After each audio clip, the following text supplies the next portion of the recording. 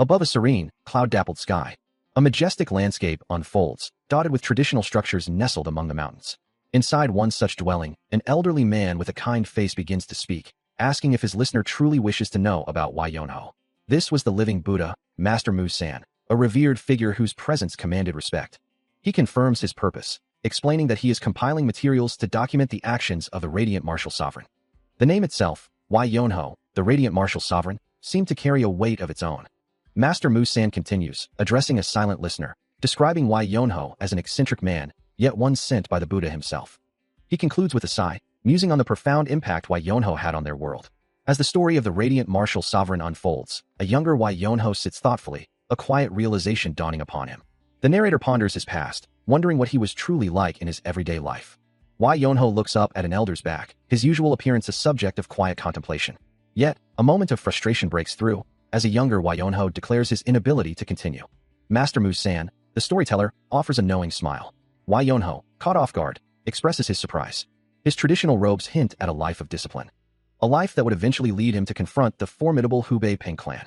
With a fierce cry, Wai Yonho launches himself into battle, delivering a devastating kick that sends his armored opponent reeling. An enraged voice bellows, condemning Wai Yonho's very presence. It is Peng Dojuk, the supreme elder of the Hubei Peng clan, who rages, demanding to know why such a wretched human would dare come here. With a swift, powerful motion, he brings his weapon down, intent on striking. The force sends Wai Yonho sprawling to the ground, a book and scattered salt marking the impact. As the salt rains down upon his head, Peng Dojuk continues his tirade, demanding more be scattered. Looking up from the ground, Wai Yonho can only utter a single, bewildered question. This was Wai Yonho, the Radiant Martial Sovereign, a legendary figure who brought an end to an era of chaos, a true gentleman, and a great man. Wai Yonho is a renowned chivalrous warrior, often spoken of across the world. Some even call him the greatest of all time. His presence, a legend in itself. While others simply know him as the greatest chivalrous warrior, his footsteps echoing through history. Yet, a strange silence surrounds his name. He ponders, why does everyone avoid talking about him? As a historian, he feels a duty to document even the darker sides of history. With a thoughtful gaze, he considers the ancient grounds before him, believing today he may finally learn the reason why. The truth awaits. A grizzled man with spiky gray hair lets out a boisterous laugh, recalling how he was chased away from the Shaolin and Hubei's Peng clan. His hand thumps down, emphasizing the point. As the beggar sect's divine mad dog continues his story, explaining that the reactions he received were always the same, no matter where he went. He sits laughing in a rustic setting, while another figure, Wai Yonho, listens intently. The divine mad dog muses that the moment he brought up Wai Yonho's name, people would always react in a predictable way. A wide, knowing grin spreads across his face as he recalls these encounters. Wai Yonho, hearing his own name mentioned in such a context, can only utter a surprised, "Pardon?" His eyes widen slightly, a clear look of concern and confusion on his face, as he processes the implications of the mad dog's words. The conversation clearly revolves around that man. A century ago, in the heart of Guangdong, the Wai clan reigned supreme. Even then, a young boy, barely a teenager, would lie idly on his bed, his mind consumed by a singular ambition, to become the strongest. This was Wai Yonho at 12 years old. A boy who dreamed of ascending to the pinnacle of martial prowess, becoming the greatest under the heavens. Born into a lineage of warriors, he was steeped in the traditions of chivalry and combat from his earliest days. Because of this upbringing, he already understood the true meaning of being the greatest under the heavens. For the young Wai Yonho, the quickest path to the top was clear, and that path was relentless effort, a grueling regimen of training that would scar and harden his body, forging his very flesh into a weapon. Yeah, he mused, knowing that no matter how gifted one might be, nothing truly comes without immense effort. It's that. It was already too late to begin today. As the first rays of dawn pierced through the window, Wai Yonho lay still, his gaze fixed on the burgeoning light. He slowly pushed himself up, continuing to watch the world awaken outside. A thoughtful expression settled on his face, his mind already wrestling with the day's potential. With a soft rustle, he hunched forward, a sigh escaping him. He lamented the missed opportunity, acknowledging that this was meant to be the day he laid the very foundations of his journey to become the best. Yet, a small smile played on his lips as he decided he would simply sleep a little longer and train tomorrow instead. A soft thud echoed, marking his return to slumber. The sound of footsteps echoes through the quiet room, approaching the figure still sprawled on the floor. A stern voice cuts through the silence, demanding he rise. He remains stubbornly unresponsive, his face a mask of discomfort. As the voice sharpens, the command now undeniable. With a jolt, the younger man finally pushes himself upright, a clear annoyance etched across his features. His eyes finally open, a sudden realization dawning on him. As the older man's unwavering gaze meets his, the the question laced with expectation. Why Yonho slowly stirs, his eyes barely opening to the light, a faint memory of the sun's warmth lingering. Yet, a stern voice cuts through his grogginess, asking why he's still in bed, even as he insists the sun is still setting. The older man, looking down with a furrowed brow, demands to know how long he's been holed up in the room. Why Yonho, still trying to piece together his memories, muses aloud if it's been 2 or perhaps 3 days. He finally sits up, a look of mild annoyance crossing his face, deciding it must have been 2. The older man's patience snaps, his voice rising in a furious shout. It's been 4 days, you useless beat. He emphasizes his point by holding up 4 fingers, exclaiming that why Yonho has been rolling around in a blanket for 4 damn days. The older man's frustration is palpable, imagining even a bear would be disgusted by such prolonged inactivity, let alone the stench. He continues his tirade, declaring that even a bear would flip over from sweat after 3 days.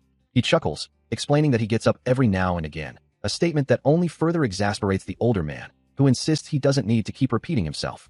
Before he can react, a swift, powerful strike lands on his leg, leaving him momentarily stunned.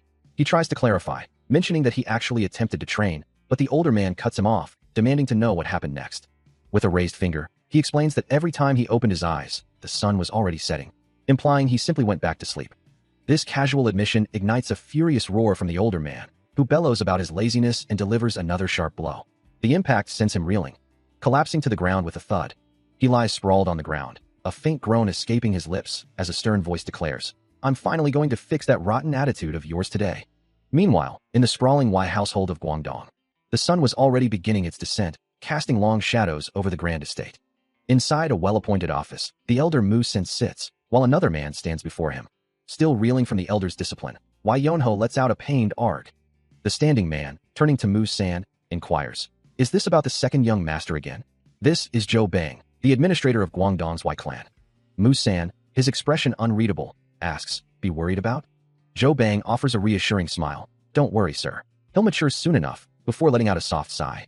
A deep sense of regret washes over the elder, his hand covering his mouth as he laments, "It's all my fault." Years ago, Wai Zhonghan, known to some as Wai Yonho, departed from the Y clan, celebrating his 20th year. A stern-faced warrior stands, his gaze fixed on an unseen point, a heavy staff resting on his shoulder. This was Peng Sanho, daughter of the Hubei Peng clan, standing beside the young Wai Yonho, then but an unborn child. At that time, he believed his journey would span no more than 2 years. However, he soon found himself entangled in a series of unforeseen events, facing various incidents that kept him from returning for a long time. Finally, after much time had passed, he was able to make his way back. During that period, he earned the esteemed title of Righteous Chivalrous Swordsman. The weight of what he had lost was far too great, leaving Peng Dojuk with a look of profound distress etched across his face. Yet, when Wai Yonho finally returned home, his once beloved son had transformed, becoming fiercer than any tiger. And his beloved son, whom he had thought would never be a problem at all, had instead grown into nothing more than a lazy sloth. A soft, confused sound escapes him, his eyes barely open. Peng Dojuk, still burdened by his worries, sweats profusely, his brow furrowed in deep concern. A calm voice cuts through the tension, reassuring him, "Don't worry, there will be a way." Peng Dojuk, his brow furrowed, asks about the way forward, wondering if the other man has forgotten that someone important will be returning soon. The other man, a wide grin spreading across his face, confidently affirms that he remembers. Indeed, after 3 long years, he will finally be back from the academy. A deep sigh escapes Peng Dojuk as he acknowledges the news, a heavy humph of resignation following. His thoughts turn to Wai Yonho, that little brat. Meanwhile, in a different chamber, Wai Yonho stands in his traditional robes. A look of mild annoyance on his face as he wonders aloud why he is supposedly fighting Chilla. Suddenly, his expression shifts to one of surprise, a soft "oh" escaping his lips. And that is Sanho, the eldest son of Guangdong's Y clan. Wai Sanho stands looking up, a text box identifying him. Wai Yonho, looking at the figure with his back turned, inquires if he has been asleep. Startled, Wai Sanho turns slightly, asking when the other arrived. Wai Yonho simply reiterates that he asked first. A slight frown creases Wai Yonho's brow, his expression unyielding. Wai Sanho stammers in response, clearly taken aback by his brother's directness. A soft sigh escapes Wai Yonho's lips, a sound of mild exasperation. His eyes, sharp and discerning, fix on his brother. He quickly defends himself, insisting that he had indeed trained early that morning, proclaiming his dedication and then, with a sudden realization, wondering when the older man had returned. The returning figure, an older man with a stern gaze, simply commands him to step back, then asks if he had truly trained.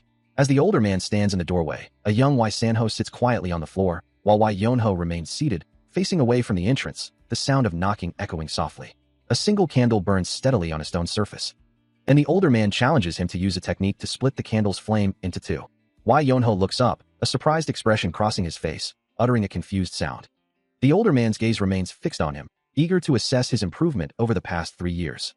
Standing tall, the older man observes Wai Yonho, awaiting his response to the challenge. A sword hovers precariously over a single candle flame, the air around it humming with a low, resonant thrum. From off-panel, the older man's voice cuts through the silence, urging him to proceed. Wai Yonho's brow furrows, his expression a mix of concentration and apprehension. As he voices his concern, reminding his challenger that they are indoors and the task could be dangerous. He looks down at the candle, acknowledging the inherent risk. But the older man dismisses his worries with a confident retort, assuring him that he will handle any consequences and simply demands to see his skill. With a sigh of resignation, Wai Yonho finally concedes, while the young Wai Sanho watches the exchange silently from a distance. He closes his eyes, gritting his teeth in intense concentration, preparing to unleash the technique. Opening them again, his gaze sharpens with resolve, knowing there's no turning back now. He begins his movement, a faint blue aura tracing his path. The young master accelerates, a blur of motion across the polished floor, his eyes fixed with unwavering intensity.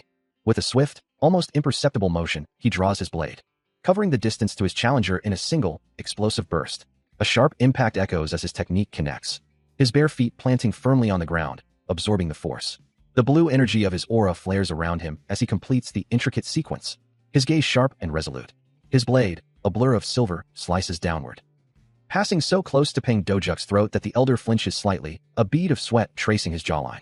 This was the soaring dragon technique. Wai Yonho's body twists in a fluid, powerful motion, his long hair whipping around him as he completes the strike.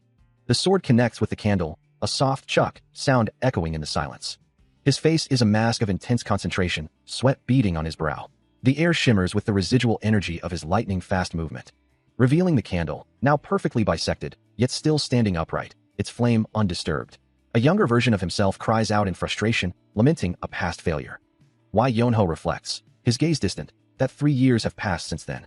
He knows that 3 years is ample time to master a sword technique, to elevate one's skill to the next level. Yet, a somber expression crosses his face as he continues his internal monologue. He acknowledges the passage of time, but then his thoughts take a darker turn. The truth is, he hasn't improved, he's actually regressed. Looking out at the world beyond his window, he concludes that he is worse than he was 3 years ago. As night falls over the traditional architecture, a sense of quiet contemplation settles. Inside, Wai Yonho shares a communal meal with his companions, including the young Wai Sanho, the administrator Zhou Bang, the divine Mad Dog, and Peng Sanho, finding solace in their presence. He feels a sense of unease, as if he's about to get indigestion. He's certain of it, while the elder asks if the martial academy still stands. It's fine, he assures, asking if they've faced any difficulties. For him, without hardships, there would be no training. He believes such challenges are essential for self-improvement. The elder acknowledges the suffering he endured in his absence. He counters that his father had it harder, being away for so long. As the meal continues, the elder then asks if there are any other issues. A pair of chopsticks clicks as they are picked up from the table. After a moment of contemplation, the divine Mad Dog confirms there is indeed another matter to discuss, declaring, "There is one," prompting a curious hum from Peng Sanho. He then reveals the subject of his concern, declaring it's all about Yonho. Both Peng Sanho and the young man himself react with surprise, the latter echoing the name in disbelief. Yonho? Suddenly, a small voice cuts through the tension, demanding to know, "What about me?" The young master looks on, a mixture of surprise and perhaps a hint of amusement on his face. As, ignoring the interruption, the divine Mad Dog firmly states his intention, they need to bring Yonho to his martial academy. A sudden, heavy realization settles over Wai Yonho, a profound weight pressing down on him. His eyes widen in a silent scream, the full impact of his burgeoning reputation washing over him. This new reality, this unexpected consequence of his actions, is almost too much to bear. Even formidable figures like Master Mu San and Peng Dojuk, who stand as pillars of power, acknowledge the weight of his presence. He sits, absorbing the truth that others now grind their teeth at the mere mention of his name, a testament to the profound impact he has made. As this realization settles, a vibrant, ethereal energy begins to swirl, a manifestation of the power and destiny now converging around him. His very essence seems to resonate with this burgeoning force, even his blade glowing with an inner light. The world around him shifts, patterns of light and shadow dancing, signaling a pivotal moment. It was then that the true path of his destiny began to unfold, a new chapter of power and influence opening before him. As a historian, I have a duty. And so, the great history began. A young man gazes upward, his expression thoughtful, to document even the hidden sides of history. He stands beneath an open sky, contemplating the vastness above him. Back then, no one could have imagined as he and a young companion ride away from a distant village. That this lazy boy would one day become a legend. His eyes widen in surprise as he calls out, "Hey Sanho, let's rest for." And so, Wai Yonho found himself half-forced to embark on a journey to the martial academy, leaving his home behind with a somber look over his shoulder. His younger sister, her face streaked with tears, cried out for him not to go. Wai Surian reached out to her departing brother, her small hands grasping at the empty air. Meanwhile, the divine mad dog roared with laughter, shouting for the young man to return as a true warrior, while Surian tearfully urged him to take care. As Yonho and an accompanying adult figure walked down the winding path, he called back to his sister, promising to return, while she waved a final, tearful goodbye. The divine mad dog continued his boisterous laughter, much to the chagrin of Master Mu-san, who urged him to stop. He rides through the verdant landscape, the journey to the martial academy stretching out before him, a duty he must fulfill, especially for Wai Sanho. The rhythmic clopping of hooves echoes through the quiet forest, marking the slow passage of time. With each passing moment, the fatigue begins to set in, a weary groan escaping him as the horse continues its steady pace. Looking up with tired eyes, he wonders if they are nearing their destination. His companion's voice cuts through the silence, informing him that 10 more days of travel still remain. The sheer duration of the journey weighs heavily on him, his head tilting back in disbelief. A gasp escapes his lips, the number echoing in his mind. His companion, Mu-san, then adds with a hint of exasperation that they would have arrived much sooner if only he possessed basic horse riding skills, reminding him of past warnings. Still on horseback, Wai Yonho clarifies his earlier statement, insisting he wasn't blaming his companion, merely answering a question. However, Mu-san, clearly feeling the strain of the journey, complains about the steepness of the hill and the discomfort of riding, lamenting that his back and rear are about to give out. Suddenly, he points ahead, drawing attention to a distant, gnarled tree atop a hill, suggesting they join the others already resting there, a clear invitation to pause their arduous journey. Wai Yonho's expression shifts, a flicker of surprise or perhaps annoyance crossing his features. Without waiting for a response, Mu-san abruptly halts his horse, and with a soft thud, he dismounts, leaving Wai Yonho still seated on his own steed. Turning back, Mu-san questions his companion's inaction, wondering why he isn't following suit. But Wai Yonho simply stares forward, his gaze fixed on the path ahead with an unwavering, determined resolve. He stands over a fallen figure, a faint, unsettling sound of something cracking echoing in the silence. His younger companion, Wai Sanho, questions his actions, a hint of confusion in his voice as he asks what the older man is doing. The grim reality of the situation becomes clear as a pile of lifeless bodies fills the view. They are all dead. Wai Sanho stares down at one of the victims, the horror of the scene beginning to sink in. His eyes widen in disbelief, a gasp escaping his lips as he cries out, "W!" A raw, guttural scream tears from his throat, echoing the terror he feels. Wai Yonho watches his distraught companion, his own expression unreadable, as if contemplating the implications of the massacre. He then reveals the nature of the attack, explaining that this devastating red, flower-like pattern on a victim's chest is a technique called a technique whose name remains unspoken, its gruesome effect clearly visible. Examining the gruesome scene, the technique used on the victims is identified as the flower-indulging palm, a name that echoes ominously through the quiet forest. Originally known as the crimson flower palm, its current, more sinister name came from a cultist named Cog, who notoriously used it to seduce and then murder men, leaving a trail of death in her wake. A young voice breaks the silence, questioning with disbelief. "Wait a minute, are you saying that he was seducing women?" The elder warrior confirms the grim reality, explaining that the cultists specifically targeted women who were climbing the mountains. A sharp click of realization echoes in his mind. As his hand clenches, the implication settling heavily. These bodies are proof that the cultist had already seduced them while attempting to capture another woman. The grim conclusion is undeniable, in other words. His gaze sharpens with fierce resolve, a deep thrum of urgency resonating as he declares, "There is a woman in danger somewhere around here." He surges forward, a brilliant blue aura flaring around him as he declares his swift return, instructing the young boy to remain behind. With incredible speed, he becomes a blur, his form streaking across the landscape, leaving a faint "huh" in his wake. Even his arm glows with residual power, a testament to the force of his departure. Meanwhile, the young boy, Wai Sanho, stands amidst the fallen, his small frame radiating indignation as he questions, "Are you truly telling me to stay here with these corpses?" His voice carries across the open field, a desperate "hey," echoing after the rapidly disappearing figure. He watches the distant horizon, a tiny, frustrated silhouette against the vastness. Despite his size, Wai Sanho stands his ground, a determined glint in his eyes. His expression shifts to one of clear annoyance, a pout forming on his lips as he processes being left behind. In the distance, two horses turn their heads, confirming the swift departure of the radiant martial sovereign. The ground is littered with fallen figures, their bodies still and silent, a grim testament to the chaos that has unfolded. A bead of sweat trickles down his temple as Wai Yonho's eyes widen in a mixture of dread and disbelief, the weight of the situation pressing down on him. A single thought echoes in his mind. I'm screwed. Meanwhile, under a foreboding sky, he continues his desperate ride, a distant voice noting his departure. Elsewhere, two horsemen express their impatience, one demanding to know why he is taking so long. Standing alone in a field, Wai Sanho laments being left behind, wishing he had been brought along. Despite his frustration, a fierce loyalty burns in his eyes as he asserts that his master would never be late without a grave reason. Meanwhile, Wai Yonho's urgent ride is interrupted by a guttural roar as a massive, shadowy beast emerges from the darkness, blocking his path. Still pressing forward on horseback, he knew he had to act decisively. Lingering here any longer, he mused, would only make him tiger food. Suddenly, a blinding flash of energy ripped through the air, followed by a deafening crack. The sheer force of it made him cry out, his eyes wide with shock.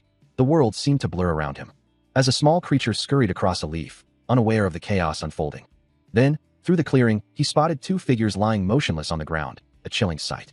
Their forms were still, suggesting a grim fate. Dismounting, Wai Yonho stared down at them, a heavy realization dawning upon him. He was truly in trouble. A torrential downpour lashed against the mountainside, the wind howling a mournful cry through the dark, stormy night. Through the driving rain and thick mist, Wai Yonho pushed onward, a desperate question echoing in his mind. How had his journey devolved into such a chaotic flight? His horse, a powerful beast, strained with every stride, its hooves churning mud as they battled against the relentless storm. Glancing back at the distant, shadowy figures of his pursuers, he cursed his luck, knowing they must be furious at having been outmaneuvered, yet he couldn't afford to let them close the distance.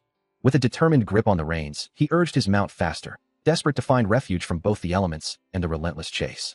But the horse, pushed to its limits, let out a pained whinny, its breath coming in ragged gasps. Its eyes wide with fear and exhaustion, it bucked and struggled, a guttural cry escaping its bared teeth. A sudden, sharp jolt sent a wave of alarm through Wai Yonho, his face contorting in a mixture of shock and anger as he realized the gravity of the situation. A desperate thought tore through his mind, a frustrated plea to the faltering beast beneath him.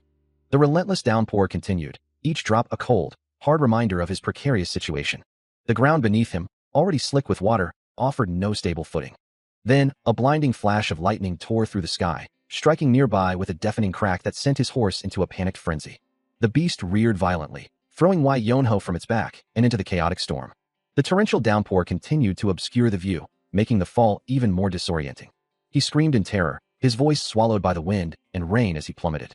The horse tumbled down the rocky incline, its panicked cries echoing as he fell alongside it. With a sickening thud, he crashed hard onto the unforgiving ground, the impact jarring every bone in his body. He crashes down onto the unforgiving ground, the impact rattling his very bones, sending a flurry of leaves scattering around him, as the world spins into a disorienting blur. The rustling of disturbed foliage echoes the violence of his descent, leaving him sprawled and groaning on the cold, hard earth. A sharp pain shoots through his back as he curses the damned horse that threw him, his eyes slowly adjusting to the dim light. He lifts his head slightly, a confused sound escaping his lips. As he tries to make sense of his surroundings, his gaze falls upon a dark opening in the rock face, a potential refuge from the storm. Still reeling from his fall, Wai Yonho stumbles into the dark mouth of a cave, its rocky interior offering a stark contrast to the relentless rain outside. His face streaked with dirt and blood, a wide, relieved grin spreads across his features as he realizes his luck. Nice, he exclaims, his voice echoing slightly in the cavern. I found shelter from the rain. But his relief is short-lived as the distinct sound of horses neighing draws his attention deeper into the cave, revealing three sturdy steeds, one saddled, standing patiently. He stares at them, a new thought forming. You guys. Before he can react, a rope snaps taut around his waist, binding him firmly. With a powerful tug, the horses begin to move, dragging him unceremoniously deeper into the cavern, his body scraping against the rough ground. He struggles against his bonds, a frustrated sigh escaping him. Ugh, I can't even hit them. A look of weary resignation settles on his face as he laments. What a mess. This is why I prefer to stay home. He had found a cave, a sanctuary outside the main cavern, believing no one would ever discover him there. Meanwhile, a weary sigh escaped him, his body slumped against the cold, damp stone. A desperate gasp caught in his throat as he cried out, uncertain of his fate. With a sudden jolt, he tried to force himself to ignore the situation, muttering that he would simply sleep through it all. But the reality of his predicament remained, his body still bound and helpless, lying in the cavern's depths. His thoughts drifted to his family, hoping his brother was safe from harm. For a brief moment, a semblance of peace settled over his features, as if he had finally succumbed to exhaustion. But a new thought broke through, a sudden realization that someone else was incredibly powerful, causing him to pause. He continued his internal monologue, convinced his brother would be fine, as he noticed the three horses that had dragged him were now also tied up nearby. Deep within the cavern, Wai Yonho remained in a profound slumber, the soft, rhythmic sound of his breathing echoing faintly. Even as a faint, distant chattering sound permeated the silence, he continued to rest, undisturbed. His peaceful repose persisted. Then, with a sudden, sharp intake of breath, Wai Yonho's eyes snapped open, a brilliant blue aura erupting around his form, yet the soft, rhythmic sound of his breathing continued, almost as if he were still asleep. Without a moment's hesitation, he launched himself forward, a blur of motion and azure light, the strange, sleepy rhythm still accompanying his every move. His body moved with impossible grace and speed, a fleeting shadow against the cavern walls. Effortlessly, he shifted his position, his form seeming to float through the air. The blue energy pulsed around him as he continued his agile maneuvers. Finally, he came to a halt, suspended in the air, the vibrant blue aura still enveloping him, and the peculiar, soft breathing sound still present. A soft, rhythmic sound accompanies the blue energy pulsing around Wai Yonho as he lies still. The mysterious energy still emanating from his form, filling the dark cave with its ethereal glow. He stirs, a low murmur escaping his lips, his consciousness slowly returning. His eyes slowly open, confusion clouding his features as he tries to make sense of his surroundings. The cave around him is now shrouded in a strange, swirling green mist. And he pushes himself up, looking around the unfamiliar yet strangely familiar cavern. A question forms on his lips, wondering aloud where he could possibly be. Then, with a jolt of recognition, he realizes this is the very cave he was in before, a faint, lingering sound echoing in the air.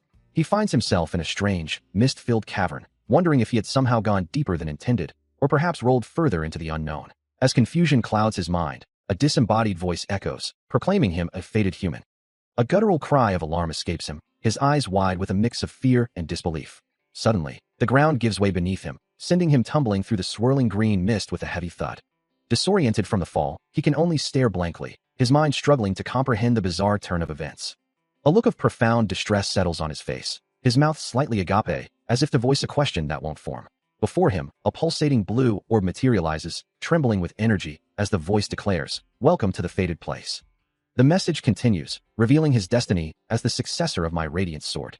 Kneeling before the shimmering orb, he finally finds his voice, asking if this is spiritual energy and what the voice is speaking about, the orb still humming with power. The disembodied voice from the glowing orb continues its declaration, asserting its transcendence of physical form. It clarifies that it speaks from beyond the confines of time and space. The voice then issues a command, urging him to accept its will and rule over the world. A sound of shock escapes Wai Yonho. He screams in terror, convinced he is facing a ghost. The voice quickly corrects him, stating it is not dead, but its will has merely departed its original form. It reveals that it prepared this for someone destined to arrive after it. The voice reiterates its command, insisting he accept its will without doubt. Wai Yonho, still reeling, manages a hesitant, questioning sound. Wai Yonho's hand clenches slightly, a thought crossing his mind that this situation feels strangely familiar. The disembodied voice of the orb continues, explaining its existence without human presence. He can only question its meaning. A dawning realization spreads across his face as he processes the implications. Suddenly, his expression shifts to one of pure, unadulterated excitement, recognizing this as a fateful chance. A loud, joyful cry escapes him. Spreading his arms wide, he proclaims that the heavens themselves are rewarding his kindness. The orb's voice cuts through his reverie, urgently commanding him to inherit its sword and right the morals of the world, adding a firm "of course." The mysterious orb declared its intention to impart the Radiant's sword technique, instructing him to train without end, to which Wai Yonho readily agreed. It then added that he should be talented enough to replicate its techniques if he possessed its blood. However, the orb continued, even with hard training for 30 years, he would only be able to somewhat replicate its techniques, leaving Wai Yonho utterly bewildered. The sheer duration of the commitment, a full 30 years, brought a look of profound shock and dismay to his face. As the orb calmly reiterated, "Yes, just 30 years," he instinctively reached out, a desperate weight escaping his lips. Yet, a sudden shift in perspective washed over him, and with a wide, joyful smile, he embraced the challenge, believing this arduous fate was meant for him. As red lines began to appear on his skin, the orb's voice continued, now instructing him to look for the next person. The glowing orb pulsed with renewed intensity, eliciting another cry of utter shock from Wai Yonho, who could only stammer in disbelief. He lets out a frustrated sigh, declaring his preference to simply let 30 years pass rather than endure such a lengthy training. Yet the orb's message continues, hinting at a crucial encounter. As a stern, white-haired elder appears, his finger raised in a commanding gesture. Wai Yonho's hand tightens around the hilt of a sword. The power of that meeting, the orb implies, became incredibly potent, shattering all expectations. His eyes glow with an intense blue light, a vibrant aura flaring around him as he fully embraces the technique. The blade of his sword pulses with a brilliant, ethereal glow. Wai Yonho shakes his head, dismissing the notion that his current predicament is a matter of destiny. He firmly states that they should find someone else for whatever task they have in mind. With a final, curt farewell, he turns and sprints away, leaving the situation behind him. His gaze flickers back over his shoulder as he continues to flee, a blur of motion through the indistinct surroundings. Suddenly, a voice calls out, causing him to halt in surprise, a sharp W-8, echoing through the air. He turns, a look of confusion crossing his face as he questions, what could possibly be happening? An elderly man, Mu-san, appears before him, his voice calm but firm, demanding a moment of his time. A brilliant, ethereal blue aura radiates from the elder's form, glowing particles swirling around him, emphasizing his powerful presence. The ethereal form of Baek Muhan, glowing with a vibrant blue aura, manifests before him. Looking at the spectral figure, Wai Yonho can only ask if he is truly a scammer. The spirit recoils, his voice echoing with indignation, demanding to know how he dares call him that. His blue aura intensifies as he continues, accusing Wai Yonho of pretending to be one thing while doing another, revealing his true colors. Yet, the spirit insists he wasn't pretending. With a hand glowing brightly, he reveals his true nature. He is actually a spirit who has left his body. Wai Yonho processes this astonishing confession, repeating the phrase, a spirit who has left his body. His expression shifts to one of shock and determination as he lets out a sharp cry. He lashes out, a fist glowing with raw energy, a physical manifestation of his shock and frustration. The spirit form of Mu-san recoils from the unexpected impact. And floating back, he questions the young man's sudden aggression. What are you doing? Wai Yonho's eyes widen in disbelief, the full realization hitting him as he asks, why you're a real ghost? His hand clenches, the denial raw in his voice. No.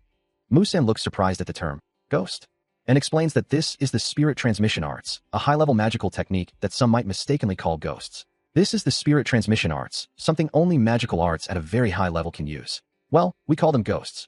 The spirit insists with a hint of annoyance. I said I'm not. Wai Yonho lets out a guttural scream, overwhelmed by the profound revelation. As the sound of footsteps echoes softly across a dark, star-dusted landscape, the story rewinds to a pivotal moment in Wai Yonho's past. This was how he first encountered his master, Mu-san, who now appears before him as a translucent, glowing spirit. A younger Wai Yonho, still processing the impossible sight, questions the very existence of such a phenomenon, spirit transmission arts, something like that really exists. Seated by a crackling campfire, the spirit of Mu-san calmly regards his future disciple, who remains visibly perplexed by his master's ethereal form. The elderly master explains with a knowing look, it's a technique that only a martial artist of the highest level can attain. His eyes wide with dawning realization, Wai Yonho asks, then who's one martial artist who has that ability? Mu-san's gaze intensifies, a subtle smile playing on his lips as he begins to answer, just. A vision of a scarred man appears, his eyes burning with intensity as he asks, do you know the Sword Emperor? The elderly master, Mu-san, his form glowing with a soft blue aura, continues his explanation. For it is a given that he is the strongest person in history, after all.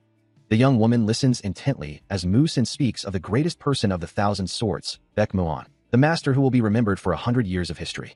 With a knowing smile, Mu-san confirms, yep, I'm talking about Baek Muhan, the Radiant Sword. He was the man known as the Sword Emperor, or the Radiant Martial Sovereign's master. The young woman's eyes widen in disbelief. Really? Her shock quickly turns to confusion as she recalls. But didn't he live 300 years ago? Mu-san, now looking weary and sitting on the ground, confirms her suspicion. That's right. He's from an earlier generation. Regardless, he's the one who made Wai Yonho. As the story unfolds, a younger Wai Yonho stands in a cavern, listening to the legend of the Radiant Martial Sovereign, who sought to become the Sword Emperor's disciple. But then, a question arises. Was that truly how it happened? A powerful, older figure, the Sword Emperor himself, gazes down with an intense, glowing eye, uttering Wai Yonho's name with an almost possessive tone. A wide, confident smile spreads across his face as he corrects the narrative, declaring that the truth was quite the opposite. For it was the Sword Emperor, a figure whose lineage had been unbroken for 300 years, who desperately sought a disciple. His arm, glowing with a vibrant purple aura, flexes with the intensity of his desire, as he insists on finding a disciple at any cost. His face contorts with a powerful, almost manic expression, his eyes burning with blue light, as he commands Wai Yonho to become his disciple. Wai Yonho, however, looks utterly unimpressed, his expression a mix of annoyance and defiance, demanding to know why the Sword Emperor is throwing such a tantrum, and clarifying that he isn't even from the Baek clan. Turning his back, Wai Yonho begins to walk away, declaring that he can't learn anything from such a master and is leaving. But the Sword Emperor's voice booms, filled with an unyielding resolve, challenging Wai Yonho's assumption that he would be allowed to leave so easily. The Sword Emperor, Baek Muhan, unleashes a blinding flash of blue energy, his form crackling with immense power. The raw force of his aura distorts the very air, shrouding the distant landscape in a thick, swirling mist. Yet, Yonho simply turns and walks away, a soft thud marking each step as green particles drift around him, seemingly unconcerned by the display. A quiet chuckle escapes him, his gaze fixed on the ground, as if contemplating a minor inconvenience. Baek Muhan's booming laughter fills the air, challenging him. What do you think? It's a black rockstone gate.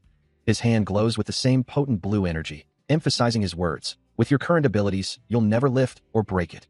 Placing a hand on Yonho's shoulder, the Sword Emperor continues his proposition. But if you learn my martial arts, you'll be able to do it. I'll even give you a slip of paper and leave. Yonho sighs, a hint of resignation in his voice. Well, there's no helping it. With a soft rustle of fabric, he clasps his hands, preparing himself for the inevitable path ahead. The Sword Emperor's voice booms, reminding Yonho that his abilities alone cannot cut through the formidable black rockstone gate, yet the young warrior simply grunts in response, leaving the Elder Master to wonder what he intends to do. Instead of striking the gate, Yonho begins to scrape at the ground around its base with a small, sharp tool, digging with a determined, if unconventional, effort, much to Mu San's visible confusion. The Elder Master finally breaks the silence, asking what he thinks he's doing, to which Yonho simply replies, "Can't you see? I'm digging a hole." He continues to chip away at the earth, reasoning that no matter how strong the stone gate is, it's still just rock, and with enough persistent effort and a metal tool, it will eventually break down. He confidently declares that he'll break through the gate, even if it takes a year or two. Mu San, taken aback by the sheer audacity and patience of the young man, can only repeat his words in disbelief. That for a year or two? He lets out a laugh, declaring that from his future perspective, 30 years have already passed.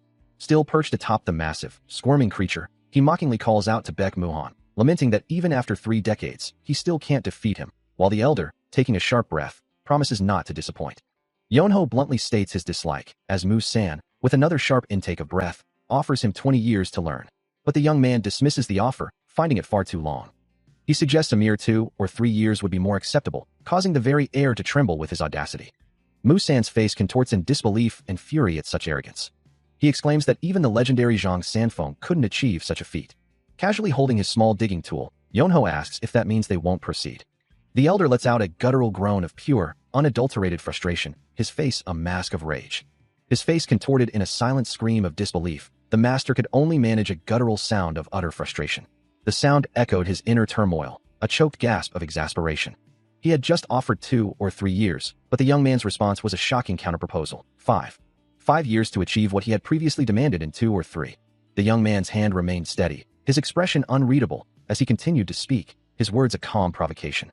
Suddenly, a brilliant blue aura flared around the master, his frustration boiling over as he shouted, "Give me 5 years." His hand, now glowing with intense blue energy, trembled slightly as he made his desperate plea. "I'll do whatever it takes to make you the strongest in the world in 5 years."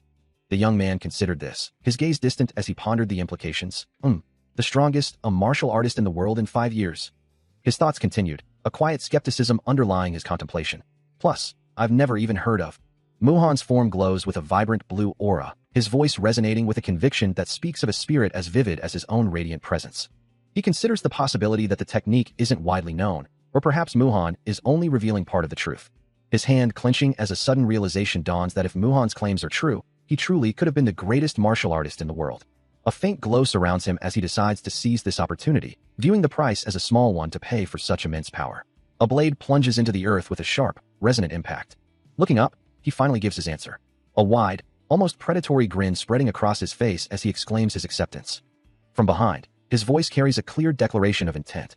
At that time, Yonho was not yet known as the Sword Emperor, but the master he chose was also remarkably fortunate to have him. Since the person he met at the end of his life just happened to be that guy. A pained groan escapes Yonho as he struggles, his body racked with an unseen force. Above him, Mu San's eyes glow with an intense blue light, his voice booming, demanding he awaken. Yonho stirs, looking up in confusion as a soft, blue energy descends upon him. The strange power courses through his very being, causing his hand to faintly glow. Lying on the cold ground, he feels an overwhelming exhaustion, wondering if he's truly dead, or merely pushed to his limits by the relentless training. Mu San stands over him, reminding him that even humans need rest, a stark contrast to the grueling regimen. Meanwhile, the master's own hand crackles with the same blue energy, as if he himself is struggling against the heavens. With a pained grimace, the master pushes through the exertion, his body radiating a vibrant blue energy as he forces out an apology, declaring that the training must continue. Meanwhile, the narration reflects on the disciple's past, recalling how the only pupil the master had ever taken in his later years was, in fact, a lazy young man. The young man lets out a drawn-out groan, his voice echoing his exhaustion as he questions the relentless schedule, wondering if he truly has to train the moment he wakes. The master, surrounded by his glowing blue aura, fumes internally, frustrated by the slow progress, lamenting that at this rate, it would take even more than 5 years to complete the training. The disciple, despite his weariness, continues his practice, a thought crossing his mind about whether there might be an easier method to learn, only for a firm, unseen voice to declare that this is, in fact, easy enough. With a determined expression, the young man mutters to himself, acknowledging that this very struggle is precisely why he needs to find a truly talented master. The master, his face contorted in a mix of anger and blue energy, mirrors the sentiment. The narration noting that the disciple's every word seemed to make him explode, as he too internally declares his need for a talented master. A moment of self-awareness breaks through the master's frustration, as he apologizes for his outburst, the narration explaining that he wouldn't deviate from his stubbornness and eventually collapsed from sheer anger. His blue aura still flaring, the master's determination remains unbroken, his unwavering resolve to complete the training, even if it meant his demise, preventing him from ever truly giving up. He stands over his defeated disciple, a faint blue aura emanating from his form, lamenting the difficulty of teaching without a physical body to demonstrate. Meanwhile, the young man tumbles on the ground, still reeling from the master's unseen force. Still holding his head, he struggles to comprehend the technique that just overwhelmed him. The master's voice echoes, revealing he simply dropped a stone gate on him. With a raised finger, Musan explains that his power allows him to manage his body even to teach martial arts. He clarifies that he merely pulled the strings of a pre-made body, prompting Wai Yonho to question how he could do so without a physical form. Still perplexed, the young man realizes the technique transcends physical limitations. Musan closes his eyes, explaining that he used pure invitation to manipulate the strings with his ki alone. His eyes snap open, glowing with intense blue energy, emphasizing the profound depth of his spiritual mastery. A sudden, profound realization dawns upon the master, his eyes widening with an almost manic intensity as a vibrant blue aura flares around him. His mouth opens in a silent, astonished gasp, the thought echoing through his mind. Why didn't I realize it earlier? Then, a booming, unrestrained laughter erupts from the master, filling the space with his mirth, his entire being radiating with the newfound understanding. Wai Yonho, watching his master's sudden outburst, can only stare in utter bewilderment, a bead of sweat trickling down his temple as he questions the old man's sanity. Musan, still chuckling, explains his breakthrough. I was too fixated on things that don't have a body. He continues, reflecting on his long journey. Or are these insights only coming to me now because I've been maintaining this body for thousands of years? Anyway, thanks to you, I learned something good. Wai Yonho can only blink, utterly lost. What are you mumbling about, old man? The master's words, though profound, are met with a resounding lack of comprehension, punctuated by a sharp, impactful sound. Still reeling from his master's cryptic pronouncements, he feels a sudden, inexplicable force. The air around him distorts, swirling with unseen energy.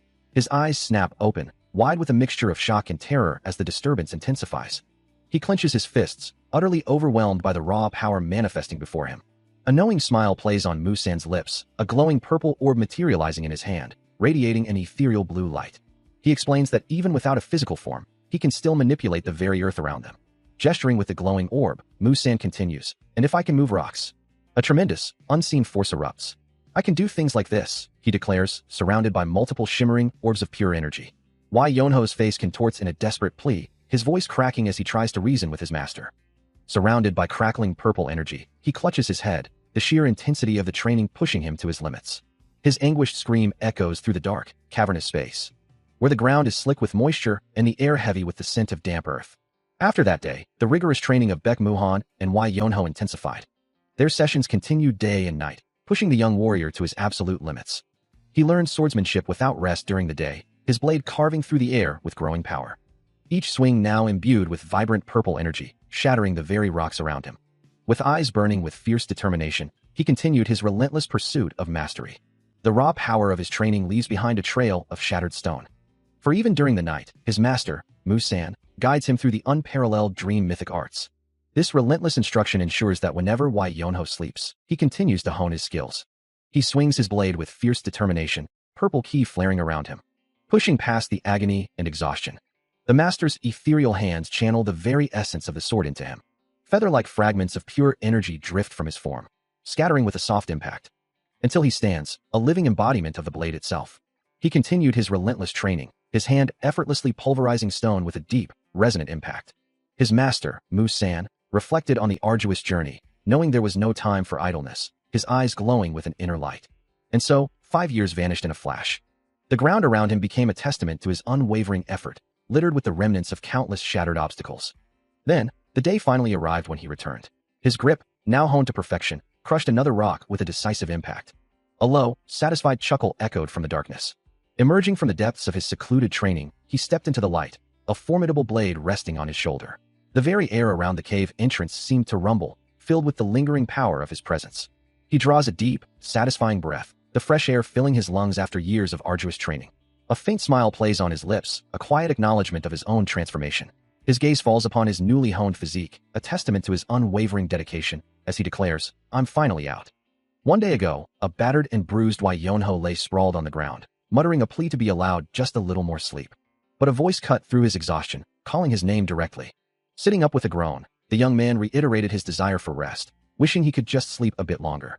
His expression shifted to one of confusion, as if questioning the very nature of his current predicament. From nearby, his master, Mu-san, his form radiating a soft blue glow, issued a simple command. The elderly master sat in deep meditation, his body enveloped in shimmering blue particles that pulsed with quiet power. Reluctantly, Wai Yonho began to approach him, drawn by the serene, yet powerful, presence of his master. A sudden, almost startled thought echoes, wondering what could possibly be happening, as the meditating master's mind drifts through a lifetime of dedication. He reflects on his singular pursuit, having learned martial arts for his entire life, his only hope to witness its ultimate culmination. Because of this unwavering focus, he never bothered with anything else. Yet, at the end of solely chasing martial arts, he became an old man, treated distantly by his own clan. Observing his master's unusual demeanor, Wai Yonho wonders what could be troubling him today. Such a profound shift in his master's usual stoicism is so unlike him.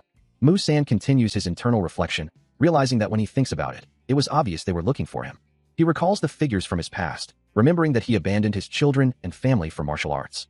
The memory shows a solitary path, a discarded robe in the snow, symbolizing his complete severance from his former life, a life he left behind for his singular pursuit. He had once believed that seeing the ultimate conclusion of martial arts would grant him everything he desired. Yet, a profound realization settled upon him. He had been mistaken. A soft, blue glow emanated from his form as he looked up, his thoughts still swirling. For martial arts, he mused, was simply an inherent part of the human experience. To walk the path alone, without others to share the journey to its conclusion, was truly without meaning. And looking down, his thoughts turned to the young man observing him, who had helped him grasp this profound truth. The young man, in turn, watched his master with a look of concern. As Mu-san continued his internal monologue, reflecting on the unique experience of teaching someone for the very first time. He recalled his initial feelings about it. He had been both angry and annoyed. As his thoughts drifted, he also felt a profound happiness, and learned the joy that came from watching another grow. From that experience, he also came to understand the true meaning of fondness. Breaking his master's reverie, Wai Yonho's voice cut through the silence, asking, "What's up with you, master? You're acting as if we'll never meet again." Mu-san's serene expression shifted to one of utter confusion, a silent question hanging in the air. He stammered, "What are you talking about? It's time." Then, with a hint of exasperation, he added, "Do you think I'll fall for it?" Wai Yonho's frustration boiled over as he retorted, "You said we should train for 20 years. It's only been 5. Mu-san, holding his hands up in a gesture of finality, declared, "You have to exist for 25 more years." With a calm demeanor, Mu-san confirmed, "I did say that." To which Wai Yonho, still bewildered, could only ask, "So what?" The internal energy he had bestowed upon his disciple, in the form of an elixir, was meant to sustain him without the need for food within this secluded space. As the glowing blue substance was offered, Wai Yonho's expression twisted with confusion and distress, realizing the implications of such a gift. He knew that maintaining such a state was far from simple. A faint blue aura pulsed around Mu-san, his voice tinged with a profound weariness as he admitted, he had no more power left to give. It was time for him to say his farewells. Wai Yonho's voice cracked with a desperate plea, demanding to know why he hadn't been told of this sooner. His face contorted in anguish. He declared that had he known, he would have left to find sustenance and returned to continue his training. Mu-san, his form still faintly glowing, looked upon his disciple with a sorrowful smile, certain that even if he had left, he would have returned. He understood the depth of Wai Yonho's feelings. As the blue light around the master intensified, Wai Yonho watched, a silent witness to the profound change overtaking his mentor. With a final, gentle expression, Mu-san conveyed the joy he found in their shared time together. As his form began to dissipate into a soft blue glow, Mu-san offered his final thoughts, wishing he could have watched his disciple travel and see the world, but accepting that this ethereal departure was also a fitting end. For him, it was simply a new journey. His essence, a swirling vortex of white and light blue energy, began to ascend. The spirit of a majestic green dragon, imbued with the same radiant blue energy, emerged from the ethereal flow. Wai Yonho, understanding the profound meaning behind his master's words, acknowledged that Mu-san was already traversing the world in a way he could not have imagined. The radiant energy continued to expand, a shimmering cascade of light and particles, until only pure, cloud-like essence remained, ascending into the unknown. As the ethereal form of his master begins to fade, he hears the final wisdom, urging him to keep the world within himself, to see the greater world before this one, knowing that other truths would naturally follow. A quiet acknowledgement escapes him, as the departing spirit implores him not to repeat the mistakes made while gazing only at the world beneath his feet, even if their paths would never cross again. The master's voice echoes, a profound presence that transcends physical form, even if no one else would ever know of his existence. His words resonate, speaking of Yonho's movements, as the young man stands bathed in the fading light of his master's essence, gripping his blade with renewed resolve. The spiritual guidance continues, focusing on his swordsmanship, a powerful, glowing aura now surrounding him. A voice echoes from within the crystalline depths of his mind, a final, profound message from his master. As a soft, blue light emanates from his hand, the spiritual presence continues, acknowledging his disciple's journey. Even if he is not destined for greatness, his master assures him that simply being himself is enough. A sudden realization dawns on him, and he cries out, desperate for his master to remain. Reaching out with a trembling hand, he begs for more time, for more lessons, unable to accept the impending farewell. His voice cracks with emotion, pleading for just one more day, a single moment more with his guiding light. His mouth opens in a silent scream, a desperate, unheard cry against the inevitable. But the spiritual essence of his master, now a wispy blue form, begins to drift away, leaving him with a final, gentle blessing. As the last vestiges of his master's presence vanish into the sky, he reaches out, alone, to the empty space where his guide once was. He moves with desperate speed, his feet pounding against the damp ground. The misty cavern surrounds him, the air thick with an ethereal glow. He stands, his voice echoing through the cavern, calling out to the fading presence, Master. A black sack lies nearby, its contents now a source of bitter realization. Tears stream down his face, a raw expression of grief and disbelief. His body tenses, muscles coiling with suppressed emotion. The present moment finds him consumed by a furious despair, his teeth gritted in a silent scream. The words escape him, a bitter accusation against the one who left him. So this is why he left without telling me in advance. He stares down at the patterned clothes in his hands, a question forming in his mind. How could his master have done all of this? And why did the old man leave so abruptly? A frustrated thought escapes him, wondering what exactly this all means. Suddenly, the ground beneath him gives way, sending him plummeting through the cavern's ceiling with a startled cry. It seems that before his master's final disappearance, Baek Muhan had inscribed a hidden message directly onto Yonho's clothes, a final, cryptic instruction. The intricate script covered the fabric, a testament to his master's foresight. To summarize the complex situation, why Yonho's martial arts, which were already impossibly difficult to complete within 5 years, remained unfinished. His master knew he would likely abandon his training. Therefore, anticipating Yonho's potential lack of discipline once he was gone, Baek Muhan had implanted a unique feature directly into his disciple's body, a failsafe to ensure his continued growth.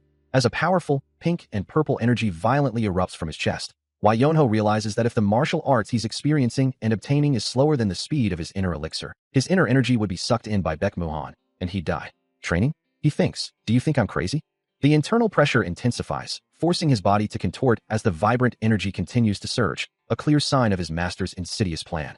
Clutching the torn remnants of his robe, he curses, realizing the full extent of his master's foresight. That damned old man was up to no good. His master's message continues. To summarize, you'll die if you're lazy in training, brat. And when you feel things, you'll learn things. Don't be satisfied with becoming the best while staying in a small place. See big things and become a big person. TCH. He clenches his jaw, a single thought echoing through his mind. So, this was his master's grand plan.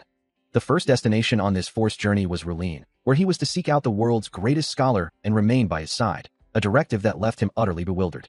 Tears of sheer frustration welled in his eyes as he cried out, questioning just how many places his master intended for him to visit. His master's message continued, promising a profound experience after Rulin, but Yonho could only curse the man who had orchestrated his fate.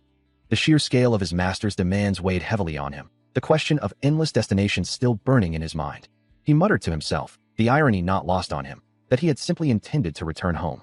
Lying defeated on the ground, he made a solemn promise to his parents, vowing to return only after everything was resolved.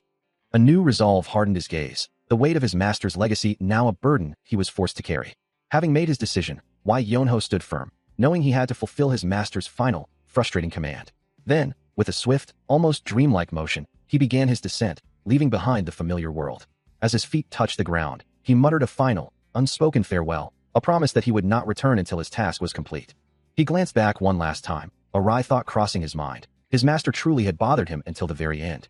Under a vast, clear sky, his journey began in earnest. After some time, he found himself wandering a winding path, a question forming on his lips. Where exactly was this R'lyeh he was supposed to find? His gaze fell upon a dark opening in the mountainside, a cave beckoning him forward. Without hesitation, he slipped inside, the unknown depths awaiting him. Musan's cackling laughter echoes, a sound of both amusement and perhaps a touch of exasperation. His head thrown back, the master's booming laughter fills the ethereal space. "You bastard," he shouts, his voice laced with a strange mix of anger and affection. "I'll make you learn about the world you've never seen, you mummy. What kind of world do you think exists in that? World like that? Ha ha." Musan's fist clenches, glowing with a soft, light blue energy.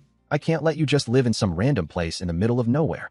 Far away, a lone figure, Yonho, walks along a winding path, seemingly oblivious to his master's fervent thoughts. "The world is too broad," Musan's voice continues, "to let. And it's a waste of your martial arts." The ethereal blue energy swirls around, carrying the master's words. Tears well in Musan's eyes, his face contorted in a pained, yet loving expression, as if shouting a final farewell. "You bastard," he whispers, the words heavy with emotion. His form begins to dissolve into countless shimmering particles of light, a peaceful smile gracing his lips as he utters, "I was happy thanks to you." As the last vestiges of his master's presence faded, a final, gentle wish lingered in the air, a soft whisper to simply be happy. The wind carried the sentiment, rustling through unseen foliage.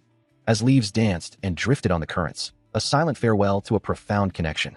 Standing amidst the quiet, his long, dark hair falling around his shoulders, Yonho remained lost in thought, his gaze fixed on the ground.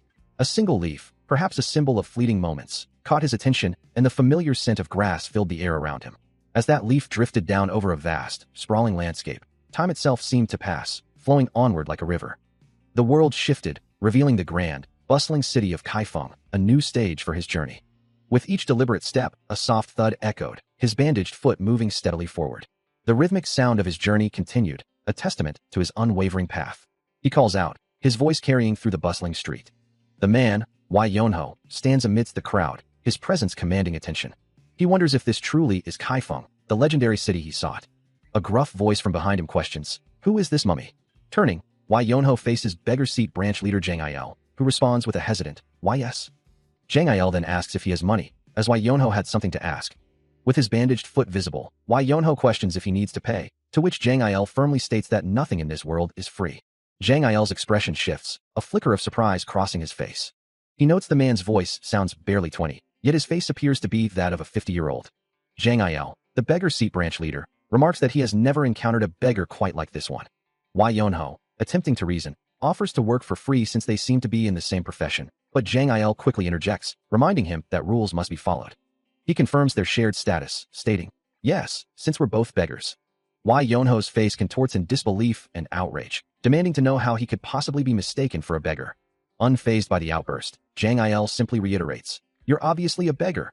He continues, suggesting that if Yonho has no money, he should either leave or join him to learn the trade, prompting Yonho to question why he would ever do such a thing. Yonho clarifies his position, explaining that true beggars don't beg once they've already become one. Zhang Il, however, sees it differently, pointing out that Yonho could easily earn money by simply finding a good spot to sit, and asks why he is wasting his potential. Yonho listens, a thoughtful expression crossing his face, as the implications of Zhang Il's words settle in. He tries to pull away, but the older man's grip is surprisingly firm, his voice insistent as he asks if he wants to work with him. With a sudden, decisive movement, Zhang Il grabs his hand, pulling him closer. A look of utter bewilderment crosses Yonho's face, his gaze dropping to his chest. There, embedded in his skin, a small, ancient coin glows with a faint, ethereal light, its presence a mystery even to him. The coin on his chest seems to resonate with a growing pile of similar, glowing coins, each one radiating a soft, golden aura. Later, seated across from each other, Zhang Il meticulously counts his earnings, while Yonho watches, a picture of dejection. A booming laugh erupts from Zhang Il, his face alight with triumph. He proudly displays a handful of coins, boasting of his success, having earned half a tag of operating costs for the beggar branch in just half a day. The self-proclaimed god of wealth had indeed arrived, his presence echoing through the quiet surroundings. As the young man looked on, bewildered, he wondered what was truly happening, only for Zhang Il to casually remark that a new beggar had apparently joined their ranks. With a confident smirk, Zhang Il gestured with a small, dark object, asking what the young man desired to know. He declared it an easy task, presenting a detailed list of locations, hobbies, and specialties of various scholars, leaving the young man visibly surprised. And not just scholars, but also a comprehensive list concerning blacksmiths. The sheer volume of information overwhelmed Wai Yonho, who could only stammer in disbelief at the extent of it all.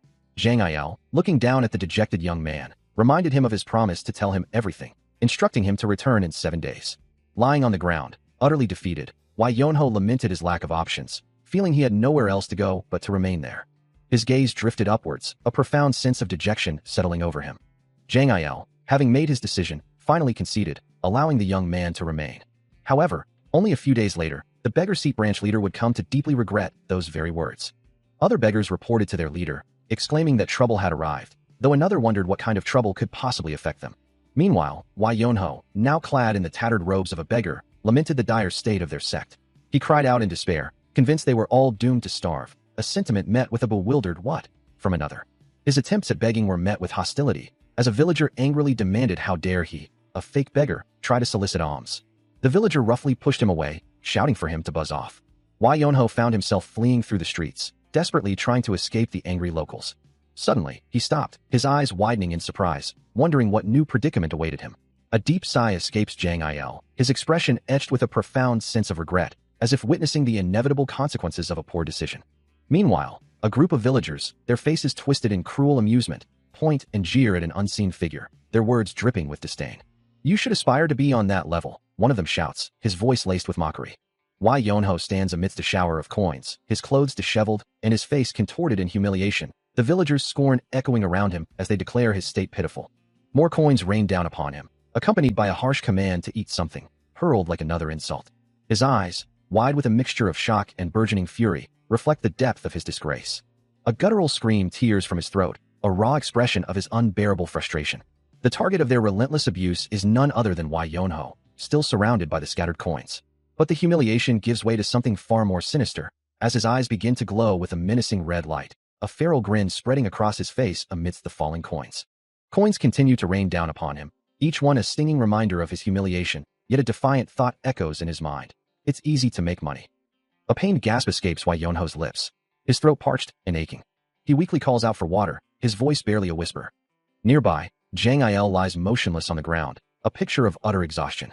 A figure looms over them, harshly scolding the one who dared to bring water to a mere beggar.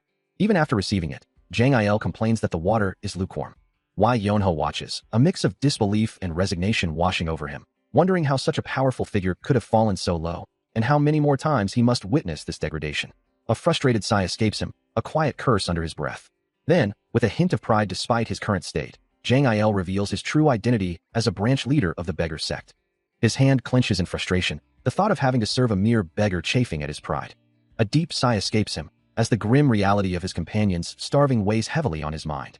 He looks up, his voice laced with impatience, wondering when the crucial information he's been waiting for will finally arrive. Lying exhausted on the ground, he laments their dire situation, convinced they'll all perish at this rate, his back aching from the ordeal. Suddenly, a wave of excitement washes over the group as news spreads. The branch leader's information has finally arrived, bringing a surge of hope to the weary followers. A look of profound relief washes over Wai Yonho's face, as he utters a heartfelt, "Finally." Despite his weakened state, Zhang Il's eyes gleam with renewed determination, his fist clenching as a resolute expression settles upon his features. A pained gasp escapes him, his breath ragged as dark particles seem to swirl around his face. The air hangs heavy and still in the desolate, fog-shrouded alley. Still recovering, Wai Yonho looks down at the crumpled paper in his hands, his expression a mix of exhaustion and growing concern. He glances up, a question forming on his lips. "Is this all?" Standing over Zhang Il, who lies prone on the ground, Wai Yonho's voice hardens. "You really brought something like this for money? What do you mean?" With a frustrated sigh, he begins to carefully unfold the crumpled document, revealing its contents. His eyes scan the text, a thoughtful silence falling over him as he processes the partial information. Then, his face contorts in anger. This is only, like, half of what he requested. He knows this situation is dire, and action is imperative, wondering if his previous efforts were simply not enough. Lying on the ground, his hand outstretched, a gasp escapes him as he processes the unfolding events. He resolves to move quickly, before his opponent can make their next move. Pushing through a bustling street, he is abruptly confronted by Zhang Il, who warns him against causing a scene in broad daylight. Suddenly, a voice offers a crucial piece of information. Meanwhile, in a different part of the city, a woman with dark hair styled in an elegant bun observes the scene, faint red particles swirling around her. Her red lips curve into a subtle smile as she speaks, acknowledging the presence of someone she calls Foxdog. The intricate details of her dark hair, adorned with white floral accents, are revealed from behind. Finally, she turns, revealing her full form in a striking red and black robe, her sharp gaze piercing through the golden light that surrounds her. The House Sect's Kaifeng branch leader, Gui Nang Nang, stands silently as Zhang Il offers his formal greetings. However, from behind him, a voice cuts through the formality, questioning the title of Foxdog. Wai Yonho, his expression sharp and mocking, laughs derisively, asking if such a demeaning title truly belongs to the branch leader. Zhang Il, visibly frustrated by the young man's insolence, can only curse him internally. Ignoring the tension, Wai Yonho presses on, demanding information with a harsh, insulting address. His demand for information echoes, the insult hanging heavy in the air. It is indeed surprising that the beggar sect's branch leader would come to the House Sect, seeking information. Suddenly, a mysterious woman with long, dark hair and piercing eyes appears, her voice smooth as she reminds them of the expectations that come with their visit. As both men look on in shock, the woman repeats the harsh insult, revealing who Wai Yonho's earlier words were truly directed at.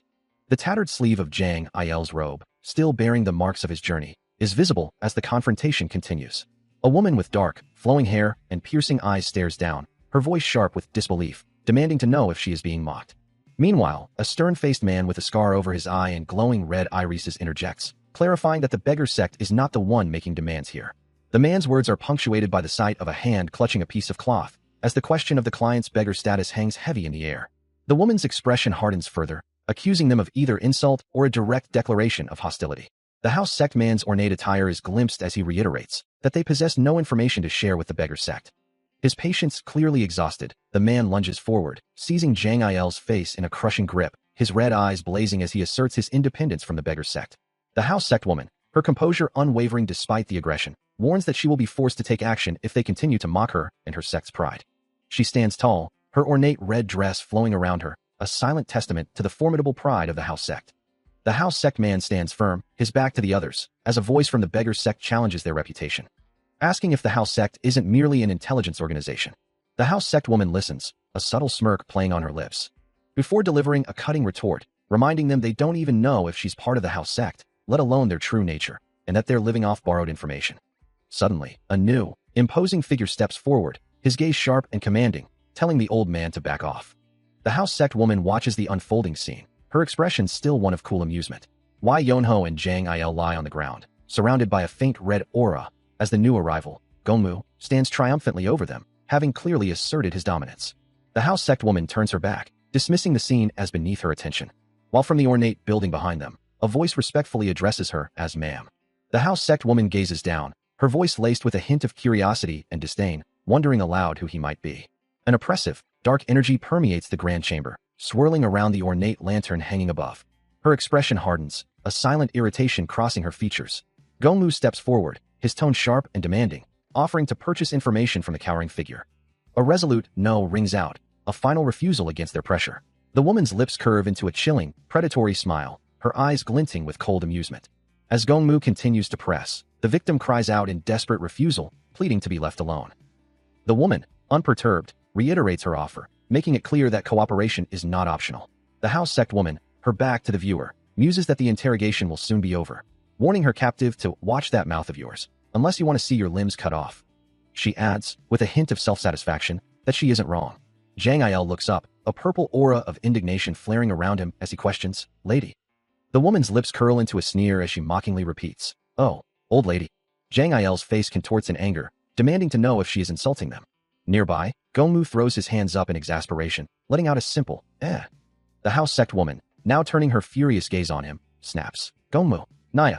Her voice sharp and commanding, the House Sect woman orders her subordinate to teach him a lesson. And a guard responds instantly, launching a swift, powerful kick. Gongmu's eyes flare crimson as the attack closes in, the impact slamming into his face with brutal force.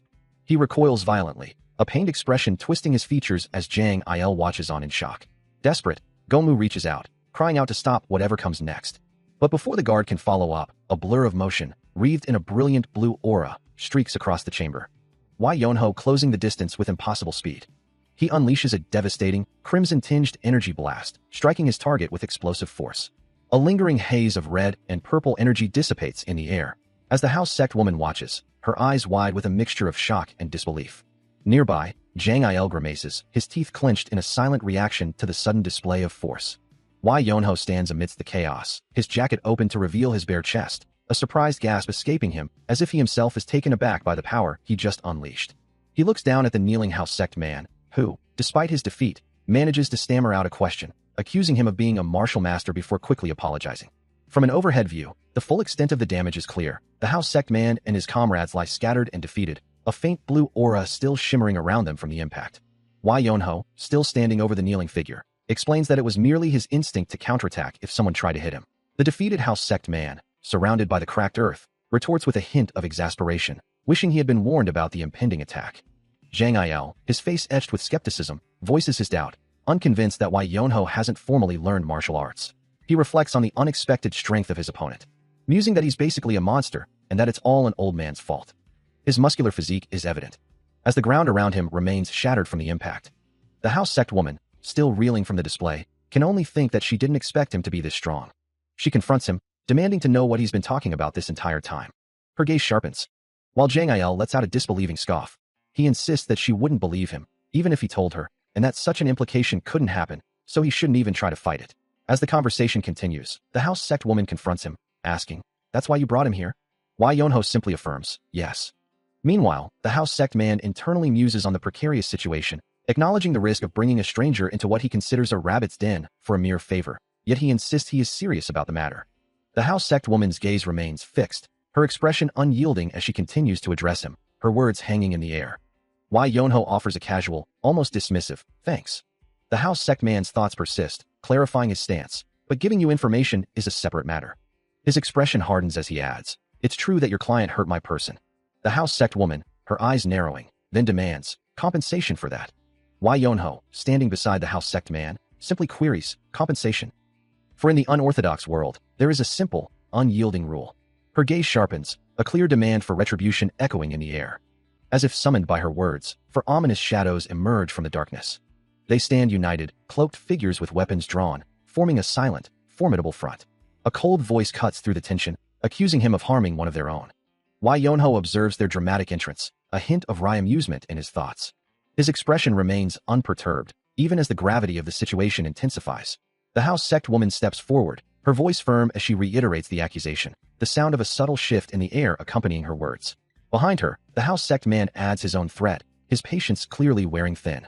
Wai Yonho, however, attempts to defuse the situation with a casual plea, reminding them of their past acquaintance. The house sect woman's face contorts in fury, her voice sharp with indignation, demanding an eye for an eye. As she continues her tirade, calling him a skeleton-looking, well, a foul name. Her words echo the collective sentiment of her group, who stand united behind her, ready to exact a tooth for a tooth. Unfazed by their aggression, Wai Yonho simply shrugs, finding their threats to sound like some loan shark bullshit. He raises a hand, a gesture of casual dismissal, reiterating his earlier command, telling them to stop. The house sect man, his eyes burning with renewed anger, steps forward, declaring their intention to simply take a bit of flesh from his face and be done with it. The tension in the air thickens, the entire house sect group poised for action, but Wai Yonho remains perfectly still, even as the house sect man's leg, clad in its distinctive tattered robe, shifts with barely contained aggression. He simply offers a calm, almost apologetic smile, beginning his response with a polite, "Hey, sorry to break it to you." A casual smirk plays on his lips, a silent acknowledgement that he truly has no fat on his face to lose. Meanwhile, a clenched fist trembles with barely contained fury, the man unable to fully articulate his simmering rage. And the house sect woman's face contorts into a mask of pure, unadulterated fury, her teeth grinding with violent intent. The command rings out, sharp and decisive, "Kill him." Instantly, multiple shadowy figures, cloaked in dark attire, surge forward, their movements blurring with lethal intent as they close in. But before their blades can connect, a flash of crimson erupts, deflecting the assault with impossible speed. The glowing red blade arcs through the air, a testament to the swift counterattack. He sends multiple attackers flying with a burst of purple energy, musing to himself about being too lenient and not yet using his full strength. As his eyes glow with an intense red light and a powerful aura radiates from him, he acknowledges their lethal intent with a chilling question. With a subtle smirk, Wai Yonho acknowledges the unfolding situation, remarking that this is indeed a man of interest. An unseen force sends one of the masked assassins flying backward, leaving the house sect man with glowing red eyes grimacing in pain. Another attacker lunges forward, a hand reaching out, only to be met with an invisible counter that sends them hurtling through the air. A third assassin screams, their face contorted in agony. as Wei Yonho delivers a swift, decisive strike. He then strides forward, his gaze unwavering, leaving behind a trail of stunned silence and disbelief. A woman's face contorts in a silent scream, her eyes wide with terror and pain. While nearby, a man's jaw clenches, a guttural groan escaping his lips. Both, along with other figures, are sent hurtling through the air, victims of an unseen force. Standing amidst the chaos, his robe open to reveal a bare chest, Wei Yonho calmly states that nobody. He doesn't really want to kill yet, a vibrant blue lightning aura crackling around him as he speaks.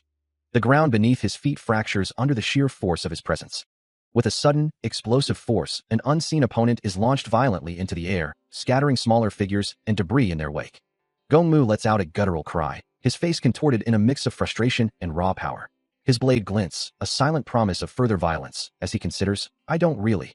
Then, with a thunderous impact, he slams another opponent into the ground, blue energy erupting around them. Gongmu stands tall, crackling with raw power, his shirt torn open as he dominates the battlefield. He presses his foot down on the defeated foe, a swirling aura of energy surrounding him, finishing his thought, want to kill yet. Nearby, Gui Nangnang watches the display of power, sweat beading on his brow as he takes in the scene. Zhang Il, too, grimaces, his expression a mixture of awe and concern. A house sect woman stares, her eyes wide with a mixture of awe and terror, as the sheer force of the power before her washes over her. Her breath catches in her throat, the intensity of the aura almost suffocating. A memory flashes through her mind, of her master's words about the living Buddha Master Musan, a man whose power was said to be so immense that even 4 times his strength would not be enough to defeat him, a power she now feels is being surpassed. Meanwhile, another member of the house sect, a man with a stern gaze, reflects on the same old master, acknowledging that while he may not have liked the man, he never spoke falsely. The woman's face contorts in a grimace of realization, understanding she has gravely misjudged the situation. A cold sweat breaks out on her skin as she admits to herself, this opponent is far beyond her capabilities. She clenches her jaw, forcing herself to regain composure amidst the overwhelming pressure. The house sect man, his back turned, also feels the weight of the situation, knowing that any misstep could have dire consequences. Standing in an opulent chamber, the woman understands the full scope of the danger. This entire branch of the house sect could face utter annihilation if they fail to handle this situation with extreme care. As the weight of their sect's potential downfall pressed upon her, a voice from the shadows inquired about her purpose, asking what she desired. Her gaze sharp and unwavering, the house sect woman responded with a single word, information. Pressing further, she clarified her need, confirming she possessed the necessary documents.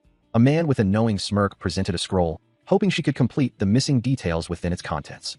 As the house sect woman examined the papers, her expression remained composed. The information broker, surprised by her calm demeanor, muttered in disbelief, realizing she held a document that had stumped everyone else, a simple matter they couldn't resolve. Dismissing his surprise, she assured him it was nothing complicated, merely requiring some time, and asked if he could wait.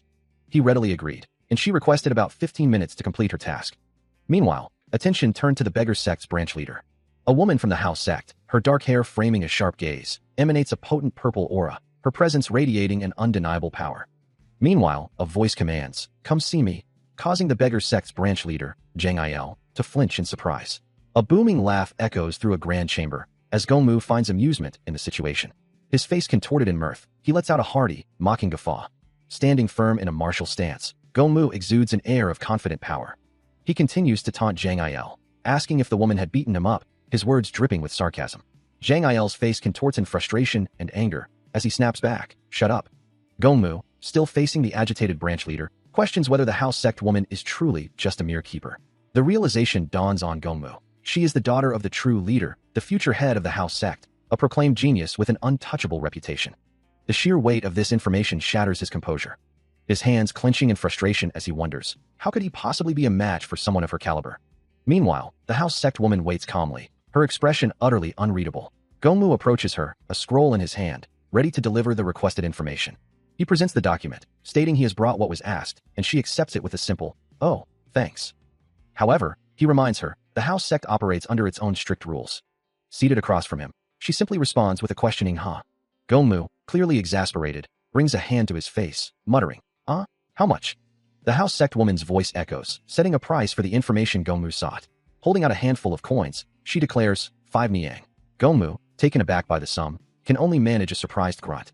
His hand, still clutching the coins he'd offered, trembles slightly as he questions the exorbitant cost. From an overhead perspective, the woman calmly explains that the information was of low quality, justifying the price, before shrugging off his concern. As she rises to leave, Gongmu asks where she intends to go. Still seated, he looks up at her, awaiting her response, while her guard remains silently observant. With a determined expression, the house sect woman declares her intention to personally earn the 5 silver niang, leaving him to ponder her words. Her unexpected resolve leaves Gongmu utterly speechless, his eyes wide with surprise. Still reeling from the woman's unexpected departure, Gongmu protests from the ground, insisting he brought her here for a reason, but she simply asks what he intends to do. His face contorted in anguish, he cries out, demanding a second chance. His hand clenches in frustration, a guttural sound of defeat escaping him. It was revealed that Zhang Il had exhausted all of Wai Yonho's earnings, along with his own secret savings, to gather the 5 silver niang. What he still lacked, he had to borrow with an IOU. The gleaming silver coins, now acquired, represented a significant sacrifice. His heart aching from the burden, Gongmu looks at the house sect woman, who calmly asks if he is all right. His hand remains tightly clenched. He finally bursts out, accusing her of being an evil bastard for making him use up all his hidden savings. Later, as they review the acquired documents, the information proves to be incredibly thorough, far surpassing anything the begging sect had provided. Still discussing the intricacies of their situation, Gongmu remarks that they seem to operate on entirely different levels, adding that he also needs to send a letter to Guangdong. The house sect woman, holding a stack of currency, listens intently, and he asks if this new request will also prove expensive. With a knowing smirk, she confirms it will be even more expensive than an escort agency. However, she offers a concession, agreeing to fulfill the request in exchange for answers to some of her own questions. She begins her interrogation, asking for a name and age, to which the young man replies, "It's Wai Yonho. I'm now 17. Her eyes widen in disbelief, exclaiming, "What? You're younger than me?" As she processes this revelation, a thought crosses her mind. His martial prowess was that of a 17-year-old. She gazes at a document bearing his name, Wai Yonho. The name echoes in her mind, Wai Yonho. The house sect woman's gaze sharpens, directly addressing Wai Yonho, asking if he is indeed the second son of the Guangdong Wai clan. Her hands remain poised, a subtle tension in her posture. A flicker of surprise crosses Wai Yonho's face as he responds, wondering how she could possibly know him. The woman confirms their knowledge, explaining that the Guangdong Wai clan themselves dispatched them to locate him. The house sect man beside her echoes the surprise, repeating the young man's name and lineage, confirming his identity as Sanho's younger brother. Gongmu, ever quick to interject, proudly declares his friendship with the young man. The house sect woman then inquires if they are sending a letter to the Guangdong Wai clan, to which he estimates it would take at least 10 days for it to arrive. She dismisses his concern, offering to send it for them. Assuring him that a few extra days would not matter, she then adds, "Also, this." Her hand extends, revealing a small, folded piece of paper. Still addressing Gongmu, the house sect woman explains, "As a special guest of the house sect, if you tie it here, you'll be treated as a guest of the Guangdong Wai clan as well." Gongmu, however, holds up a hand, his expression wary. "Oh, for me? No. There's no one like that in the Central Plains." He continues, his voice laced with skepticism. "Creating a connection with him like this should do us good. TSK, then it's useless." The house sect woman, undeterred, leans in slightly. "In that case, I'll give you a discount for your next pass." "Really?" Her gaze intensifies as she adds, "It's specially for you." She continues, her tone persuasive. "We don't want to lose you as a customer because of what happened earlier." Meanwhile, Wai Yonho, partially obscured, mutters to himself, "Nothing really happened, right?" Beside him, the house sect man sighs in exasperation. "My face is like a dumpling, and my body is completely broken." "Well, it happens often. You're a loser." Wai Yonho quickly retorts, his voice firm. "I'm not." High above the bustling streets, the ornate roof of a grand building stands silent, a stark contrast to the commotion below. Down in the alley, a desperate cry of, "Damn it," echoes as Zhang Il finds himself overwhelmed, his pleas of "my money," lost amidst the flurry of blows from multiple assailants, while Wai Yonho observes the scene with a detached gaze. He dismisses the struggle with a casual wave, reminding the other man that money comes and goes. Besides, he adds, a beggar shouldn't be so greedy, urging him not to forget his roots. Zhang Il, now standing beside him, grumbles in frustration, admitting he couldn't even beat the guy up. He then shifts the topic, confirming that the information they wanted was acquired. With a hopeful tone, he asks if this means they won't have to see each other anymore. But Zhang Il's expression quickly sours as he reveals, there's still a problem, prompting a surprised, "What now?" from Wai Yonho. Wai Yonho turns away, his voice flat as he states, he has no money. A manic, almost pained laugh escapes Zhang Il, his face contorted in a grimace that struggles to hide his true discomfort. His eyes squeezed shut, the agony is clear, even as he tries to push through it. A sharp impact sends tremors across his jaw, leaving him reeling. He curses, the frustration boiling over.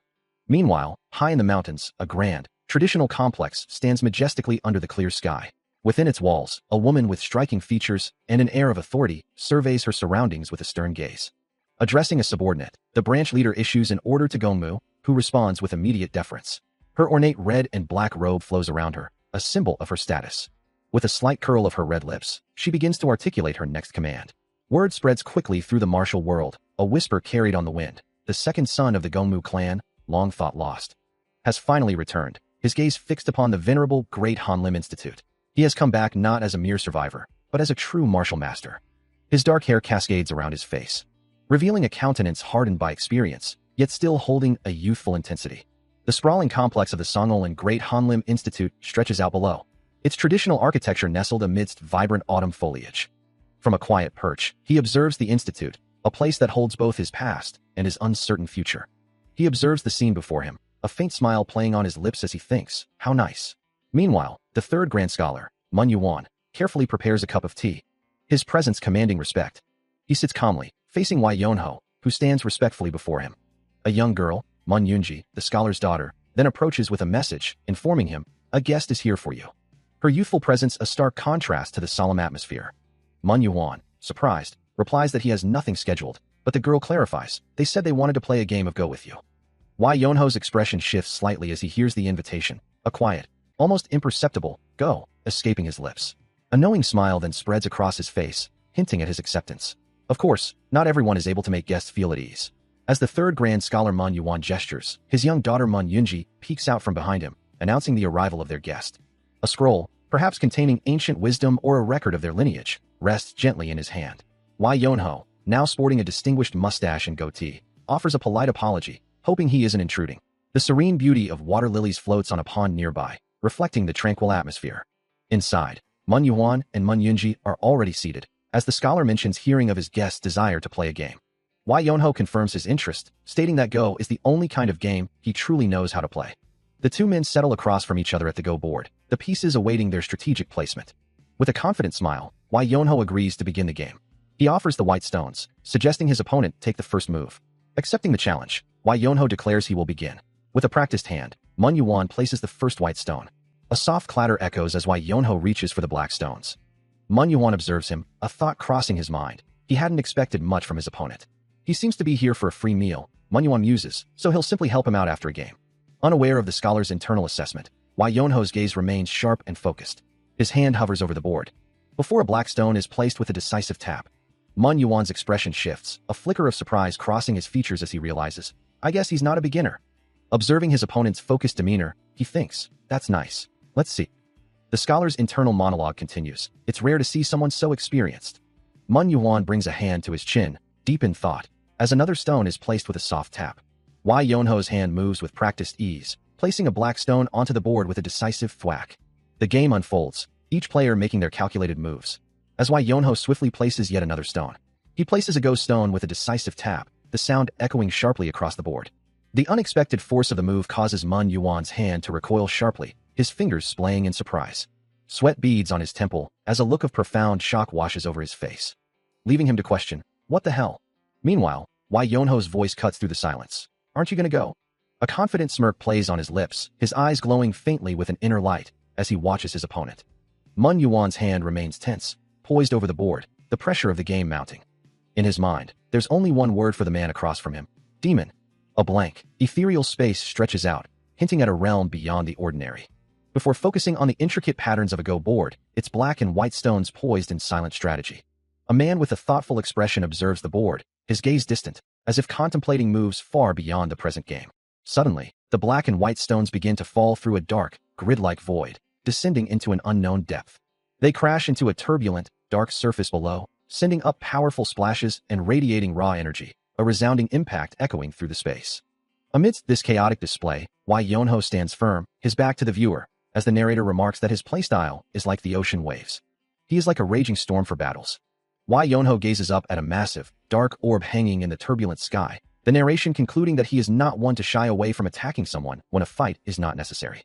If he perceives even the slightest opening, a shadowy, monstrous form erupts, its eyes glowing with predatory intent. Like a starving dragon, he charges forward, descending upon his foe with a thunderous impact. Such is the nature of the man, a true war demon, his gaze sharp and unyielding. Even in the strategic calm of a Go game, his mind operates with the ferocity of a war demon, each move calculated for maximum impact. His intense focus remains unbroken, the echoes of his inner battle still resonating. After a long game, Musen leans back, acknowledging that it was a good match and that his opponent possessed a truly unique playstyle. Wai Yonho offers his thanks, and Mu-san explains his own skill comes from the rigorous training he endured from a master, prompting Wai Yonho to ask if he too had a master. Mu-san then lays out the stakes for their next game, declaring that if he loses, Wai Yonho's training will be 10 times the intensity, but if Wai Yonho loses, he will give him 3. Looking up at a glowing, ethereal image of his mentor, Wai Yonho confirms that he indeed had a very strict old man as a master. Wai Yonho, addressing his master, humbly requests to stay a while longer, explaining that he was instructed to do so. His master, Mu-san, considers the request, and a narration box confirms the location, Ralin. With a gentle smile, Mu-san acknowledges his student's adherence to his teachings and readily agrees to help, inviting him to stay as long as he wishes while promising to prepare a room and clothes. He then instructs a nearby servant to prepare the accommodations and guide Wai Yonho to the bath, to which the servant respectfully confirms understanding. A moment of awkwardness passes over Wai Yonho, who then admits he has no money for such hospitality. Mu-san simply laughs, assuring him that he would never expect payment from a guest like him. He reveals his true intention, confessing that he was actually going to ask him to stay even if he hadn't requested it himself.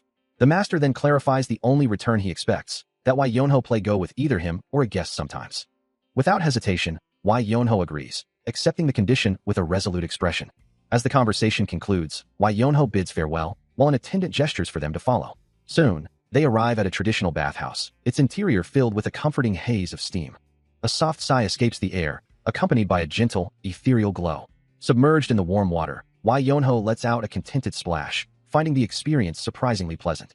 He closes his eyes, reflecting on how he once despised bathing, perhaps because his former master was so unkempt. Nearby, Mu-san also enjoys the soothing waters, a soft, blue aura of peace radiating from his form. Wai Yonho's thoughts drift to the chill in the air, joking internally that a monk like him might catch a cold, all thanks to the old man. The attendant, meanwhile, diligently places a fresh towel on a nearby rack, the soft thud echoing in the steamy room. With a slight frown, the attendant mutters to himself, unable to comprehend the eccentricities of his charges. As he relaxes in the steaming bath, a thought crosses his mind, wondering why his father would accept someone like this man as a guest. Meanwhile, with a soft splash, the guest steps into the water. His sudden appearance startles Wai Yonho, who gasps in surprise. He lets out a yelp, utterly bewildered by the sight. Clutching a cloth to his chest, he blurts out, "I thought you were a ghost." The man, holding his own cloth, simply responds with a quiet, "Please." Wai Yonho slowly lowers his hand, still processing the situation, a hesitant well escaping his lips. His golden eyes widen slightly, still reflecting a mix of shock and confusion. The man, with his long, dark hair and toned physique, remains a mysterious presence in the steamy bath. Amidst the rising steam of the bathhouse, a powerful, muscular figure emerges, his presence startling. Wai Yonho stares, his mind reeling, barely able to process the sudden appearance, wondering if what he's seeing is even real. He looks towards the door, searching for an explanation, a silent question hanging in the air. Now dressed in simple robes, the muscular man stands before him, while a woman in green observes from a distance, leaving Wai Yonho still utterly bewildered by the newcomer's identity. Later, outside, Wai Yonho looks up, his frustration evident, demanding answers from his father about the mysterious guest. Inside, Mu-san calmly plays a game of Go with the new muscular man, while Wai Yonho and the attendant watch, still wondering who this new guy truly is. Observing the new man sleeping in his room, Wai Yonho sighs, exasperated by his reclusive nature. A young woman's frustration boils over, lamenting that the mysterious newcomer has been sleeping all day and refusing to eat for an entire week. Meanwhile, Mu-san observes the situation with a thoughtful expression. As Wai Yonho realizes he still doesn't even know the man's name. He confronts his father, demanding to know why he was told the master and the entire clan were here, and why there were so many people who could be a good match for him. To which Mu-san calmly replies, referring to the game of Go, that one can learn much about an opponent while playing, noting that while habits and words can be observed, a person's true nature cannot be hidden during a game. As the Go stones click into place, he explains that an impatient person cannot play patiently, nor can they truly enjoy the waiting inherent in a game. The game continues with precise placements. And the new muscular man looks up, understanding that one's true personality is revealed even through the quiet strategy of Go. His playstyle was rushed and rough, unlike anything seen before. And observing the hand of the new muscular man, it was clear he was definitely not a lazy person. One could only assume he had lived a very rough life, for if the sun shines brightly, the shadows it casts will be just as dark. So, if he appeared lazy now, it was only because his life until this point had been incredibly difficult. As the rain fell outside, the thought continued. One should not chase away a bird that has taken shelter on the roof to avoid the rain, nor should one question it simply because it isn't flying through the downpour. Mu-san concluded, his voice calm, so let him rest. The young woman listened, her eyes closed in contemplation. Then, her eyes snapped open, a silent, intense reaction washing over her face. She stands in quiet contemplation, her thoughts consumed by the man she believes has deceived her father. Meanwhile, Wai Yonho lies sprawled amidst scattered dishes, deep in slumber. As the young woman's frustration boils over, her father has been deceived, she thinks, unable to comprehend how this lapdog could be the man he described. Determined, she resolves to remove him from this place. Her voice cutting through the silence with a sharp command. Get up. She grabs his leg, attempting to pull him upright. But he only stirs, groaning softly in protest. Why? Ignoring his sleepy complaint, she insists. Get up. The sun is up. Yet, despite her efforts, he simply collapses back onto the bed, resuming his slumber. The unnamed young woman continues her insistent attempts to rouse Wai Yonho, tugging sharply at his long hair. He protests groggily, demanding she release him, while she scolds him for his persistent idleness. Her grip firm, she maintains the pressure, refusing to let him sink back into slumber. Finally, with a frustrated sigh, Wai Yonho pushes himself upright, rubbing his head with an annoyed expression. He defends his actions, claiming others study out of financial necessity, while he sleeps simply because he needs rest. Her patience worn thin, the young woman's voice rises as she berates him for his unkempt state and the burden he places on her, even for simple chores like washing his bedsheets. Her anger escalating, she calls him a disgusting hooligan, insulting his physique by comparing him to a pig. Attempting to leverage authority, she begins to invoke her father's words. Her voice firm, she reminds him pointedly that she is the one in charge of their finances. Her face etched with exasperation, the young woman's efforts to motivate him appear utterly futile. Wai Yonho's expression tightens, a silent question hanging in the air as he considers the young woman's words. She simply states, do the laundry. The bustling market street, filled with vendors and passers-by, would soon become the stage for his unexpected chore. As he protests that the task isn't much, she clarifies, this will cover 3 days. He can only offer a resigned, yeah, while she muses about the gold pieces in his pocket. With a final, stern instruction, she wishes him good luck, demanding he ensure everything is impeccably clean. Her gaze unwavering, she warns him that any missed spot will result in a complete rewash, emphasizing the need for thoroughness. With a determined glint in her eye, she declares that he deserves this arduous task. 2 hours later, the young woman herself appears utterly drained, her face streaked with what might be sweat or tears, reflecting the unexpected toll of overseeing the chore. She stares in disbelief at the piles of laundry, now impossibly white and clean. A soft glow emanates from the pristine fabric as she wonders, how did he manage this? Her eyes widen in shock, the question echoing in her mind, were they always this white? Standing amidst the impossibly clean clothes, she can only repeat her disbelief. How the hell did he do this? Her answer lies nearby, as Wai Yonho sleeps soundly, sprawled across a fresh pile of the laundered garments, completely at peace. A vein throbs on her forehead as her shock quickly turns to indignation, thinking, no, I can't let him get away with this again. Her resolve hardens as she declares, I'll get him. The washing rocks, now surrounded by fallen red leaves, bears silent witness to the completed task, a testament to the effort expended. With the laundry neatly folded and stacked, Wai Yonho and the young woman walk away from the washing area, the day's chores seemingly concluded. She stares at the mountain of dirty laundry, a task that seems insurmountable, as Wai Yonho casually asks if she can handle all of it, then confidently states that she can. A scoff escapes her lips, convinced he'll abandon the chore within a day. Yet, to her utter astonishment, she finds him peacefully asleep amidst perfectly clean, folded garments.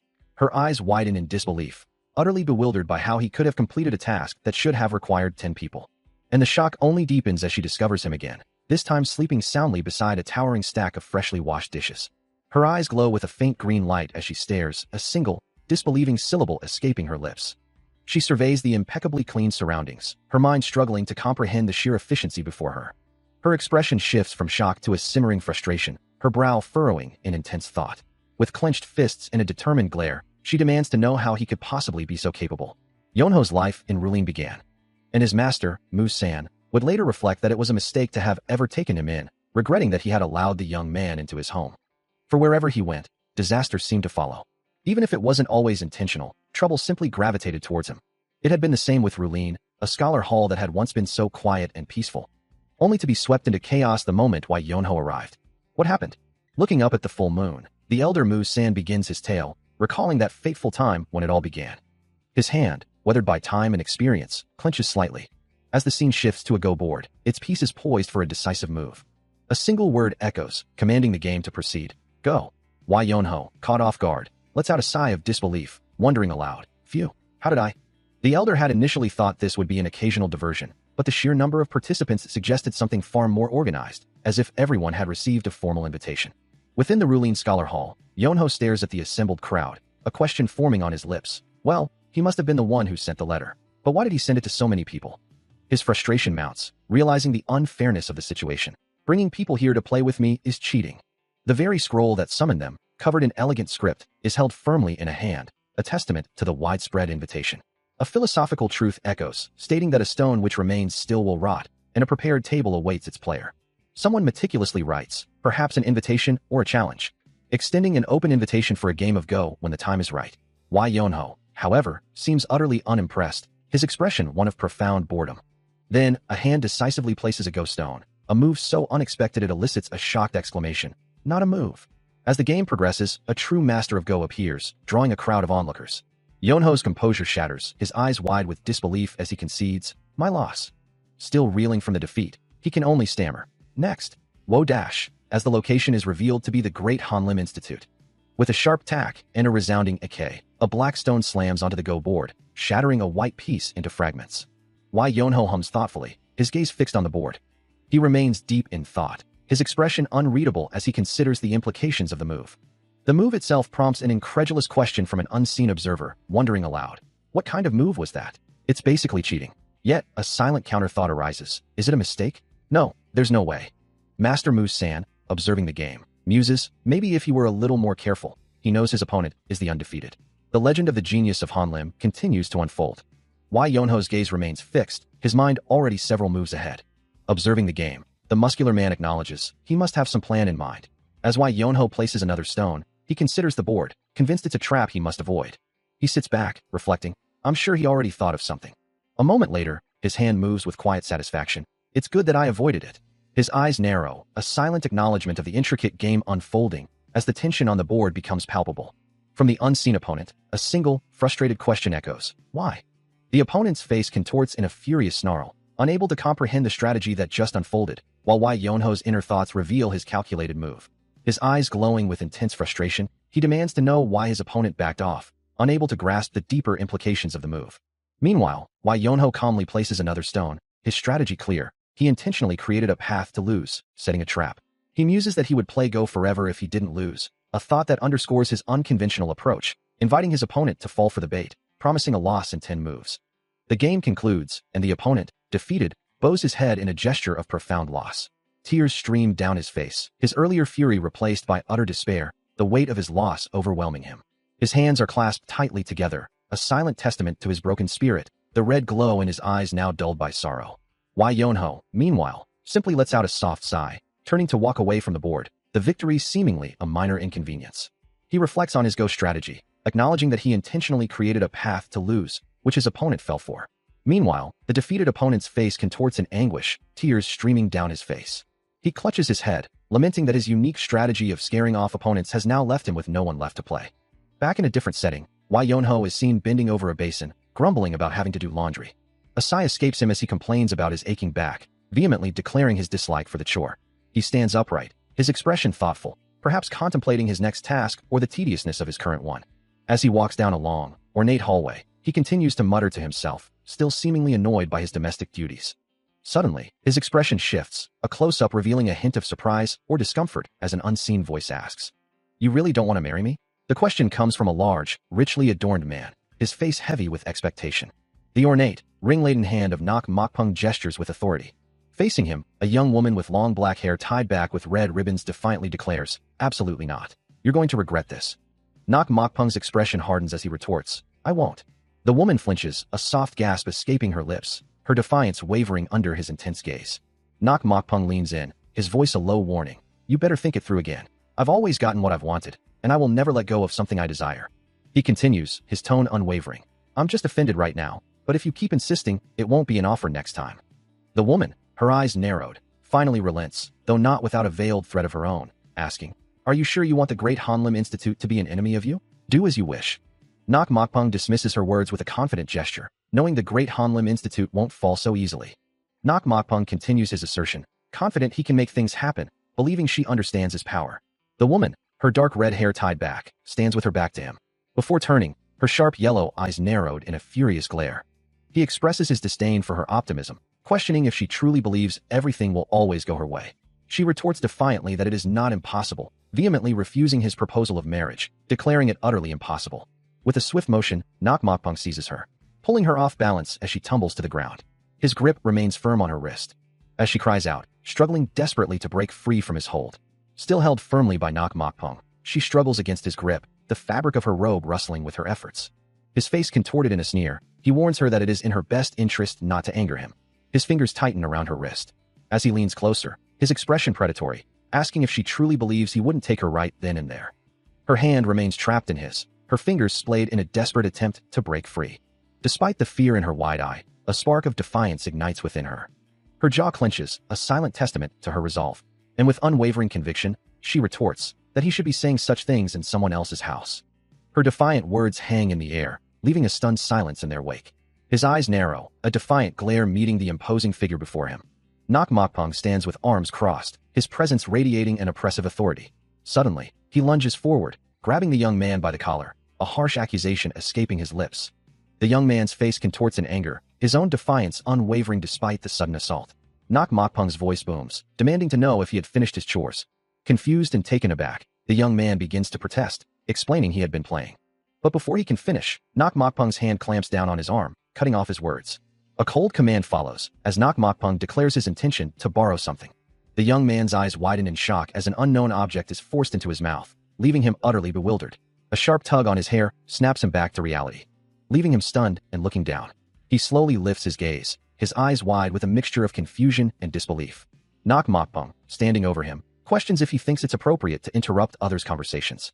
Before he can even stammer out an apology, he then adds that Wai Yonho is hardly one to lecture on manners himself. After all, do people who truly care about manners usually go out for food? A large, bald man with prominent jowls and golden earrings declares himself to be the genius of Hanlum.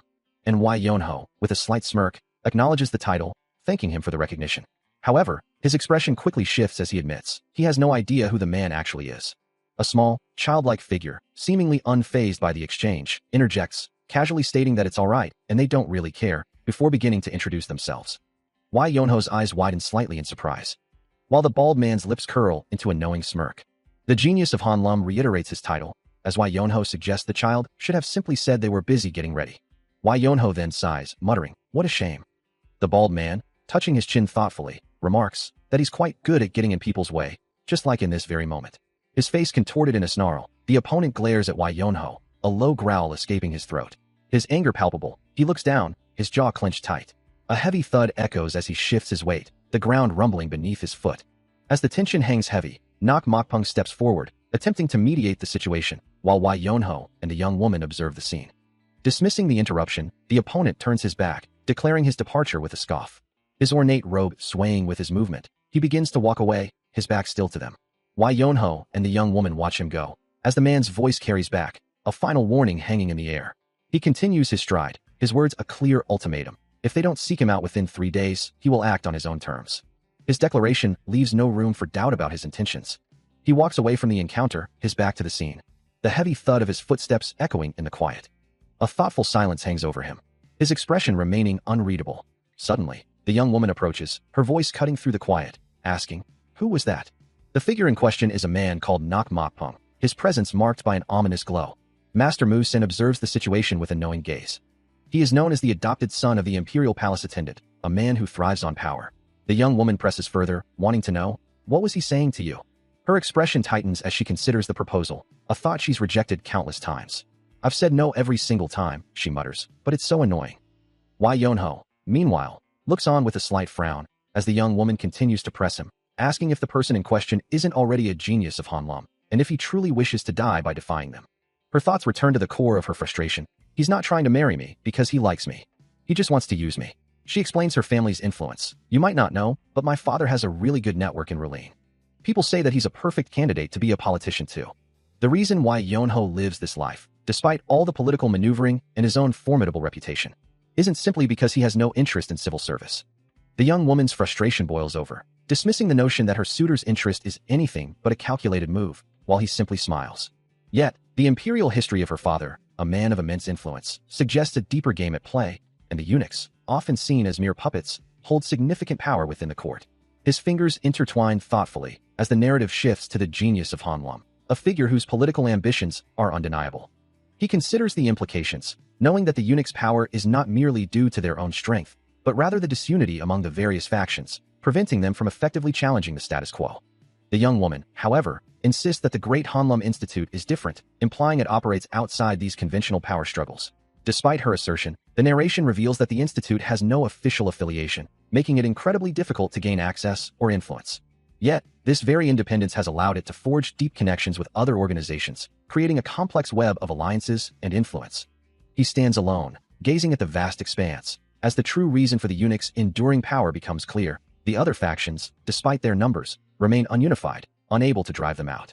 However, if someone were able to control these disparate forces, they could reshape the entire political landscape. He ponders the implications of the political landscape, asking if the eunuchs themselves would now be in danger. A young woman confirms his suspicion with a simple, affirmative reply. She explains that this is why Nok Mokpung's father is so desperate to prevent her marriage from leading to civil service, before softly apologizing to her father. Recently, a new strategy has emerged, a way to avoid confronting Rulin directly while still forging a powerful alliance with a significant figure within Rulin's faction. He realizes the core of this new plan. It revolves around the marriage between Nok Mokpung and her. The young woman listens intently, her expression thoughtful. A new individual, known only as the genius of Hanlem, has suddenly appeared on the scene. She concludes that this new development might complicate their existing plans. Wai Yonho repeats the name, the genius of Hanlem, a hint of curiosity in his voice. He muses, wondering if he's truly a useless good-for-nothing who accomplishes nothing all day. The head of the eunuchs, Nok Ji, stands before him. Nok Ji begins, acknowledging a problem. He explains that rather, people from all over the nation are coming to play Go. Wai Yonho, beads of sweat forming on his brow, thinks to himself that there are simply too many people, and his options are limited, leaving him unable to act. He considers that it might be bad to try and do something amidst all that commotion. Turning back to the window, he understands Nok Ji's hesitation. The eunuch bows deeply, offering his apologies. Yet, a new thought sparks in Wai Yonho's mind. Do you truly believe this mission is solely for my benefit? He asks, his hand extending, a faint blue glow emanating from his fingertips. The head of the eunuchs, Nok Ji, listens, beads of sweat forming on his brow as he struggles to maintain composure. Taking over the imperial palace is a mission given by the emperor himself. Wai Yonho reminds him, his hand still outstretched, emphasizing the gravity of their task. The radiant martial sovereign's words echo through the grand hall. Failing this mission is not an option. Nok Ji bows deeply, the blue light from the floor reflecting his solemn commitment. For you and me both. Wai Yonho, now seated, looks down at the kneeling eunuch, his expression intense. I am more afraid of failure than I am of death. Do you understand what I mean? Nok Ji responds with unwavering resolve. Yes, I'm well aware. Wai Yonho runs a hand through his hair, his gaze distant, lost in thought. He continues, his voice unwavering, explaining that sometimes, violence is simply necessary. Nok Ji listens intently, sweat beading on his brow as the weight of the words settles upon him. Wai Yonho's gaze remains sharp, advising them to use the crowd to their advantage. A chilling smile spreads across his face, his eyes glowing with an ethereal blue light as he commands, kill them all, including the genius of Hanlum. He then leans back, a thoughtful expression crossing his features, muttering to himself. A serene landscape unfolds, with traditional architecture nestled amidst lush greenery and tranquil waters. Inside, Royal Head Inspector Li Wangya, the emperor's brother, regards Wai Yonho with a probing gaze, asking if he is still uninterested in a government position. Seated across a low table, Wai Yonho offers a quiet apology, his gaze fixed on the Go board between them. The intricate game pieces lie still, a silent testament to the weighty conversation. Li Wangya leans forward, his voice laced with frustration, demanding to know why Wai Yonho cannot understand the necessity of being at the center of power to stop Nok Ji. As the Royal Head Inspector continues to speak, he lets out a soft sigh, then addresses the young man directly. Phew, hey Yuan. His expression growing more serious as he elaborates on the current state of affairs. Their movements have been suspicious lately. The young man listens intently, his back to the speaker. As the inspector continues, his concern palpable, there is instability in the capital, and so do the scholar officials. A chilling image of the shadowy figure of Nok Ji flashes through his mind. Nok Ji is getting into their heads. The very air seems to thicken with a dark, oppressive energy. Another man, with a neatly trimmed mustache and goatee, interjects thoughtfully, but his gaze drifting towards a distant, imposing structure as he continues. I assume you want someone who can also handle the military. No one would want to start a revolution. Yes, Li Wangya confirms, his gaze steady. He leans in slightly. Then, what if I were to tell you that? His hand gesturing subtly. There is another master whom he is serving? The political struggle among the eunuchs is a terrifying, intricate dance, far beyond ordinary comprehension. Yet, despite having no apparent foundation or backing, Nok Ji managed to navigate and overcome them all. Such an improbable rise to power, isn't that strange? Those who dared to cross him either met their end in sudden accidents, or mysteriously succumbed to diseases. It was as if an unseen hand was paving the path for him. He pauses, considering his own words. it might just be coincidence. He admits that he once believed the same. But after observing Nok Ji more closely, he's come to suspect that someone is secretly aiding him from the shadows. That is precisely why he needs Wai Yonho's assistance. He emphasizes the necessity for them to unite. Against this unseen force, Wai Yonho considers the request, stating he will think about it a little more. Later, as the two men play a game of Go, Li Wangya clears his throat, changing the subject. He inquires about the new genius Wai Yonho has recently taken under his wing. The question hangs in the air, prompting a brief, internal reflection. A nearby official, overhearing the conversation, exclaims with genuine admiration that the genius is truly amazing. Wai Yonho considers the young man's true capabilities, feeling he still hides his full potential. As Royal Head Inspector Li Wangya, seated across from him, eagerly asks when he might finally meet this prodigy. Wai Yonho muses to himself that Yunji should have been the one to fetch him, while a stern-faced official with a mustache observes the proceedings from a distance. Suddenly, Wai Yonho's attention shifts, a slight surprise in his voice as he acknowledges, "Oh, you're here." A polished black boot steps firmly onto the ground, its sole splashing into a shallow puddle with a soft talk sound. The wild-haired young man, his muscular torso bare, looks up, asking simply, "You called?" Now clad in a dark robe, he stands beside the red-haired woman, both having arrived as expected. Footsteps echo softly as someone descends a set of stairs. Where Royal Head Inspector Li Wangya and the venerable Master Mu Sen stand waiting, their expressions expectant. Li Wangya offers an apology for the early summons, inquiring if the young man slept well, to which he replies, "Yes, very well." The young man, Wai Yonho, accompanied by the red-haired woman, adds a wry comment about someone drawing on his face while he was sleeping. Li Wangya chuckles, acknowledging the remark, but expressing his gladness that the young man rested. He then extends a hand, indicating his desire to introduce someone. The elderly master, Mu San, begins to speak, identifying himself as an old master. As Master Mu San began his introduction, Wai Yonho interjected, sensing a deeper purpose to the visit than mere pleasantries, asking what other business brought them here. The Royal Head Inspector pondered the question, while Mu San, seated calmly at the Go board, revealed his true desire. He simply wished to play a game. However, the young master's response was immediate and firm. He could not. His refusal hung in the air, leaving Mu San visibly surprised. The elder master questioned his decision, but Wai Yonho reiterated his refusal with a decisive no. Looking away, the young man explained his reasoning, pointing out that Mu San had already engaged in games with everyone else who had come by. He clarified that his reluctance wasn't about the game itself, but rather about adhering to proper protocol and order. There were other people who had been patiently waiting, and he felt it was only right to meet them first. A hearty laugh escaped Mu San, who confidently declared that he could easily resolve such a minor issue. Mu San, with a confident smile, suggests he will simply ask the others to be understanding regarding Wai Yonho's prior engagements. But the young man, kneeling before him, quietly challenges the notion, wondering if that truly resolves anything. He concludes that such an approach is nothing more than coercion. Mu San's expression remains unperturbed, a faint smile playing on his lips, while Li Wangya watches on, his gaze thoughtful. The elder's hand gestures subtly, perhaps dismissing the young man's concerns. But Wai Yonho's resolve hardens as he speaks directly, accusing the master of being too accustomed to his royal status, where everyone would feign agreement without true understanding. His clenched fist emphasizes his point, that such compliance stems from obligation, not genuine accord. With unwavering conviction, he declares his personal adherence to promises and rules. Mu San simply regards him, a subtle smirk still playing on his face, acknowledging the young man's firm stance. He stands firm, listening as the elder questions his inaction, asking why he can't simply resolve the situation himself, or at least wait his turn. But he simply addresses him, calling him father, a quiet acknowledgement of their bond. The elder, in turn, assures the young woman beside him that he believes he can resolve the matter. Yet, the young man challenges him, asking if he truly values rules and promises, to which he firmly replies, yes. His gaze is sharp, unwavering, as the young woman beside him mutters her skepticism, doubting if the elder truly values such things. The young man's expression hardens, his resolve clear. If they insist on playing this game unfairly, he will simply cancel it. He holds up a hand, his words cutting through the tension, leaving the young woman startled by his declaration. His eyes burn with conviction as he clarifies his intent. He will cancel all the other games of Go they were supposed to play that day. The unnamed opponent's face contorts in a grimace, his eyes wide with disbelief.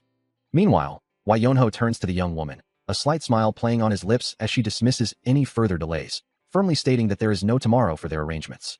Her voice carries an unwavering resolve, warning against any further attempts to bargain for rest.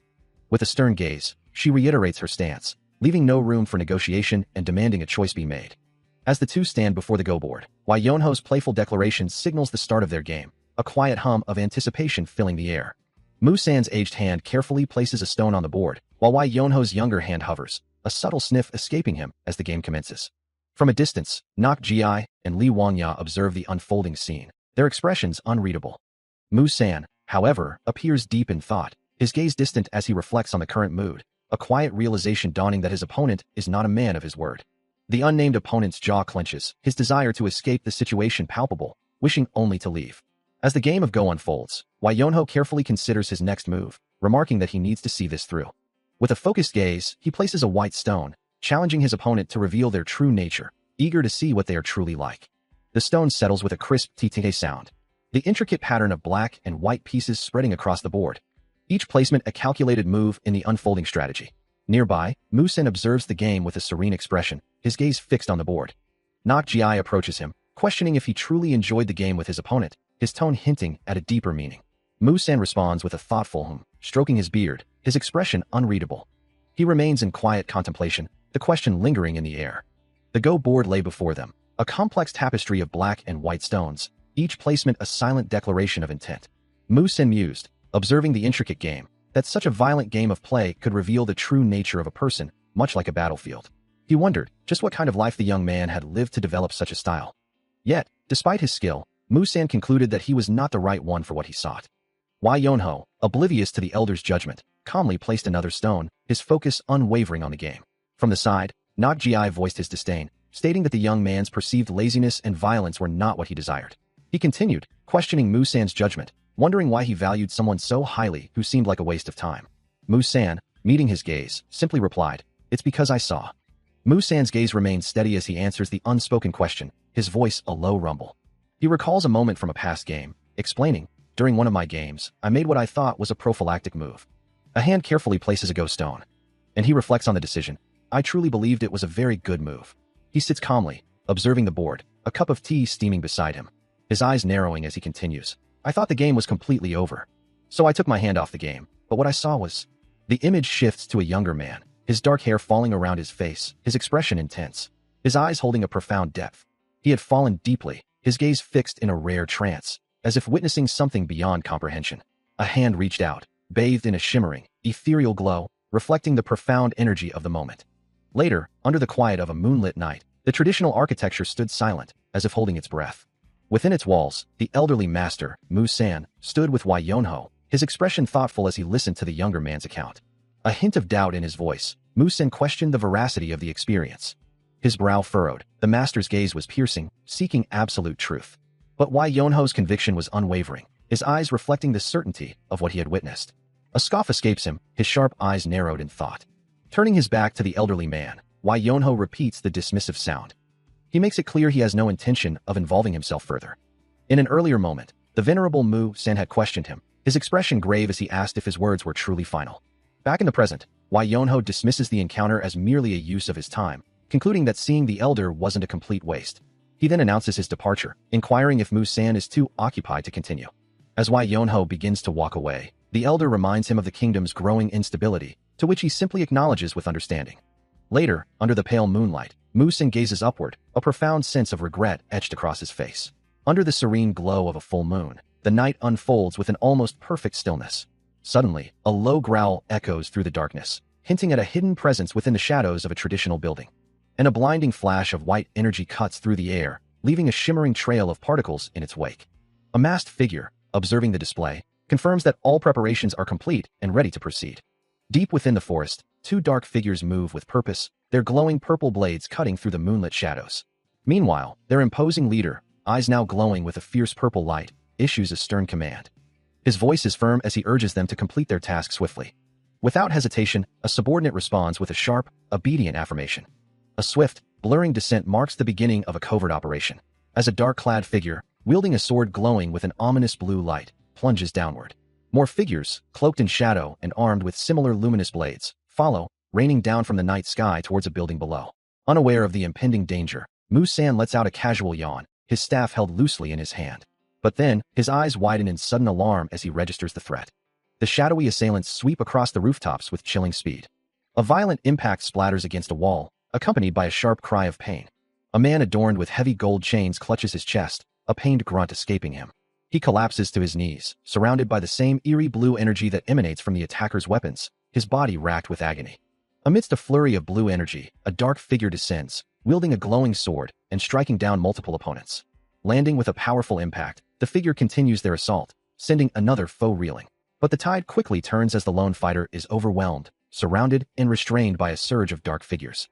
Meanwhile, a man with a heavy build and multiple gold chains around his neck wears a chilling, knowing smirk. He looks down, his expression shifting to one of cold superiority, as he declares that his victim should have heeded his warnings when he was still being kind. A hand adorned with golden rings reaches out, a sharp, percussive sound accompanying its movement. The man with gold chains screams, his face contorted in an agony that rips through him. From the shadows, a cloaked figure issues a chilling command to eliminate everyone. The man with gold chains continues to writhe in torment, his skin now glowing with an unnatural, sickly purple light. An unseen voice declares that tonight, the Great Hanlum Institute will transform into a prison from which not even a single rat can escape. Meanwhile, a pained groan escapes Yonho's lips, his body racked with agony as glowing blue lines of energy shimmer around him. His hands clench tightly, a silent testament to his struggle against the unseen force. The radiant martial sovereign stands amidst the shattered remnants of his foes, a dark, potent aura swirling around him. As more glowing blue figures surge forward, he moves with blinding speed, blue energy arcing from his strikes as he cuts through their ranks. His relentless assault continues, each blow sending shockwaves through the air as more enemies fall before him. Leaping high above the fray, he unleashes a devastating aerial attack, scattering the last of his glowing blue adversaries. Meanwhile, a knowing smile spreads across the face of a man observing from afar, his lips curving with a hint of amusement. Adorned with heavy gold chains, he mutters, "This is why you should have listened to me while I was still being nice." Under the glow of a full moon, his ring-laden hand reaches out, as if beckoning. A deep, resonant laugh escapes him, his face contorted in a mixture of mirth and dark satisfaction. Today, a young woman looks on, her expression thoughtful, while an unnamed opponent's face contorts in a silent roar of pure rage. His fury boils over, a chilling vow echoing in his mind. "I will teach that bitch a lesson." Under the indifferent expanse of the night sky, over the rugged mountains of Chiakiak, a new chapter of conflict was unfolding. The unnamed opponent and the young woman now found themselves bound and helpless, surrounded by armed figures. His face still etched with defiance, the unnamed opponent strained against his bonds, the young woman beside him looking on with concern. Meanwhile, the head of the eunuchs, Nakji, received troubling reports of suspicious activity at the Great Hanlum Institute, with rumors of high-ranking individuals visiting recently. Nakji observes a group of armed figures, their presence immediately striking him as suspicious. Nearby, several individuals are bound and kneeling, among them the young woman and the martial artist captured earlier. He ponders the situation, wondering what reason could possibly compel so many people to gather in such a manner. A high-ranking official, his expression calm, offers a counter-argument, suggesting that if both political and martial forces were truly acting together, then there could be only one possibility: a revolution.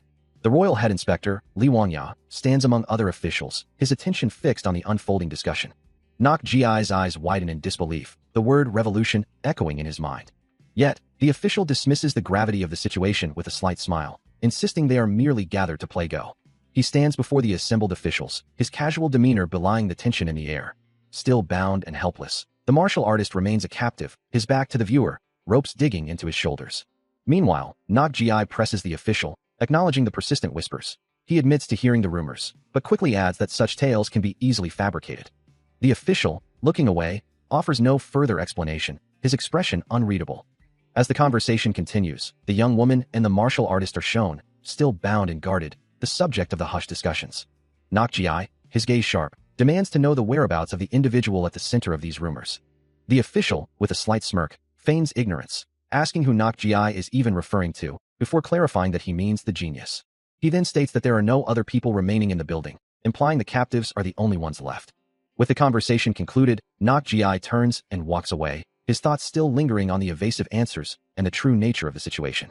High Official A, attempting to deflect the inquiry, suggests that the accused must have fled, believing he would report them to the emperor. Nakji, however, remains unswayed, stating calmly, "Regardless, if you are truly innocent, you will all be set free." He continues, promising, "We will release you and offer our apologies if we find no fault." High Official A's expression shifts to one of surprise and unease, as Nakji produces a document. He carefully examines the papers, a soft rustle of parchment filling the tense silence. The document, titled Suppression, details an agreement among those who rejected the revolution. High Official A, now visibly panicked, shouts in denial, "What? We've never done such a thing." But his protests are futile. He and his fellow officials are now bound, the incriminating document laid out before them. Nakji's voice cuts through the silence, asserting, "The proof is right in front of you." Nakji stands, his back to the viewer, observing the chaos he has wrought. Meanwhile, High Official A, his face contorted in fury, realizes the depth of the trap, muttering, "He came here to frame us from the beginning." His jaw clenches as the full weight of their predicament settles upon him. "We've been had." From among the other tied-up officials, a voice desperately protests, "It wasn't us." The other implicated men, bound and terrified, echo the sentiment, their faces a mix of fear and denial. One official, eyes wide with panic, pleads, "Innocent. I didn't know. I didn't come here to partake in such activities." Among them, a man named Nak Munpong, also tied, observes the scene with a peculiar detachment, remarking, "What an interesting incident."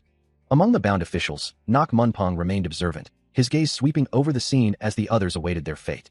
Suddenly, one of the officials, a man with a stern, bald head, spoke up, his voice cutting through the tension with a challenging declaration.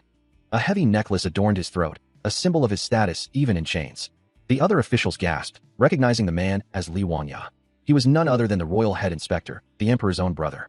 With eyes blazing with authority, he demanded to be addressed by his proper title. His voice boomed, unbroken by his predicament. The other officials, including Nak Munpong, stared in disbelief, the realization of the royal head inspector's presence dawning upon them.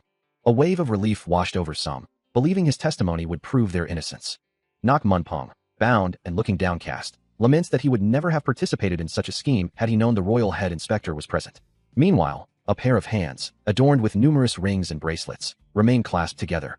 As a calm voice responds, "I am not one to hold grudges."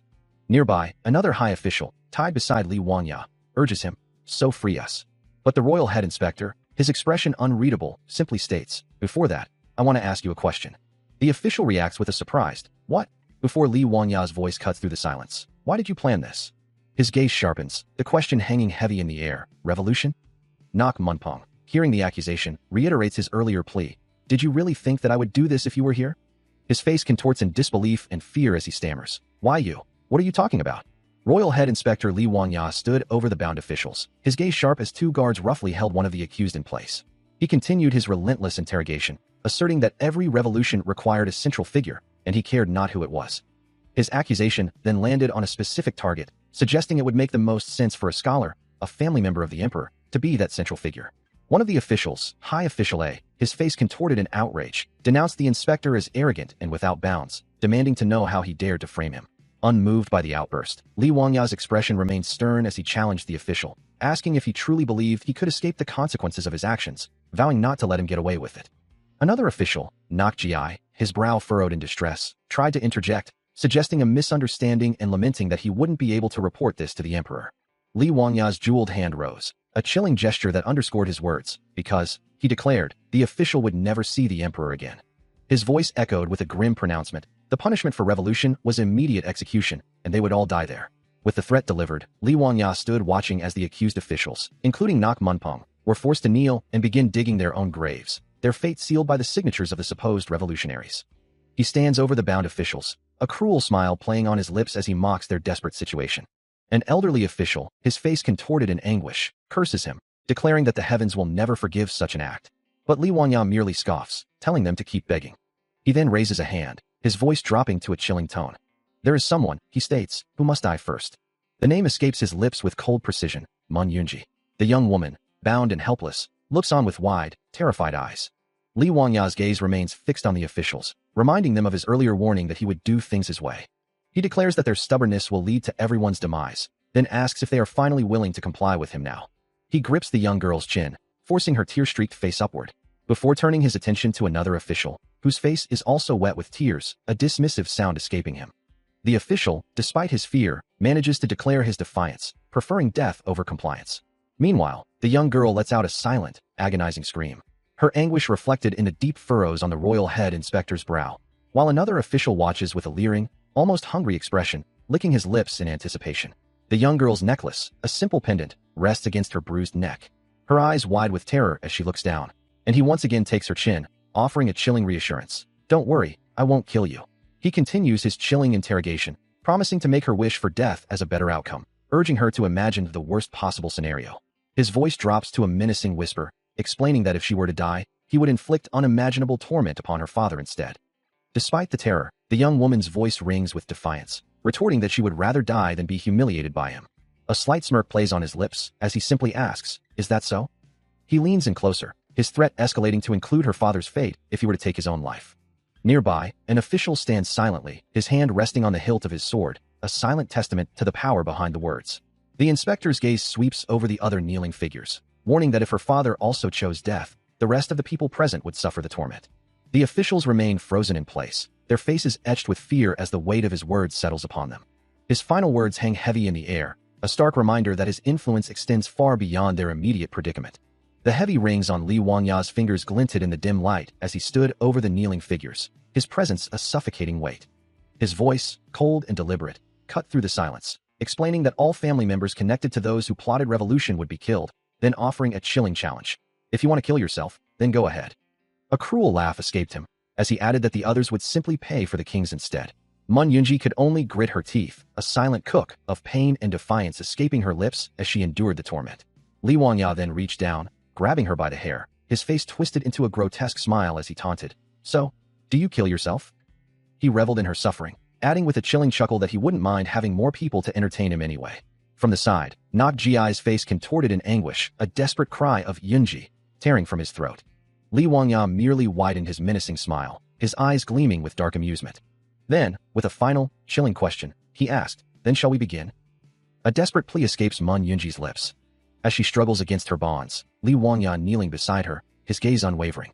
Her bound feet twitch, a silent testament to her agony. As her voice finally breaks through, a raw cry for help echoing in the oppressive silence. Her face contorts in anguish, her eyes wide with terror and despair. Then, a flicker of confusion crosses her features, a soft, questioning sound escaping her. Above, the night sky stretches, indifferent to the unfolding drama below. Searching frantically, a figure dashes through the moonlit courtyards of a traditional complex. Under a vast, star-dusted night sky, suddenly, he plummets from above, a startled cry escaping his lips, his body hurtling towards the ground. He crashes down before a stunned assembly, as a child's voice pierces the silence, calling out, "Why Yonho?" Collapsing to his knees, the young man winces, clutching his chest, in evident distress. His dark hair spills around him, a stark contrast against the pale stone. Tears stream down his face as he lets out a raw, guttural scream of despair. Still kneeling on the ground, his body racked with despair, Why Yonho hears a voice from the crowd asking, "What the hell are you doing?" His face contorted in a desperate plea, he cries out, "Can't you tell? I'm booking it." Tears streaming down his face, his anguish is palpable. As he remains on the ground, the voices around him grow more frantic, one asking, "Are you booking me?" While another exclaims, "What? What's wrong with you? I'm scared. I don't know what to do." And a third adds, "Dude, you don't act this way. I'm not sure if I can say that I'm his master anymore." The confusion continues, with one voice questioning, "Help you? It's hard enough to keep myself alive." And another, perhaps sarcastically, retorts, "You teaching martial arts? You can help." Holding up a dismissive hand, he declares, "You're overestimating my skill level here." Internally, he resolves that the best choice in this kind of situation is to act like he doesn't see anything. Still on his knees, he reiterates his strategy aloud. "I didn't see anything at all. You keep doing what you're doing." From a short distance, Nok Gi and the young woman watch the scene unfold, their backs to the viewer as they observe Wai Yonho's bizarre behavior. As Wai Yonho's dramatic fall concludes, the faces of those around him register a mix of distress and stern resolve. The unnamed young woman's eyes are wide with tears, while Mu Sen watches with a heavy, unyielding gaze. A hand reaches out, trying to halt his momentum, as a voice booms, "Stop." Another, larger figure bellows in frustration, his face contorted with rage. An unnamed female official, her back to the onlookers, warns Wai Yonho of the dire consequences awaiting him. "You're already involved in the revolution. The entire world will be after you. You will not be safe anymore." Ignoring her words, Wai Yonho plunges downward, a defiant smirk playing on his lips as he retorts, "Well, you can't be sure of that." He continues his rapid descent, his voice carrying a mocking tone as he adds, "You fool. The world may be big, but there are eyes everywhere. It would not be difficult to find you all." Below, Nok Gi and a gathering of officials watch his escape, their expressions a mixture of shock and growing anger. As he falls further, Wai Yonho glances back over his shoulder, a final, casual challenge leaving his lips. Yeah, then look for me later." The unnamed opponent, his face now a furious crimson, roars, "Get him!"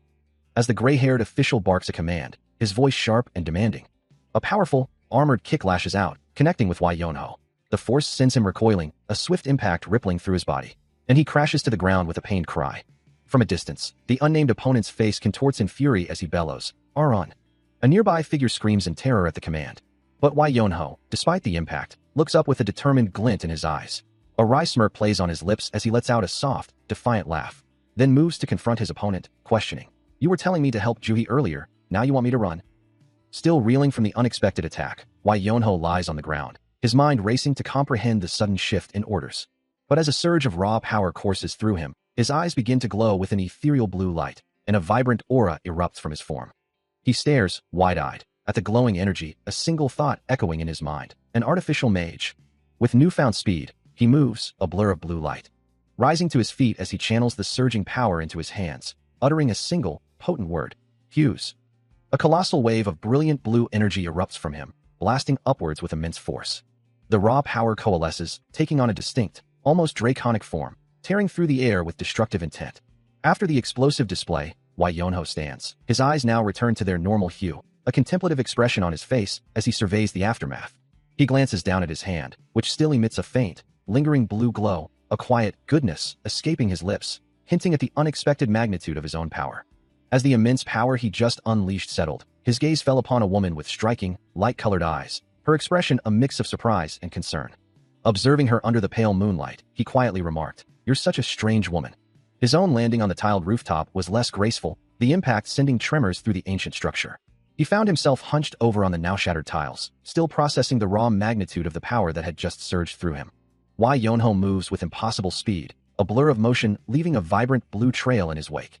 The unnamed opponent barely registers the attack, a shockwave of blue energy already impacting him, leaving him to wonder if he'd only seen an afterimage. Before he can recover, another concentrated blast of azure energy strikes him. With a sharp cry, Why Yonho delivers a focused, glowing punch, the force of it radiating outward. The attack manifests as a colossal beam of brilliant blue light, engulfing the opponent in a blinding explosion.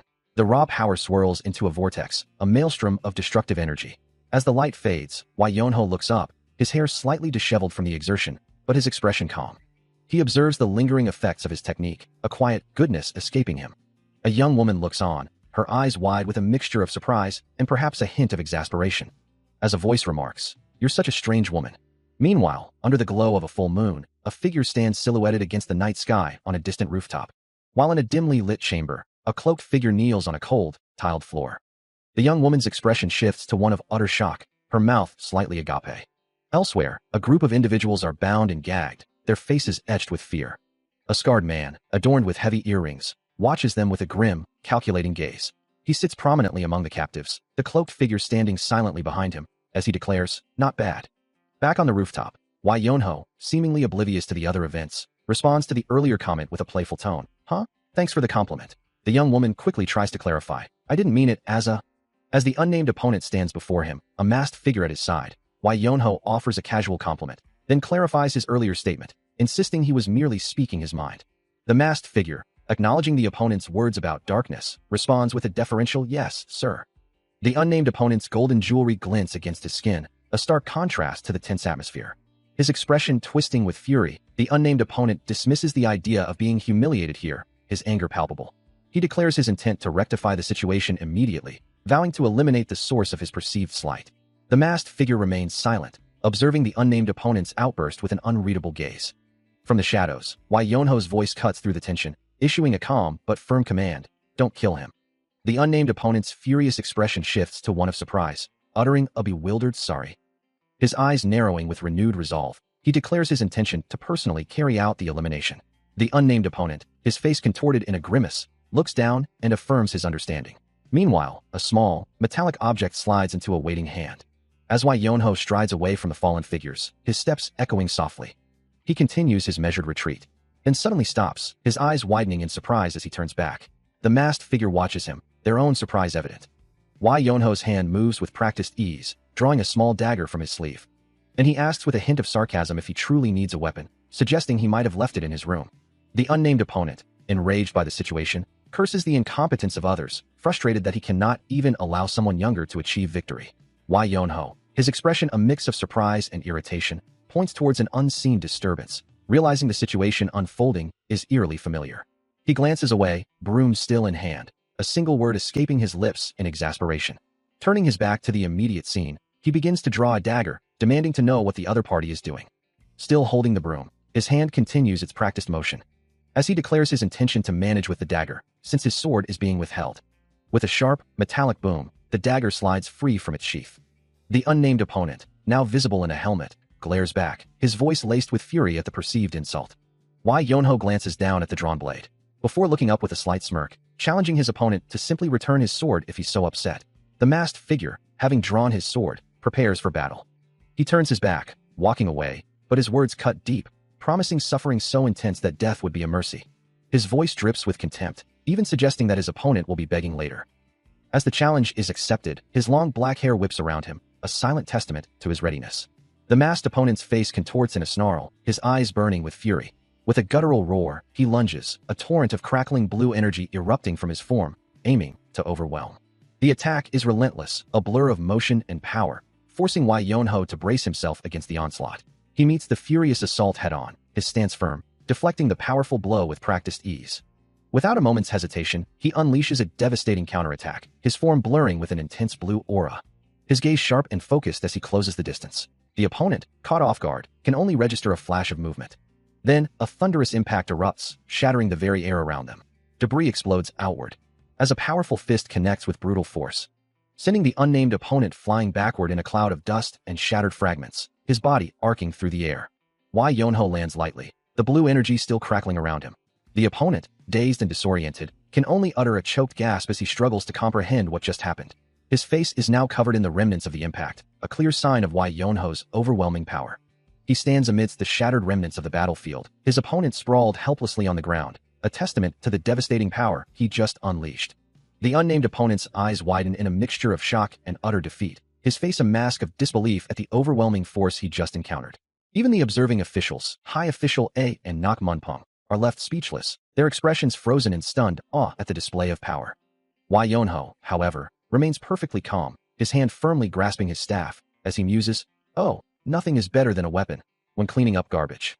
A faint blue aura shimmers around him, his gaze unwavering and filled with quiet confidence. His grip on the staff remains resolute, a symbol of his unwavering resolve. The staff itself seems to hum with latent power, its intricate design glowing with a subtle, vibrant energy. The unnamed opponent's face contorts in utter shock, his mind reeling from the sudden, overwhelming display of power. Meanwhile, Wai Yonho, enveloped in a faint blue aura, drops into a low, defensive crouch, his movements fluid and precise. The opponent, still struggling to comprehend, hears Wai Yonho's calm voice cutting through the chaos, questioning his reckless charge and revealing a deeper understanding of their previous encounter. Standing over the defeated man, a simple straw hat held casually in his hand, Wai Yonho's presence is utterly commanding. Suddenly, the opponent grimaces, reacting to a blur of motion, a swift, unseen attack from Wai Yonho. Wai Yonho closes the distance in an instant, delivering a powerful strike enhanced by vibrant blue energy, the impact sending ripples through the air. The opponent raises a desperate fist, attempting to block, but the speed is simply too much. His face contorted in a grimace of defeat, he realizes the overwhelming truth. Wai Yonho is simply too fast. He continues his relentless assault, a blur of motion and blue energy as his foot connects with the opponent's midsection. The unnamed opponent recoils, a bead of sweat tracing his temple, forced to concede the protagonist's overwhelming skill. It's a bitter pill to swallow, to see such power behind the words he dismissed. But victory isn't always about raw strength, he reminds himself, a desperate glint entering his eyes. With a surge of dark intent, his hand begins to glow with a sickly green aura, activating the lethal poison 7-step soul-chasing serpent. Wai Yonho turns his head slightly, his gaze sharp as he registers the shift in his opponent's tactics. The unnamed opponent's hand pulses with a virulent green energy, challenging the protagonist's unspoken judgment. He stands defiant, ready to face any condemnation for his choice. The green poison swirls around his fingers, a clear sign of the desperate measures he's willing to take. Wai Yonho, unfazed by the poison, dismisses his opponent's tactics.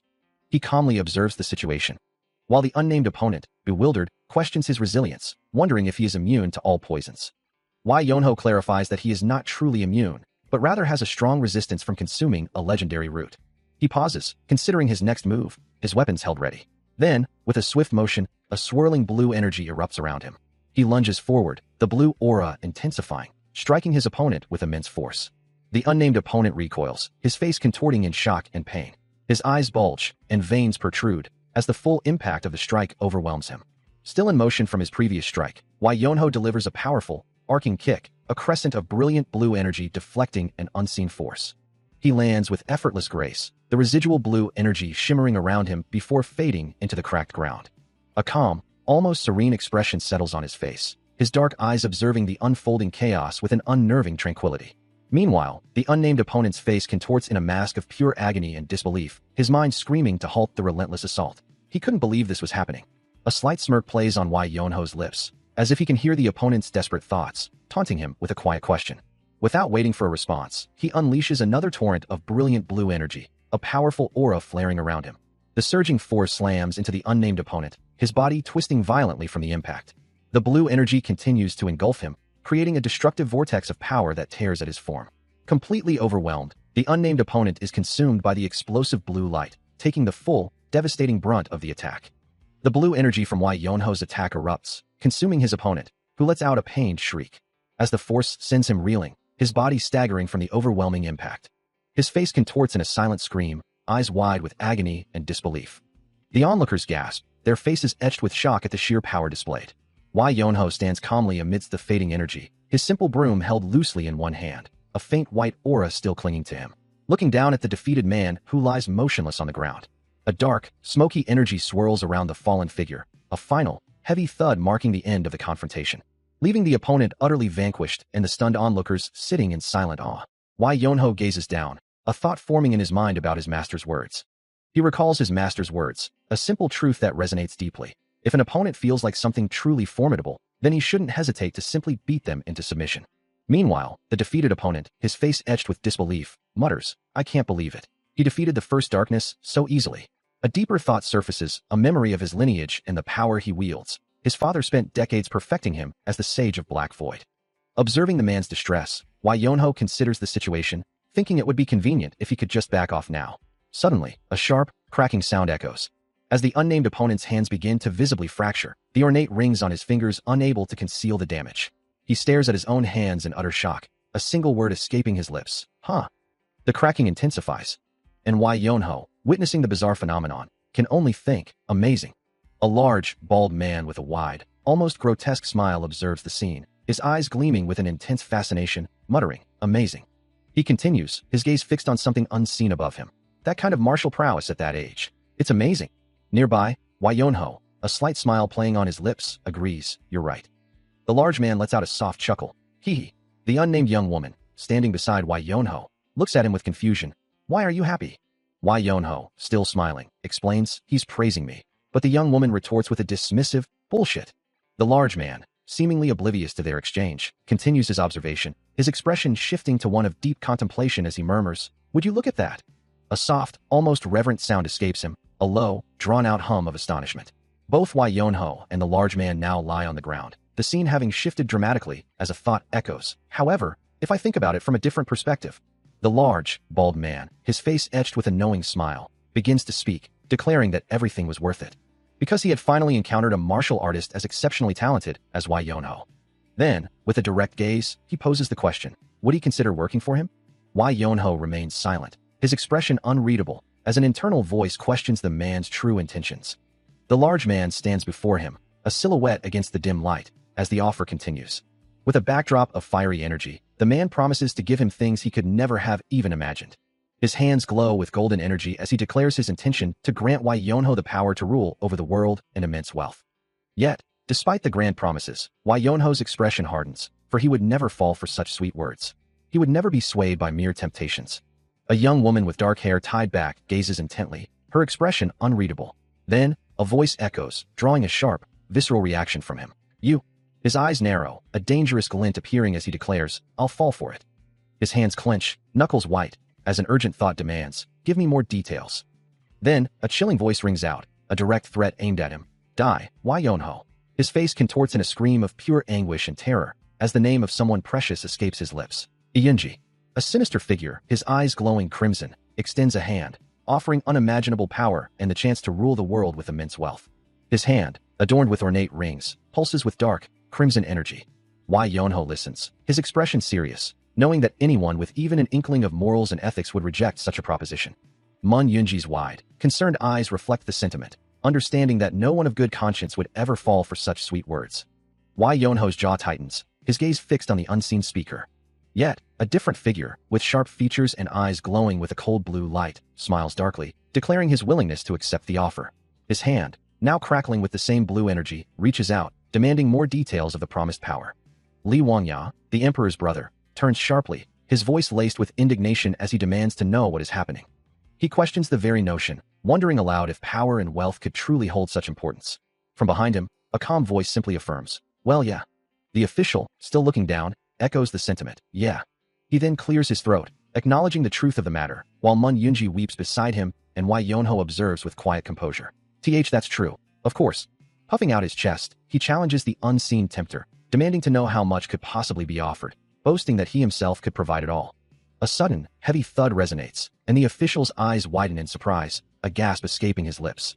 The tempter's voice, dismissive of his meager claims, cuts through the air, reminding him that even the emperor's brother could only offer a mere official position, whereas he could bestow all the power and wealth one could ever desire.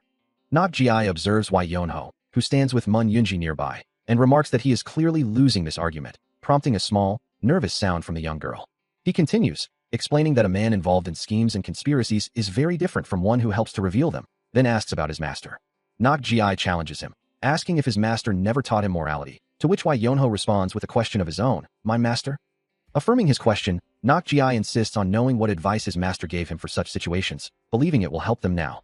Nakji observes Wai Yonho, noting that he must hold his master's words in very high regard. Wai Yonho asserts that there is no way a master would teach his disciple bad morals, assuring Nakji that his master's teachings are about something else entirely. He then begins to quote his master. Nakji, intrigued, urges him to continue, eager to hear the master's advice. Wai Yonho reveals his master's pragmatic teaching, to always side with whoever offers more money. He continues, explaining that his master had taught him that morals and acknowledgement held no true value, because they were not what would truly sustain him. As the ethereal form of his master manifests, glowing with an inner light, he recalls the core of the teaching. The master had stated that the correct path was to accept money when offered, rather than attempting to be kind. A look of utter disbelief crosses Nakji's face, uttering a shocked exclamation. Confirming his master's wisdom, the young man asserts that morals and acknowledgement are indeed meaningless, to which Nakji responds that his father understands the value of those who prove helpful. Turning his back slightly, Nakji then poses a direct question, asking if he would consider working for his father. The young man's expression shifts to one of mild annoyance, a hint of reluctance in his eyes. He lets out a sigh, muttering a rhetorical question about the necessity of labor. Nakji, eager to please, assures Wai Yonho that he won't have to work, promising him the best food and rest all day, every day. Wai Yonho takes a slow drag from his pipe, contemplating the offer, repeating the phrase, "all day, every day." Nakji, misinterpreting the silence, quickly adds that he was foolish to even suggest work, reaffirming that the promised reward would still be given regardless. A flicker of surprise crosses Wai Yonho's face as he asks, "Really?" Pleased with the apparent acceptance, Nakji praises him as generous and a true man, laughing heartily and declaring his own generosity pales in comparison. The surrounding officials watch the exchange, their expressions a mix of curiosity and amusement. After a beat, Wai Yonho finally asks, "Then, what do I have to do?" His question catches Nakji off guard, leaving him with a look of slight bewilderment. A guttural sound of frustration escapes Nakji, his face contorted in a snarl. He demands of Wai Yonho, "Can you kill all these people first?" Wai Yonho, taken aback, can only respond with a questioning, "Sorry?" Behind him, the group of bound officials, including Mun Yunji, Li Wangya, and other high-ranking figures, remain tied and helpless, their faces etched with fear and despair. Wai Yonho turns his back to the scene, a thought forming in his mind. It is only natural that those who commit treason are sentenced to death. He calmly reiterates, "That's what he said." But a sudden realization dawns on him, his eyes widening in disbelief as he exclaims, "What?" Nakji presses him further, his voice laced with accusation. "So why did you commit treason?" Wai Yonho looks away, a silent question hanging in the air. What treason? He's making it up, isn't he? Nakji's face darkens, his anger flaring as he challenges Wai Yonho's apparent belief in the accusation. Really believe him? But the situation, the book of signatures, he then explodes. "Ah, you damned bastard." Wai Yonho turns his head away, his expression troubled as he quietly states, "I've never killed anyone before." With a resolute gaze, he declares, "Then, now, I'll do it. Bring me a sword." A faint swish of air accompanies the delivery, as a blade is placed into his waiting hands. Nakji, observing the scene, remarks with a hint of disdain, "Like to dirty my own hands, do you?" But as the newly acquired sword glows with an ethereal blue light, Wai Yonho muses, "There should be no reason for handing out sentences." Suddenly, an official from the bound group cries out, "Stop! I'm sure you are a learned man." Nakji's expression twists in annoyance at the interruption.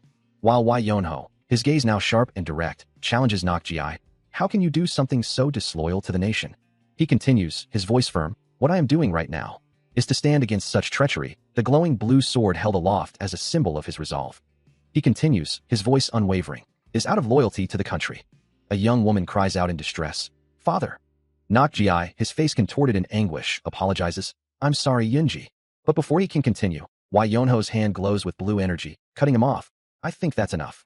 With a powerful surge of blue light, he executes a dynamic maneuver, the air crackling with impact. The dark sky above seems to ripple from the force. Nok Ji stares, utterly stunned. How is this strong? Wai Yonho turns, his voice calm. Did you forget what we just talked about? Wai Yonho, still radiating power, dismisses the idea of course, adding that he has had enough of playing around. He then poses a question, his gaze sharp, asking what is truly necessary. What, he asks, is truly necessary to achieve a state of ultimate laziness? His answer comes swiftly, avoiding trouble is. A serious expression settles on his face as he continues to speak, his words carrying the weight of experience. He recalls a time he once broke an ink slab his master cherished, while the master was away. A sharp cry of pain echoes from the past, as he remembers his master only returning 3 days later. Yet, those 3 days felt like an eternity of dread, he reflects, clutching his cheek. When his master finally returned, he was beaten to the brink of death. He recalls the aftermath of his master's harsh lesson, a strange sensation washing over him as he held the glowing object, feeling much better despite the pain. Afterward, the world seemed to shift. In the flashback, a younger Wai Yonho sits before his master, Mu-san, reflecting that he should have just hit him back then. Suddenly, an external voice cuts through his thoughts, as a bald man with earrings interjects. Hey, what the hell are you talking about? Wai Yonho, eyes closed in contemplation, continues his internal monologue, recalling that someone said that while he should not forget his hatred, he should also not forget what others have done for him. His hand, still holding the glowing object, emphasizes the weight of the lesson. While he should not forget his hatred, he should also not forget what others have done for him. A memory flashes of Mu-san, a younger Wai Yonho, Mun Yunji, and another young woman, as the wisdom echoes. Those who forget their debts will end up paying more in the end. The bald man, listening intently, offers his own proverb. Pay back what you owe before the interest compounds. He considers the weight of his obligations, believing it's time to settle his debts. And that includes those he owes to others. The royal head inspector, Li Wangya, interjects, his expression thoughtful, wondering if all those words are truly meant to stop him. In a memory, the young woman with the red ribbon in her hair stands beside him, both observing something with quiet intensity. A large, bald man with piercing red eyes nods slowly, acknowledging the sentiment. His voice deepens, a challenge in his tone, as he declares that all those words are just empty threats, incapable of stopping him. Then, a booming, unrestrained laugh erupts from him, filling the space with its raw power. His face contorts with the sheer force of his mirth, a wide, gaping maw of amusement. The sound echoes, a deep, resonant thump, accompanying his powerful laughter. The large man, adorned with heavy necklaces, stares down with an air of absolute authority. His eye, sharp and calculating, narrows as he challenges. Do you truly believe I was attempting to recruit you out of fear? From behind, Wai Yonho's dark hair frames his calm demeanor, as he simply replies, not really. Facing his opponent directly, he adds, it didn't appear that way at all. A low rustle precedes the large man's hand rising, heavy with ornate rings and a bracelet. Golden energy begins to crackle around his outstretched palm, as he declares, good, then. Let me tell you this, if I want. The golden aura intensifies, swirling into a powerful, indistinct form. Before he finishes with a chilling promise, I can kill you like you're nothing. The unnamed large man unleashes his power, a torrent of brilliant golden energy erupting from his form and swirling violently around him. As the luminous aura expands rapidly, engulfing the space around Wai Yonho, who simply observes the spectacle, his voice calm as he challenges, you should show me if an aura that I'm the only one who has is. From a distance, Mu-san watches the display with a furrowed brow, wondering aloud if the man also possesses martial arts. The golden energy then coalesces with a sharp cha sound, forming into a colossal, glowing hand, before exploding outwards with a resounding ah, sending shockwaves of light across the area. The explosive force continues to ripple, a second ah echoing through the air, as the brilliant golden energy slowly begins to dissipate, leaving only faint traces of its immense power. A torrent of golden energy erupted, distorting the very air with a powerful, resonating sound. The raw power continued to surge, filling the space with its overwhelming presence, reaching a deafening crescendo as the golden aura pulsed with immense force. Amidst the swirling energy, the large man's voice boomed, offering a chilling piece of advice to his opponent. He continued, his words laced with contempt, telling his adversary to stop being lazy in their next life. Yet, Wai Yonho remained utterly unfazed, his expression betraying no hint of fear or surprise. Behind him, Mu-san and Nok Ji, along with another official, watched with wide-eyed concern, their faces etched with shock at the display of power. A thought crossed Wai Yonho's mind, a flicker of recognition as he mused that he had seen this technique somewhere before. With a slight smirk, he affirmed his realization, confirming the memory. The unnamed large man's golden aura pulsed with power, his voice echoing with absolute certainty that he had unleashed an ultimate technique, one his opponent couldn't possibly react to in time. But as his eyes narrowed, a faint red glow ignited within their depths, signaling a shift in his resolve. In an instant, Wai Yonho moved, a blur of motion leaving multiple afterimages as he closed the distance, catching his opponent completely off guard. Before the unnamed large man could even register the attack, Wai Yonho was already behind him, his hand extended, having delivered a precise strike. The golden aura around the larger man's body flickered and dissipated, the impact of the blow rippling through him. Stunned, the unnamed large man looked down at his side, a single word of disbelief escaping his lips. Wai Yonho stood over him, calm and collected, simply asking if he was finished. The unnamed large man's face contorted in utter shock and defeat, his confidence shattered. From a distance, both Mu-san and Nak Ji watched the swift conclusion, their expressions mirroring the same astonishment and disbelief. Wai Yonho, having already delivered a decisive blow, simply states his intention. As his leg snaps forward with blinding speed, a surge of brilliant blue energy trailing behind it. The unnamed large man barely has time to react as the powerful kick connects squarely with his face, sending a shockwave through him. The impact generates a concentrated burst of azure light, the sheer force distorting the air around it.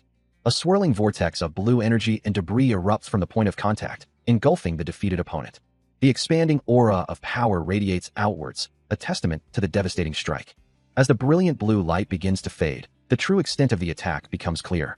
Wai Yonho completes his motion, a faint blue glow still clinging to his leg, and calmly remarks that it was nothing more than a single kick. Around him, dust and debris slowly settle, the aftermath of his effortless power. Anyway, he thinks, his leg snapping forward with blinding speed, a powerful kick aimed at his opponent. The target cries out in a desperate, choked sound, unable to fully comprehend the sudden assault.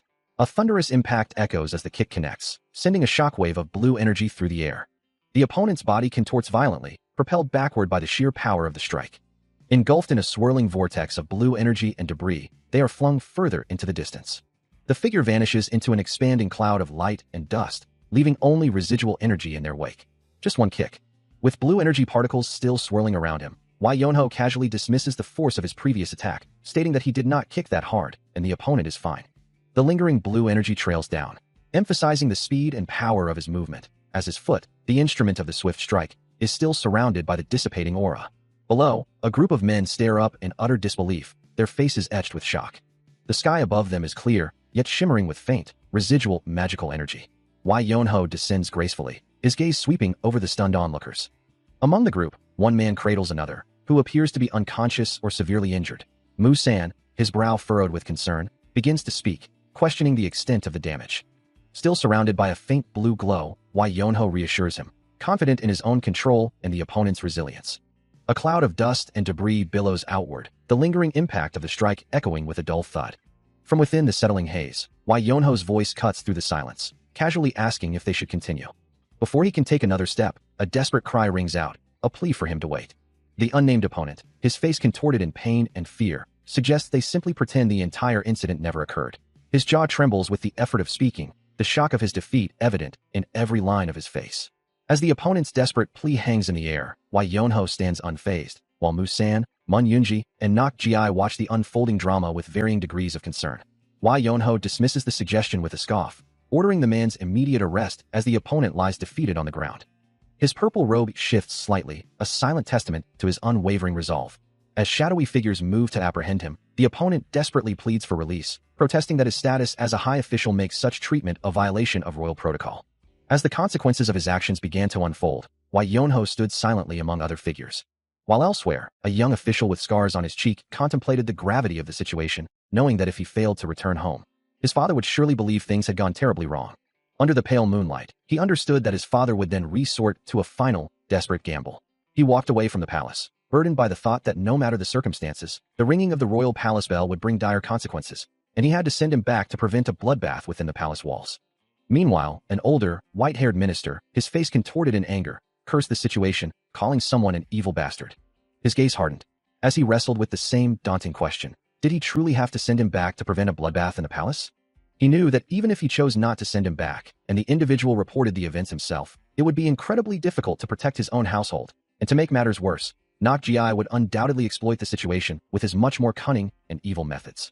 As the political turmoil deepens with eunuchs executed without trial due to their affiliation with Nak Ji, the younger official confronts his superior, demanding to know if he truly intends to stand by and watch the royal palace be thrown into chaos.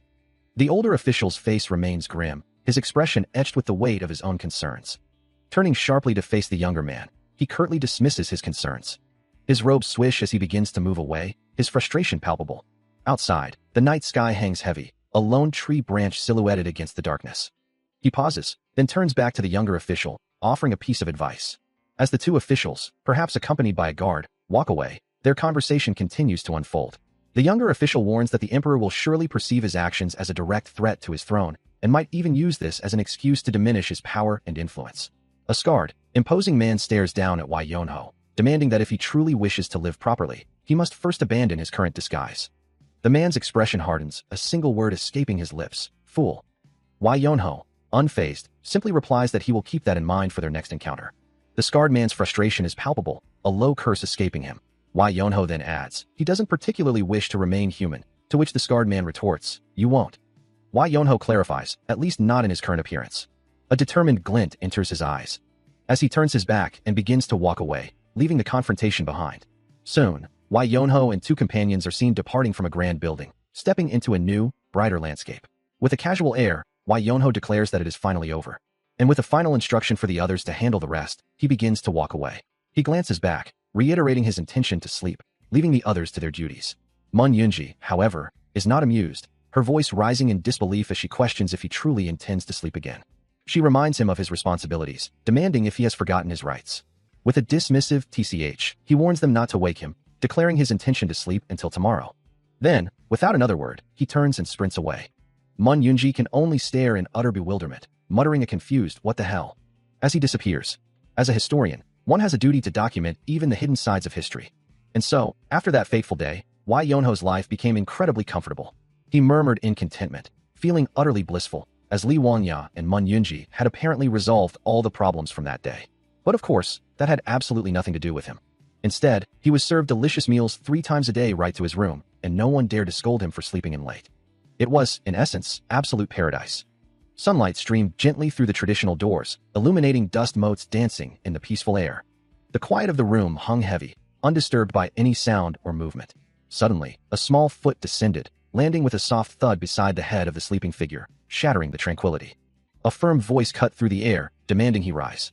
Wai Yonho remained stubbornly asleep, even as Mun Yunji settled beside him, her presence a clear signal that his rest was truly over. She stood over him, her patience wearing thin, ready to escalate her efforts. Her expression was stern as she spoke, knowing full well his feigned slumber. I know you're only pretending to be asleep. Get up. Mun Yunji waited, her gaze unwavering, expecting immediate compliance. Finally sitting up, Wai Yonho looked annoyed as she declared, Father, I need to see you. He thought to himself that he wasn't the one who wanted to see him, suggesting she should ask him herself, but Mun Yunji was having none of it, warning him, you're not going to get away with this. She pressed on, reminding him, go see him when you've been rolling around all day for 7 days, right? He could only internally plead, can't I just see him another day? Still determined, she pulls at his leg with all her might, her voice echoing with urgency. He lets out a pained grunt, his body sliding across the floor as she drags him along.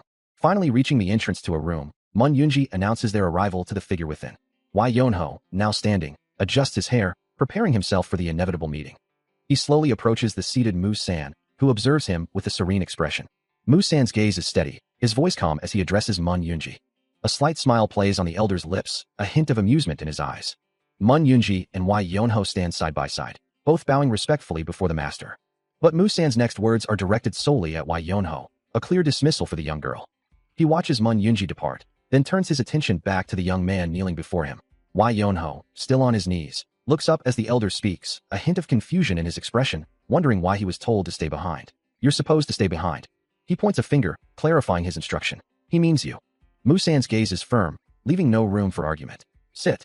The weight of the command settles heavily in the air, and Wai Yonho, now seated opposite the master, finds himself in a private audience, with only Nok Ji observing from a distance. I will teach you. The young man's eyes widen slightly at the unexpected declaration, me? Mu-san simply exhales, a soft sound of resignation or perhaps amusement. Phew. His hand rests on the table, the golden fabric of his robe shimmering softly in the light. With Mu-san's unexpected offer still resonating, a hand reaches out, ready to accept whatever the master presents. Bowing deeply, Wai Yonho acknowledges the instruction as Mu-san confirms his acceptance. Then, with a simple gesture, the master presents a small, ornate object. With a soft click, Wai Yonho takes the item into his hand. His expression shifts to one of confusion as he examines the strange object. Mu-san then asks if he recognizes the item, to which Wai Yonho honestly replies that he does not. A slight frown crosses Musan's face as he questions why Yonho would take something without knowing what it was, prompting the young man to internally justify his action, thinking it simply looked expensive. His master's hands, gnarled with age, carefully present a long, slender object, its hilt adorned with intricate gold and black patterns. As Yonho takes the sword, he can't help but notice its exquisite craftsmanship, a thought his master echoes, remarking that it looks valuable. Still, the young man hesitates, questioning the gift, but Musan quickly cuts him off, reminding him not to act like a child and ask for it back after he's already received it. Yonho tries to clarify, explaining that he's not asking for it back, but rather asserting that since it's now in his possession, it's rightfully his. Musan's expression darkens, his voice rising in frustration, demanding the young man let him speak.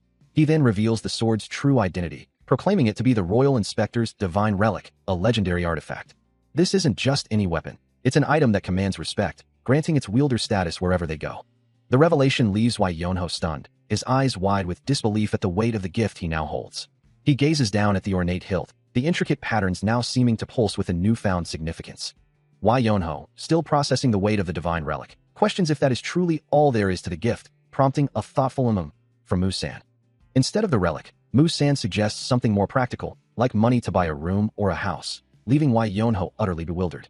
He can only wonder why Musan is acting so foolishly, protesting that he cannot simply behave as if the legendary gift was worth so little.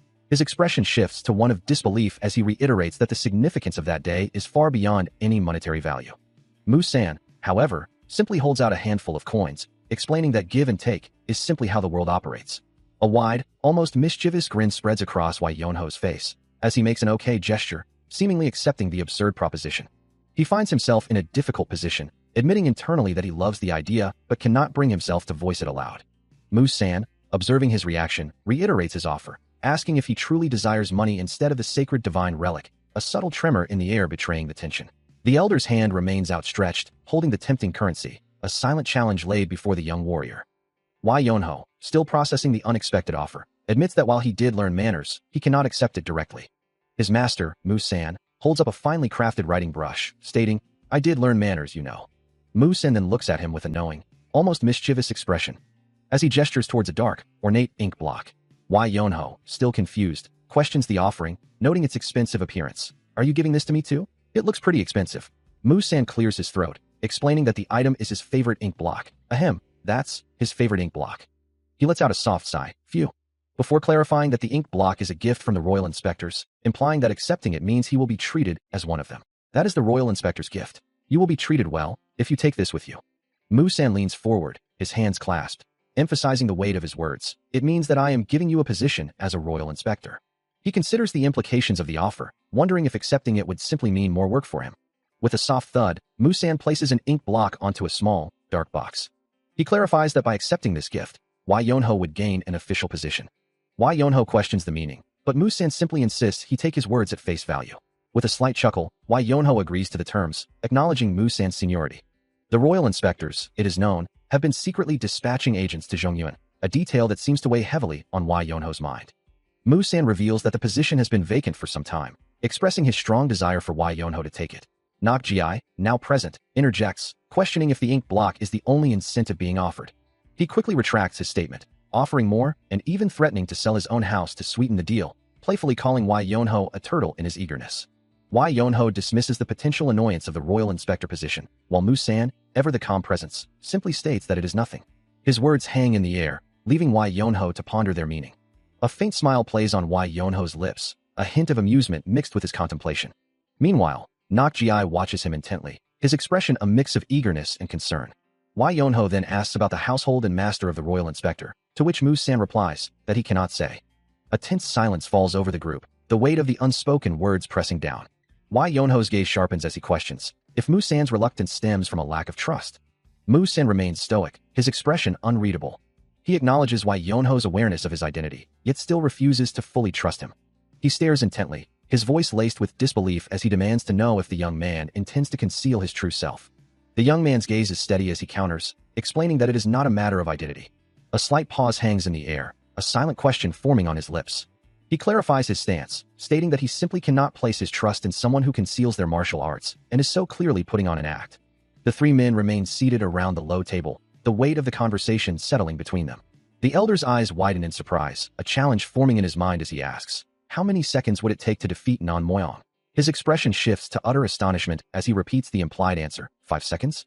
A crimson aura flares around the young man as he rises, preparing to demonstrate his power, muttering that he truly dislikes such displays. He moves with impossible speed, leaving only streaks of vibrant red energy in his wake. As his power surged, Wai Yonho's form became a blur of motion, a vibrant red aura erupting around him and illuminating the intricate grid lines on the floor beneath his feet. At the heart of this energy, a translucent sphere pulsed with an ethereal glow. While Master Mu-san, enveloped in the reflected crimson light, closed his eyes, sensing the raw force of the unfolding display. The power coalesced, his hand glowing with an intense red energy. As he stood amidst the swirling crimson, a silent observer of his own burgeoning strength. His legs, wreathed in the same fiery aura, blurred with impossible speed. Then, with a sudden shift, the red energy cooled to a profound blue as he declared, "I will not be played in someone else's Go game." His face, now illuminated by the serene but resolute blue glow, hardened with unwavering determination. The target of his demonstration remained oblivious, a figure sleeping peacefully, unaware of the power about to descend. Wai Yonho stands on a glowing red grid, a look of mild annoyance on his face as he declares his reluctance. Below them, the intricate red lines of the formation pulse with increasing intensity, illuminating the space around him and Mun Yunji. Soon, he finds himself alone on the expanding, glowing pattern, the magical energy swirling around him. The grid itself transforms, forming a complex, almost three-dimensional structure, its lines weaving into cubes and intricate pathways. Meanwhile, Master Mu-san, eyes closed in deep concentration, channels immense power, a vibrant red aura flaring around him with glowing particles. His clasped hands glow with the same potent red energy, the air around them shimmering with raw magical force. Back on the grid, Wai Yonho looks up, enveloped by the surging red aura and brilliant particles, the power of the formation now fully surrounding him. He finds himself caught in a situation he didn't choose, feeling as though he's merely a piece in someone else's elaborate game. Meanwhile, Master Mu-san pauses, a thoughtful expression on his face, before addressing him. He asks, "You knew that I'm capable of martial arts?" Wai Yonho replies, finding the situation peculiar. "I know there are many who are crazily obsessed with it." He continues, questioning the grand scale of the setup, but traveling across dimensions just to play Go. That's a bit much. And why was I the only one here to play Go? Mu-san reflects, his thoughts echoing his earlier suspicions. I assumed there was some kind of plot, and I happened to appear. He continues, recalling the lack of further developments. Then, nothing appeared, leading to the whole incident. It was at that point, he reveals, that he had to make a critical choice, on whom to side with. He looks at the young man, his expression thoughtful, as he asks if they were not the obvious choice. The elder's gaze drops, considering the weight of his own words. While Wai Yonho, looking up, acknowledges that Master Mu-san would not have made such a decision lightly. He considers the rumors of a power greater than the royal head monk, pulling strings from behind the scenes. Mu-san then admits it's difficult to believe it was all for something so trivial, and that the most likely culprit is. Wai Yonho's face contorts in distress as the word treason forms in his mind, a chilling realization. The elder's expression remains unreadable, a silent beat passing between them. Before Mu-san asks, with a hint of surprise, why he would have helped them. His thoughts drift to a young girl, surrounded by stern guards, the one who had called for him. Mu-san looks down at Wai Yonho, who kneels before him, the younger man's name escaping his lips in a frustrated exclamation. Wai Yonho admits to himself that he was truly ready to flee. Mu-san, meanwhile, calmly explains that his actions were necessary, that the meaning behind them and the world's matters are important, but that ultimately, they shouldn't overshadow the value of a single person. Now seated across from his master, Wai Yonho still feels the weight of his frustration, the entire situation leaving a bitter taste. He considers the implications, the watchful eyes of figures like Nok Ji, his own gaze hardening as he processes the gravity of the situation. Reaching out, he makes his intent clear, asking directly if Mu-san is truly planning an act of treason. Mu-san, with a calm demeanor, asks what he intends to do. His hand gestures dismissively, as Wai Yonho internally considers that if he were to act, he would simply go to sleep comfortably. The elder then presses, asking if he truly believes he is planning treason, or if he wants him to pray for his success, questioning if he has no intention of reporting this to the emperor. The young man hangs suspended, his dark robes flowing around him, his expression unreadable as he listens. Before a slight smirk plays on his lips, acknowledging that at least he received gold. His eyes, though inverted, hold a sharp glint, while Mu-san watches him with a knowing gaze. A hearty laugh escapes him, as Mu-san acknowledges the cleverness of his companion. He then admits that the man before him is even better than he had anticipated. Wai Yonho, seated respectfully, confirms the assessment, swearing on his honor that they were not plotting treason.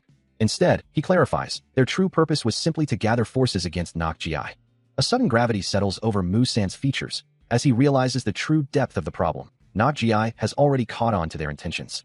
Wai Yonho then poses a question, asking if Mu-san understands why Nok-ji sent Nok-mokpong in the first place. He reveals the sinister truth. It was a calculated move to force him into killing Mokpong. As his eyes glow with a subtle red light, Wai Yonho continues to unravel the intricate plot. Nok-ji's true intention wasn't to eliminate Wai Yonho directly, but to use Mokpong's death as a means to obtain the hidden evidence he sought.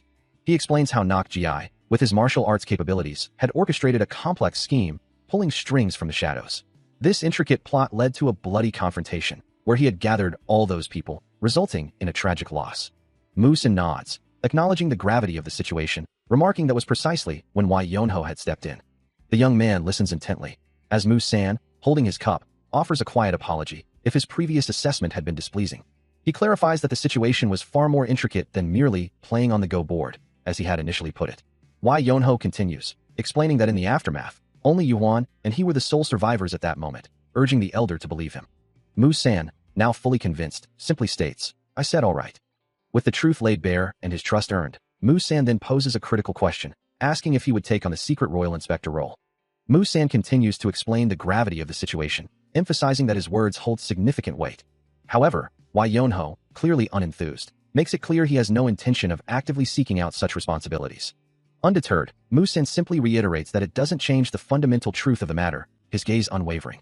He explains that the world itself will not allow him to remain in peace, even if he wishes to avoid its demands. Even after Wai Yonho's departure, Mu-san's thoughts linger on their encounter, a faint smile playing on his lips as he muses, "I feel like we will." His long, white beard rustles slightly. As the other officials, Nok-ji and High Official A, look on, one of them murmuring, "What?" Mu-san turns to them, his expression thoughtful, asking, "What do you think?" One of them responds, a hint of awe in his voice, "He's more than I expected." Mu-san nods, confirming their assessment, admitting that while he anticipated great skill, he hadn't expected Wai Yonho to be capable of clearly perceiving his own martial arts. Meanwhile, a determined glint appears in Wai Yonho's eyes, a faint purple energy beginning to emanate from him. As Mu-san and the officials continue their discussion, one of them expressing concern that they may have picked up a monster or even a demon, warning that if they aren't careful, he might end up devouring them instead. Despite the ominous words, Wai Yonho's resolve hardens, his glowing eyes reflecting his conviction. The risk is worth it. Nok-ji reflects on the young man's unexpected depth, acknowledging that if his martial prowess were his only asset, understanding him would be simple.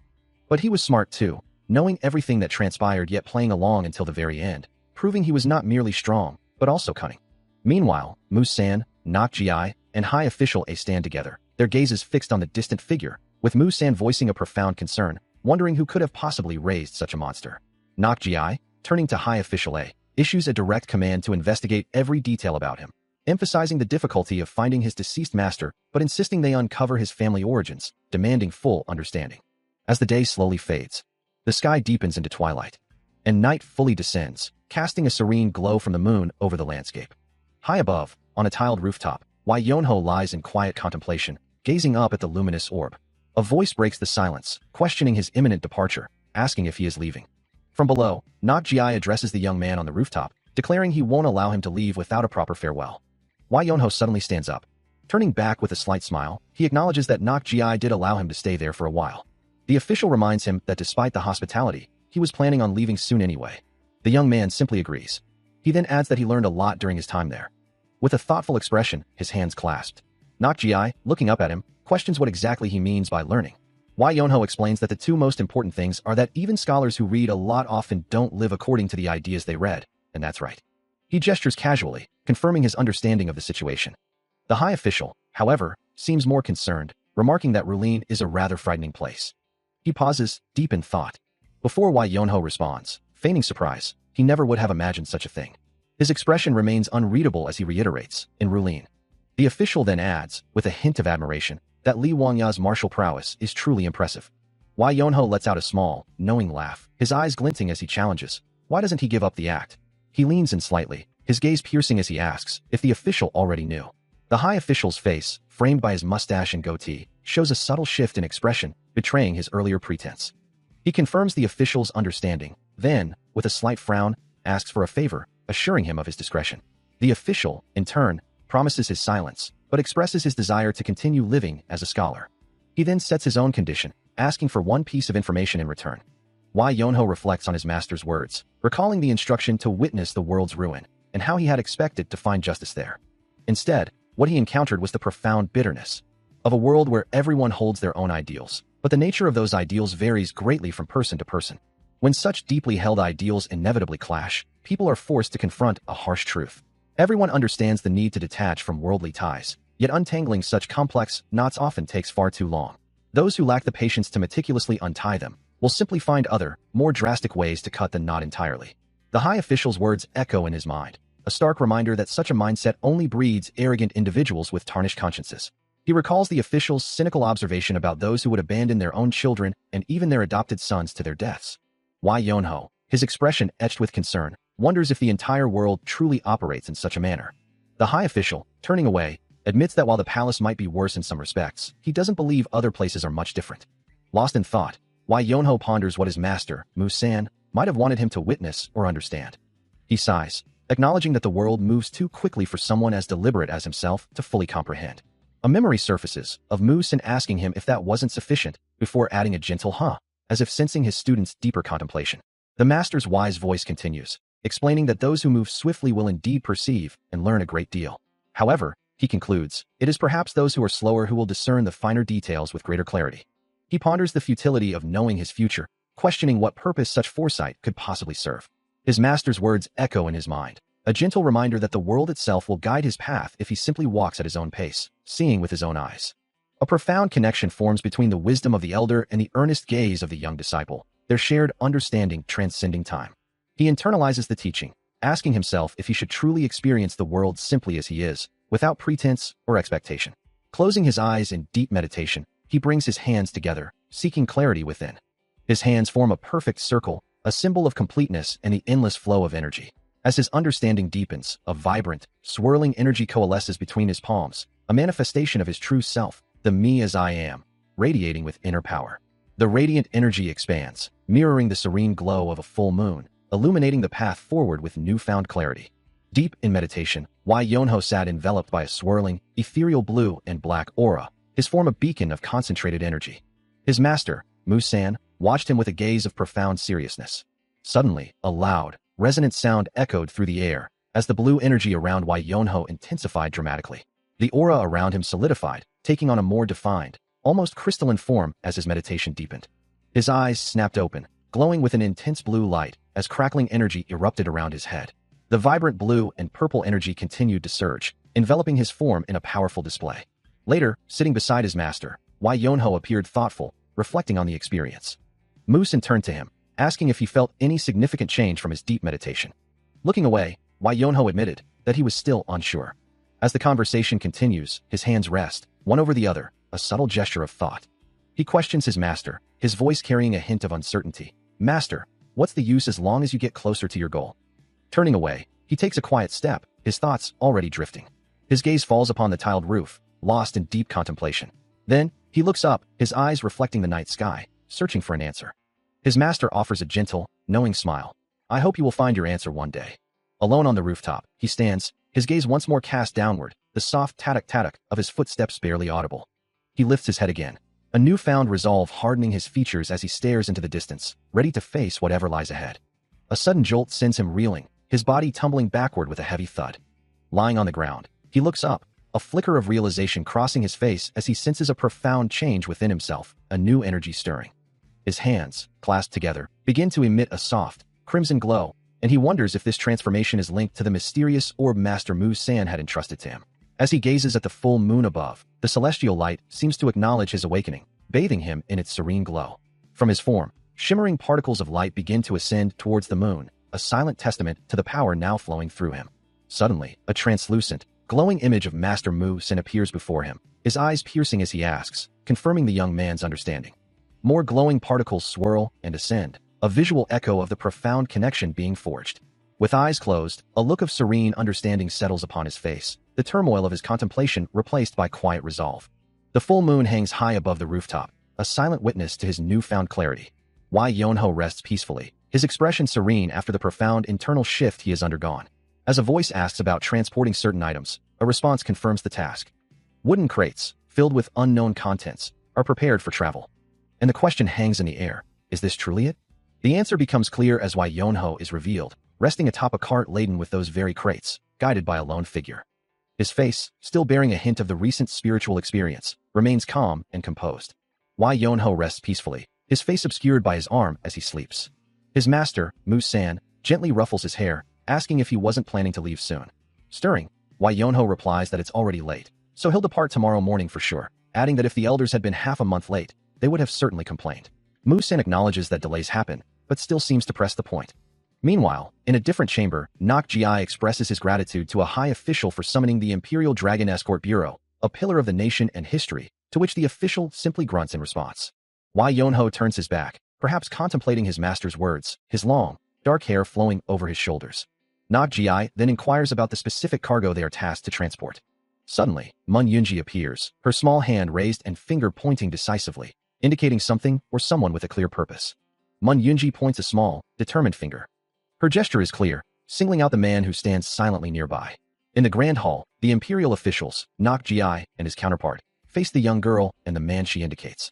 The official, observing the target of her gesture, remarks that he appears to be a person, while Mun Yunji quietly wishes she could act with such freedom. Nok-ji acknowledges their bureau escorts people, but typically with a carriage, and the official counters that the man's mana should be sufficient for his own protection. Nok-ji firmly states that they must treat him as a human, not mere goods, but the official dismisses this, suggesting he simply be placed atop the cargo, fed, and he would cause no trouble. Nok-ji, undeterred, offers to pay double the standard passenger fee, insisting they take him. As the official still hesitates, citing regulations, Nok-ji ups the ante to triple. With a firm handshake, the deal is sealed at quadruple the original price. He watches as the official gestures, confirming their acceptance of his transport, saying they will accept him and inviting him to come this way. But the warrior's expression darkens, his voice rising in disbelief, demanding to know if they are truly giving him a free ride like mere baggage, while the official thinks to himself that at least the man is quick-witted. The high official crosses his arms, a clear sign of his growing annoyance, a frustrated sound escaping him. Nok-ji, observing the escalating tension, questions what on earth is going on, as the high official internally laments that it doesn't seem easy to get rid of this trouble. The seated warrior's thoughts race, finding it unbelievable that he, the greatest of the martial world, has fallen to such a state. His anger boils over as he exclaims, reminding them that he is their benefactor, yet they would send him off like mere baggage. Nok-ji, maintaining a stern demeanor, suggests that with such an attitude, they should at least be able to act freely for now, making a dismissive gesture. The high official then delivers a chilling ultimatum, stating that if the warrior continues this way, he will probably stay there until next year. The warrior's eyes widen in shock, a jolt of realization hitting him. Mun Yunji, with a hopeful expression, suggests that this arrangement is actually helping him, but Wai Yonho, still bristling from the previous exchange, questions how this could possibly be considered assistance.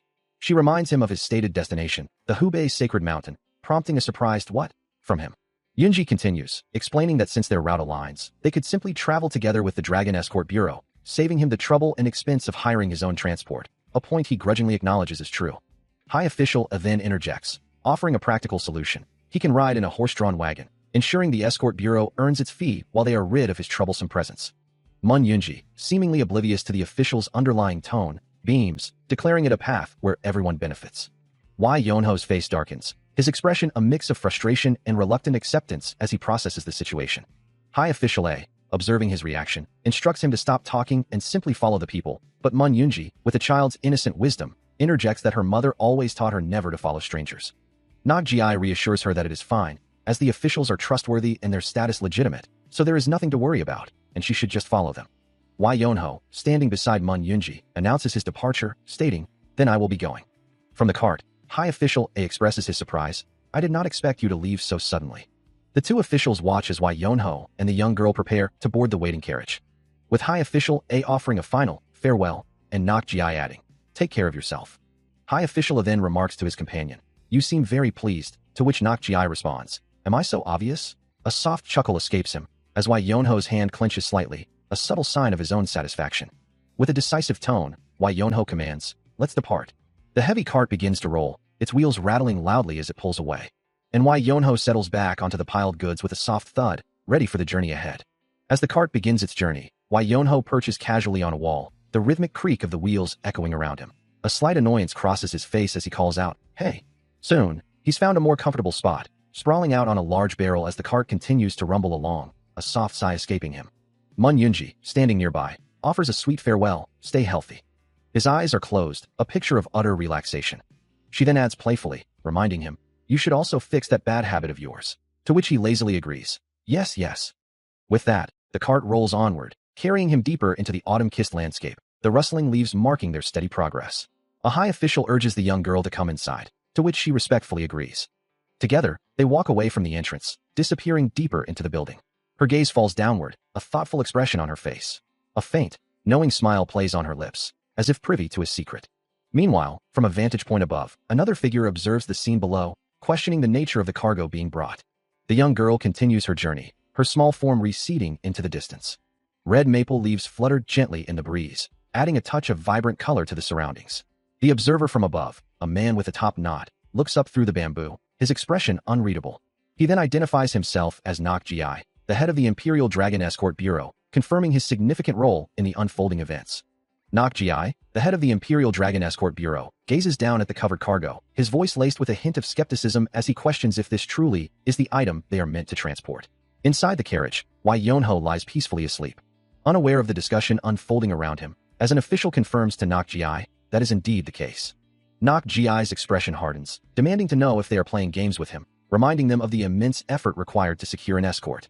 The official explains they wish to refuse the task, but the request came from a prestigious institution, leaving them no choice but to comply. Nok Gi turns his gaze back to the carriage, his brow furrowed as he asks how long the man has been in this state. The official sighs, explaining that ever since he left the Mun Great Academy, he hasn't gotten out of bed in a week, barely eating or drinking. Nok Gi peers into the carriage, observing the sleeping Wai Yonho. As the official continues, detailing how they were told he would behave himself and arrive without causing any trouble. He still can't quite grasp the situation, the head of the Imperial Dragon Escort Bureau, Nok Gi, muttering his confusion aloud. As he looks down at the figure lying prone on the ground, the high official beside him simply watches on. Nok Gi reaches down, gently lifting the man's head, a soft thump echoing as he tries to rouse him. Still, the man remains unresponsive, his eyes closed, prompting Nok Gi to ask, "What is it?" Finally, the man stirs, and Nok Gi introduces himself. "Ahem. I am Gukbai Hyang, head of this escort."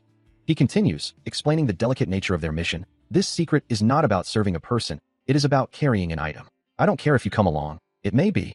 Wai Yonho, now sitting up, listens intently as Nok Gi concludes. "Are you still willing?" He then adds, "Do not worry. I am not treating you as a person, but as cargo." Wai Yonho responds with a thoughtful expression, "But it will be very uncomfortable. That much I can endure. If I only need to lie still until reaching the destination, then it will be worth it." Nok Gi, surprised by the man's easy acceptance, remarks, "What a remarkably positive fellow. Then let us depart."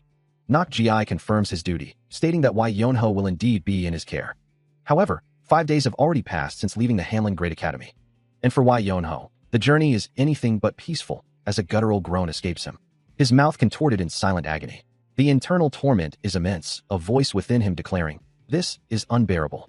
He sits, arms outstretched, as if trying to tear himself free from an invisible burden, another pained cry echoing from his lips. His mind races, contemplating the source of his suffering. "If I am awake, I can't even sleep. And if I sleep, that trace of a master will become a nightmare." A vision of Mu-san, radiating with a vibrant blue aura, appears before him, prompting the question, "Who is this man? How many years has it been?" He stands, surrounded by swirling blue energy, the name of the technique echoing in his mind. 7 Phases Lotus Arts. Sweat beads on his brow as he looks down, the torment relentless. How long must this continue? He wonders, a chilling thought following. What if this remains for my entire life? Amidst the bustling activity of a temporary camp, a voice of frustration cuts through the air, declaring a complete disregard for the current situation. Suddenly, a stern-faced man steps forward, his presence commanding attention as he interjects, "Wait a moment." With a decisive motion, a foot strikes the ground, emphasizing the urgency of his words. Meanwhile, a group of riders continues their journey through the dense forest, their presence a distant rumble. The man from before, Gu Byungo, the swift dragon scout, raises his voice in a booming declaration, demanding an audience. Not far away, Wai Yonho lies on the ground, his expression one of weary annoyance, still grappling with the internal torment that has plagued him. A subtle tremor passes through the surrounding foliage, a faint hum accompanying the unseen movement. From within a tent, the head of the eunuchs, Nok Gi, observes the scene with a troubled gaze, noting the lack of response from those he seeks. His thoughts turn to the arrogance of those who ignore him, or perhaps, the dangerous young man lurking in the shadows. A boot presses down firmly on the fallen autumn leaves, as the hidden figure considers the situation. Gripping his sword, its blade pointed towards the ground, he notes no presence within the thicket, yet acknowledges the quality of the blade in his hand, knowing it is no novice's weapon. Meanwhile, Gu Byungo, the swift dragon scout, reiterates his presence, demanding the person hiding in the thicket step forward. He warns that any continued concealment will be taken as a direct challenge to his bureau. A soft rustle of leaves breaks the silence, as the figure in red begins to move, stepping out from the dense foliage. He walks deliberately towards Gu Byung-go and his waiting retinue. One of the officials in blue robes observes the approaching figure with a questioning gaze.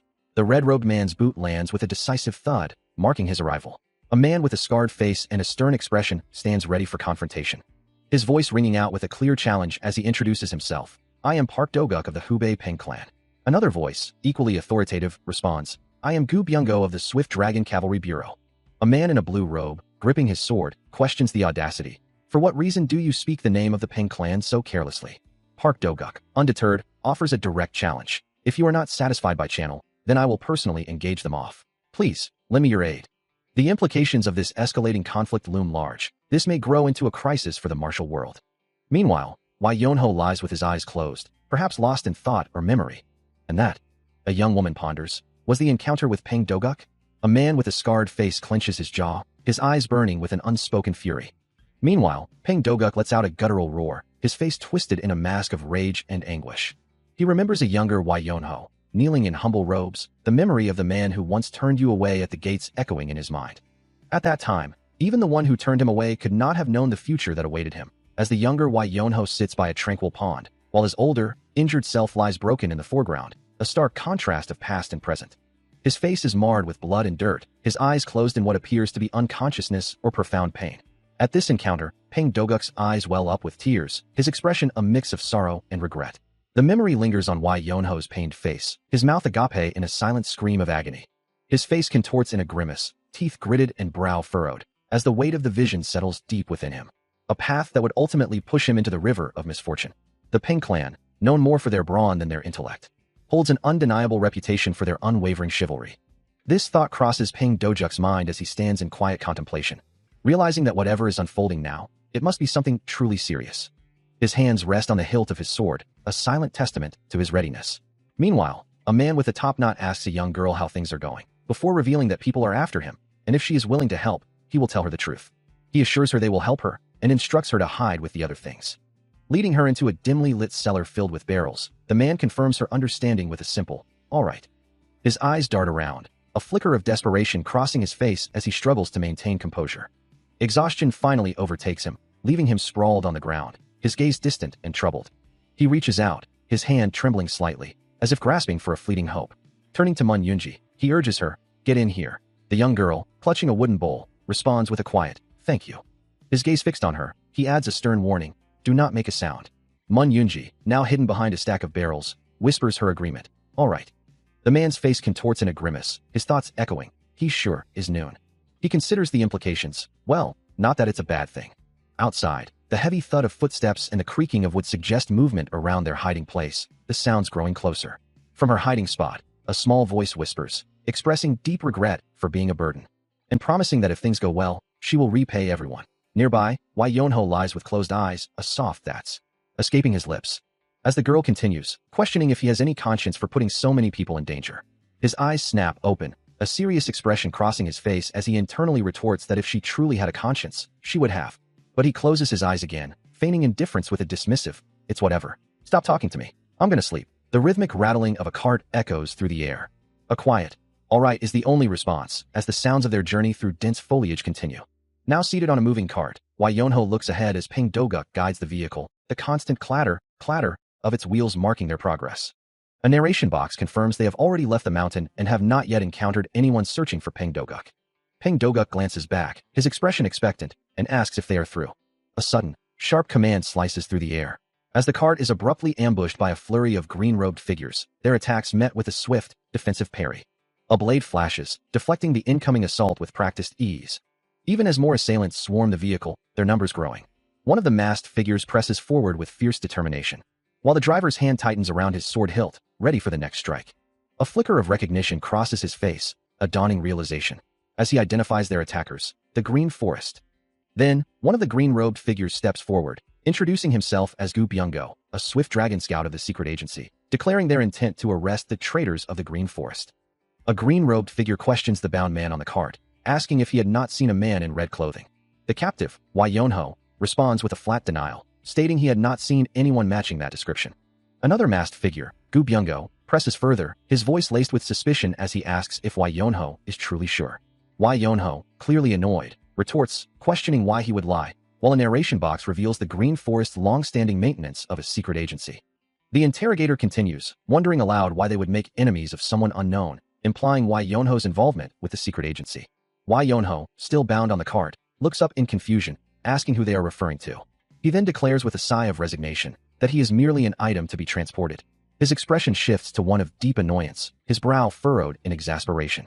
The Green Forest members exchange glances, one of them muttering in disbelief at Wai Yonho's statement.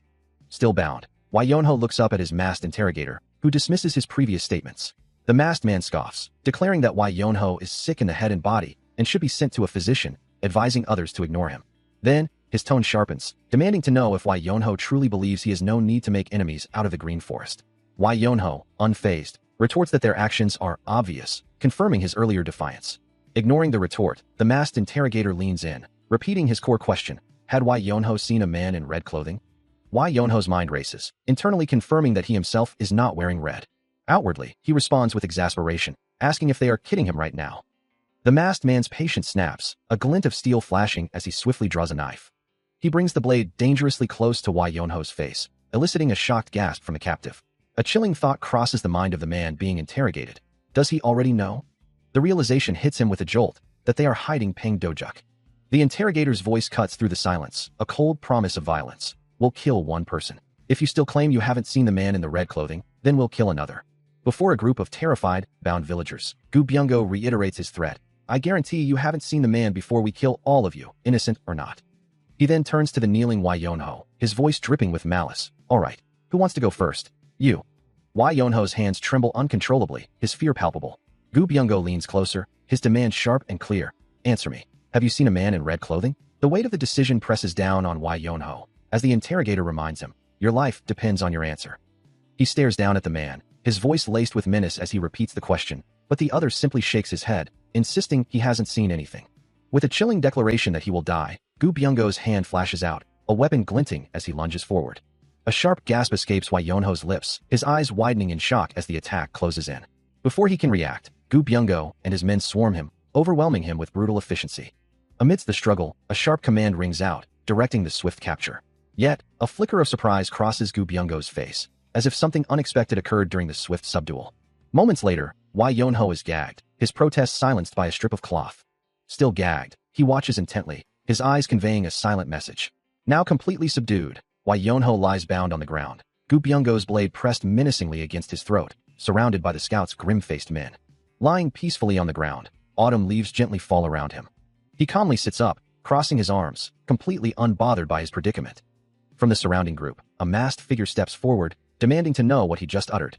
Wai Yonho simply gestures towards a nearby wooden barrel, a single leg protruding from its opening, and reveals that the one they seek is hidden within. The masked figure's gaze snaps to the barrel, recognizing the man inside as the infamous Peng Guy. Now standing atop a precarious stack of barrels, Wai Yonho finds himself encircled by several armed men and a heavy cart. His expression remains perfectly composed, a subtle, almost imperceptible energy beginning to stir around him. The masked figure and his subordinates close in, their voices sharp with agitation, ordering him to surrender. Wai Yonho, however, simply dismisses their threats, calmly stating that it is all quite fine, and that throwing one's life away for another is a foolish endeavor. From within the confines of a wooden barrel, a voice filled with indignation demands to know what is happening, questioning if its owner intends to only emerge once everyone else has fallen. Meanwhile, Wai Yonho sits casually atop a stack of barrels, a group of armed figures surrounding him, their presence doing little to disturb his composure. The scene is set amidst the rustic backdrop of a storage area, with wooden carts and other provisions nearby. As the lid clatters open, he glares at the unconcerned man above him, declaring that he would have had a better chance if he had simply fled, and calls him a fool for staying. A slight smirk plays on Wai Yonho's lips as he retorts, suggesting that if he had left, Peng Dojuk would have simply slaughtered everyone present, then mockingly asks if he's now pretending to be a hero. Peng Dojuk's face twists further in rage, proclaiming that while he may not be a hero, he is not so villainous as to allow innocent people to die in his stead. Wai Yonho simply looks down at him, dismissing his concerns by stating that if Peng Dojuk truly wishes to help, he should resolve the situation himself, adding that since he is the target, his departure should solve everything. Still walking away from the approaching threat, Wai Yonho dismisses the other man's concern, stating he is fine. He muses that he cannot run from them forever anyway. Peng Dojuk watches him, a thoughtful expression on his face. As they continue to move, Why Yonho casually wishes him good luck, then urges him to go. Peng Dojuk's eye twitches, a vein throbbing at his temple. He protests, demanding to know what the man means by simply leaving. The green-robed figures are clearly preparing to attack, and Peng Dojuk points out the obvious danger, convinced they will all die. Why Yonho, however, questions why they would attack them. Peng Dojuk, exasperated, calls him stupid, reminding him that even the formidable Green Forest wouldn't dare provoke the Peng clan. Peng Dojuk stares in disbelief, unable to comprehend the protagonist's casual attitude, as he questions how he could possibly think of simply leaving. He explains that the Peng clan would be forced to retaliate, drawing their swords against anyone who dared to harm them, and that the Green Forest, despite their power, would never disrespect the clan's influence. One of the green-robed figures watches silently, their masked face giving away no emotion. The group of armed men stands ready, their presence a clear threat. Why Yonho, still unfazed, simply asks if Peng Dojuk had not considered the possibility of them being killed, admitting he hadn't thought that far ahead, but acknowledging it makes sense. Peng Dojuk explodes in a fit of rage, shouting in utter frustration at the protagonist's baffling nonchalance. Why Yonho, however, remains calm, declaring that since he started this mess, he will finish it, and asks the approaching figures to please step aside. Peng Dojuk turns, his red robe emblazoned with a distinctive symbol, as he continues to speak. He warns Why Yonho not to play the hero, reminding him that he is surrounded by enemies, and urges him to look at the figures, who are clearly at the pinnacle of justice. He questions how much firepower the approaching green-robed figures could possibly have, wondering if they're truly above his rank, as the agency would surely have sent word if they were. Sweat beading on his brow, he insists that even if they could take down one person, they couldn't possibly handle an entire group. The other man, however, remains unperturbed, casually remarking that he hadn't considered the possibility of the Swift Dragon Escort Agency getting news of their defeat. Peng Dojuk, his gaze fixed on the approaching figures, demands to know what their plan is. With a sigh, Why Yonho admits that if they were to flee, the River Ghost would be forced to help them. He then declares that if they fight now, they'll at least have the River Ghost's assistance. Peng Dojuk, incredulous, asks if he's truly going to let them go, to which Why Yonho simply replies, nope. Meanwhile, one of the green-robed figures, a bald man with a prominent scar across his face, barks a command to attack. His hand gripping a weapon, he adds a chilling warning. Don't hate us even if you die. Peng Dojuk found himself surrounded, his blade a blur as he parried and deflected the relentless attacks of the green-robed figures. Steel rang against steel, sending sparks flying as he met another swift strike head-on. His movements were precise, a testament to years of training. Yet a grimace of effort tightened his features as a blade flashed dangerously close to his head. They had spoken of a vast world, a dangerous place. But if he had truly known the extent of its dangers, he wouldn't have allowed himself to become entangled in this mess, fighting off another wave of attackers. Ever since he had been praised for his immense talent and potential, he had grown complacent, deflecting another sword with a sharp clang. He had allowed arrogance to creep in, letting his guard down. It was like a poison to the mind. His teeth grind together, a knife blade glinting dangerously close to his face. As the crushing weight of his past mistakes bears down on him, it is all my fault, he thinks, battling fiercely against the relentless green-robed assailants. Everyone here is going to die because of me. One of the attackers lunges forward, blade flashing, declaring, "It's over, kid." The words echo his own despair. Everyone. His eyes squeeze shut in a moment of profound regret, a silent apology forming on his lips. I'm sorry. But even as despair threatens to consume him, a sudden burst of speed sends his fist slamming into an enemy, the impact echoing with a sharp crack. Peng Dojuk's counterattack erupts with blinding force, a surge of brilliant energy striking his green-robed opponent. Moving with impossible speed, he closes the distance, his blade a blur. The impact sends the opponent's weapon spinning away, leaving him momentarily disarmed. Peng Dojuk's face contorts with fierce determination, his breath escaping in a ragged gasp. He stares down the green-robed figure, who, despite the assault, remains standing. A wry smile plays on the opponent's lips as he admits, "You sure are a handful." Ignoring the comment, Peng Dojuk prepares his next move, two glowing orbs of pure energy manifesting in his hands. A digital interface displays the chronicles of the Lazy Sovereign, detailing skills and stats, hinting at the protagonist's formidable power. Meanwhile, Peng Dojuk stands victorious over a defeated opponent, his blade still drawn. A thoughtful "so" escapes his lips. His gaze fixed on something unseen, a faint scar tracing his cheek.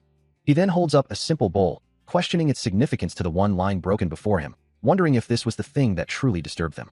A sigh of exasperation escapes him, noting the defeated's continued distraction. Before he can dwell further, Why Yonho strikes, his blade glowing with vibrant green energy, clashing against Peng Dojuk's defenses in a burst of pink and green light. Still clutching the bowl, Peng Dojuk declares that the fallen must now pay for unleashing their inner demons, mockingly calling them a water ghost. Why Yonho, having just clashed with his opponent, lets out a scoff, wondering if the man truly wishes to die at this rate. Meanwhile, Peng Dojuk, still clutching the simple bowl, reacts with a surprised query, demanding to know what his attacker is doing there. Before Wai Yonho can press his advantage, Peng Doguk unleashes a vibrant pink energy, deflecting the incoming assault with a powerful burst. The force of the deflection sends Wai Yonho recoiling through the air, his green energy blade still active but momentarily stalled. Both combatants continue their rapid, almost blurring movements, maintaining the intense exchange as they reposition. A grim determination settles on Peng Doguk's face, his focus unwavering amidst the chaos. Suddenly, his attention is drawn to three identically clad figures who have appeared, surrounding him, causing him to question the unexpected turn of events. The new figures, clad in green robes, steel themselves, one of them declaring the need to regain composure. Peng Doguk, his gaze sharp, internally chastises himself, reminding himself that this is no time for curiosity. He stares down his new opponents, a fierce resolve hardening his gaze as he considers his next move, knowing he must fight as many as he can. Without hesitation, he unleashes a devastating technique, the Five Tigers Gate-destroying blade, a torrent of purple and pink energy erupting around him. His hand grips the hilt of his sword, drawing it with a surge of vibrant pink energy that crackles around the blade. The air shimmers as he executes a sweeping, powerful strike, engulfed in the furious pink aura of his attack. The three green-robed figures are caught in the onslaught, their forms momentarily obscured by the violent slashes of energy. The force of the technique continues to rip through the space, a sharp, echoing impact filling the air. His eye remains fixed on his targets, burning with an unwavering intensity as the attack unfolds. The ground itself buckles and tears from the sheer power, as the pink energy carves deep furrows into the earth. Violently thrown backward by the impact, the three green-robed figures are sent sprawling through the air, engulfed in the lingering pink aura. Peng Doguk scoffs, dismissing the incoming attacks as beneath him, knowing there's no need to deflect or block them. He thinks to himself that the attackers are going to die. As he unleashes a wide, sweeping strike with his blade, vibrant green energy arcing from the steel. The force of his counterattack sends one of the green-clad figures tumbling through the air, another is violently thrown. And then all three are sent hurtling backward, blue energy bursts erupting around them as they fly. Afterward, Peng Doguk sits casually on a barrel, demanding that the others just die, man. Wai Yonho, standing nearby, calls out to him, urging him to come down and help me. As Gu Byung-go looks on in surprise. Wai Yonho then reminds Peng Doguk that he is an item to be protected, wondering, what the hell is he on about? He sighs, knowing this is not the time for such discussions. Observing the scene, Gu Byung-go wonders why Peng Doguk is agreeing to anything. Wai Yonho recalls a warning from a certain girl, who told him to stay put instead of causing more trouble. He knows if he doesn't take responsibility, she would chase him until the ends of the earth to harass him. Suddenly, Peng Doguk rises, declaring he will take responsibility, asking only for help. Yet, a moment later, he adds, he doesn't tend to keep his promises. Wai Yonho, utterly exasperated, insists he doesn't want to be involved in any of this. Peng Doguk, looking slightly uncomfortable, admits he's really not comfortable with the situation either. He then suggests they rest for 2 days at an inn, leaving Wai Yonho utterly surprised at the sudden proposal. Peng Doguk, with a casual wave, assures him that he can eat all he wants, even offering food. Then, with a smirk, he adds, a plea for help, calling him a monkey. Nearby, Gu Byung-go winces, the sound of his sword scraping against its sheath echoing the tension. Wai Yonho's face contorts in utter disbelief, wondering what kind of bizarre conversation this has become. His hand instinctively reaches for the red ribbon tied to his arm, a familiar comfort in the face of such absurdity. Kneeling before Peng Doguk, he asks for a promise, to which the elder simply replies, yes. Suddenly, with a swift motion, several bowls are launched into the air. They descend with uncanny precision, landing perfectly on a wooden chest, each glowing with a soft, ethereal light. Wai Yonho then unleashes a powerful martial arts technique, his form enveloped in a brilliant blue aura as he moves with incredible speed and force. He moves with blinding speed, a torrent of blue energy erupting from his form, striking with such force that the air itself seems to crackle and distort, sending multiple figures reeling backward through the space. Peng Doguk, his face now streaked with blood, can only stare in stunned disbelief, uttering a single, bewildered question. In the aftermath, Wai Yonho stands calmly amidst the fallen, his sword still in hand, bowls scattered around the defeated figures. The bowls themselves still glow with a faint, ethereal light, a testament to the incredible power he just displayed, prompting an observer to exclaim that he must be a true martial master. Gu Byung-go watches the scene unfold, his masked face betraying nothing but intense, focused eyes, a scar etched across his forehead. Then, from his position, Wai Yonho simply calls out, a single word hanging in the air. He stands poised, his sword still ready, as Gu Byung-go and Mun Yunji observe him intently. As Wai Yonho stands amidst the aftermath of his display, Peng Doguk confronts him, his voice laced with accusation, demanding to know if he was responsible for bringing the defeated opponents here. Wai Yonho remains silent, his expression unreadable as Peng Doguk continues, questioning his sense of guilt and his effort in the ongoing conflict. He presses further, suggesting why Yonho should be trying his best to help, if he possesses any shred of conscience.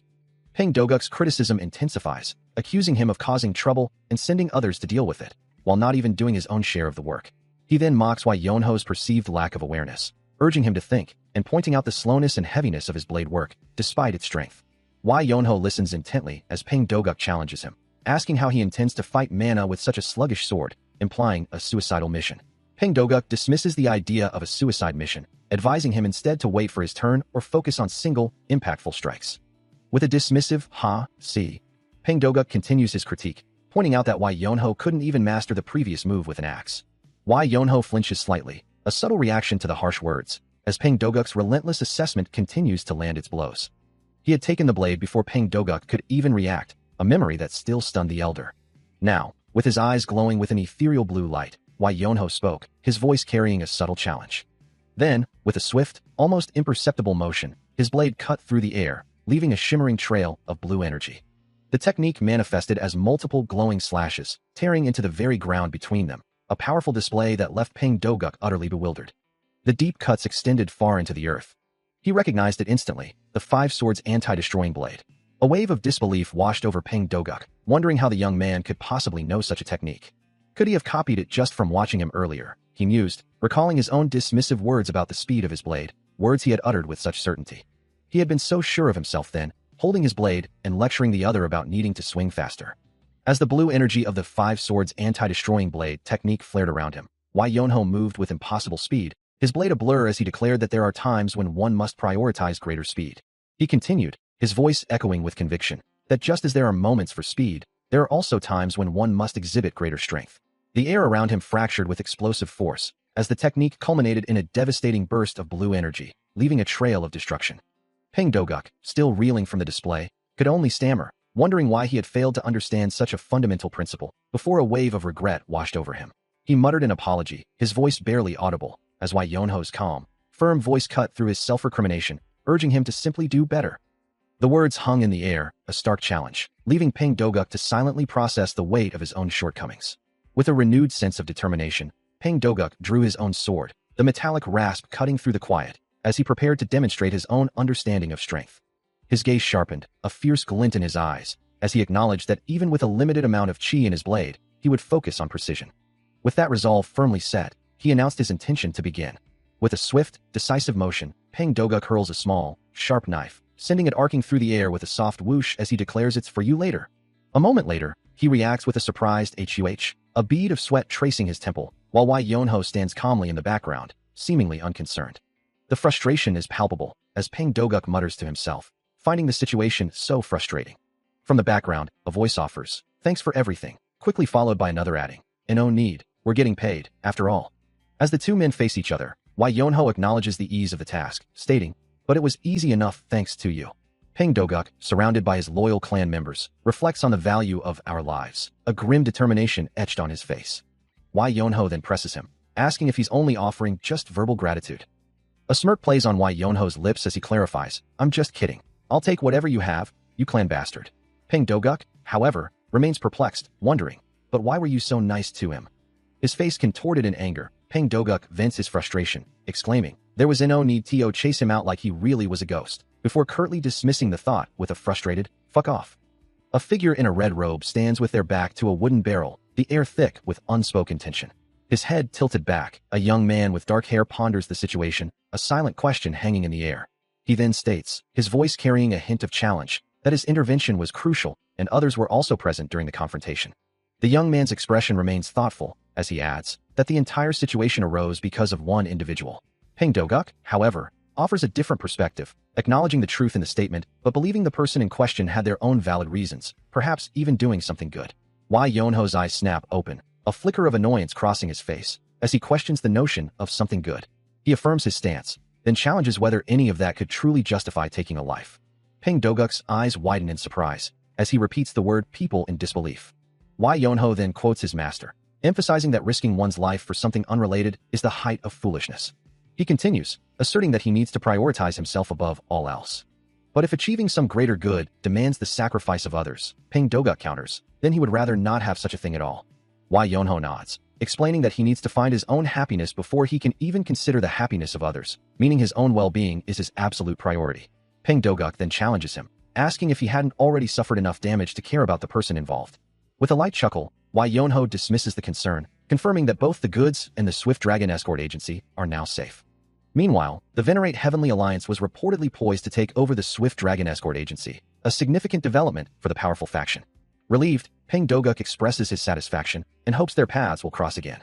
The two men stand for a moment, their conversation concluded. With a subtle smirk, Peng Doguk thinks to himself that it's probably not likely they'll meet again, admonishing himself not to utter such an ominous thought aloud. As Wai Yonho walked away, leaving the autumn path behind him, Peng Doguk watched his retreating figure. A faint smile touched his lips as he mused. It would be so nice if he were a bit more disciplined. Meanwhile, having completed his journey, Wai Yonho arrived at his destination, declaring, "Finally, I'm here." Before him stood a magnificent, sprawling complex. Its entrance marked by the sign for Nature's Hand Manor. The vastness of the estate stretched out under a vibrant, reddish sky, revealing it to be the ancestral home of Guangdong's Wai clan. As the news of his arrival begins to spread, an elderly man and a woman discuss the whereabouts of Yonho, the man expressing certainty that he is still alive somewhere. Meanwhile, an attendant rushes into a grand chamber, frantically calling out to the seated patriarch, who demands to know the reason for such urgency. The attendant reveals a crucial message has arrived, specifically addressed to young master Wai Yonho. Elsewhere, Peng Doguk's face contorts in a mix of surprise and concern as he processes the implications of the message. The message is a letter, and the name Yonho echoes with urgency. A stern voice cuts through the silence, criticizing a failed endeavor. The man, Mun Yunji's father, looks on with a cold, disapproving gaze, his long, dark hair falling around his shoulders as he speaks. Lying on a raised platform, Yunji can only offer a quiet, defiant refusal, her small form appearing vulnerable. Her face contorted in anguish, she argues that the mission was impossible, blaming the overwhelming number of foes and the futility of her sacrifice.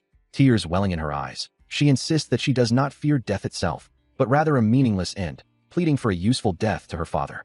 Her father's response is cold and unyielding, reminding her that uselessness stems from the individual and commanding her to develop a proper body if she wishes to cease being useless. Humbled, Yunji bows her head in submission, accepting his harsh words with a quiet "Yes, father." With a final, dismissive "You're excused," her father ends the conversation, leaving Yunji to repeat her submissive affirmation.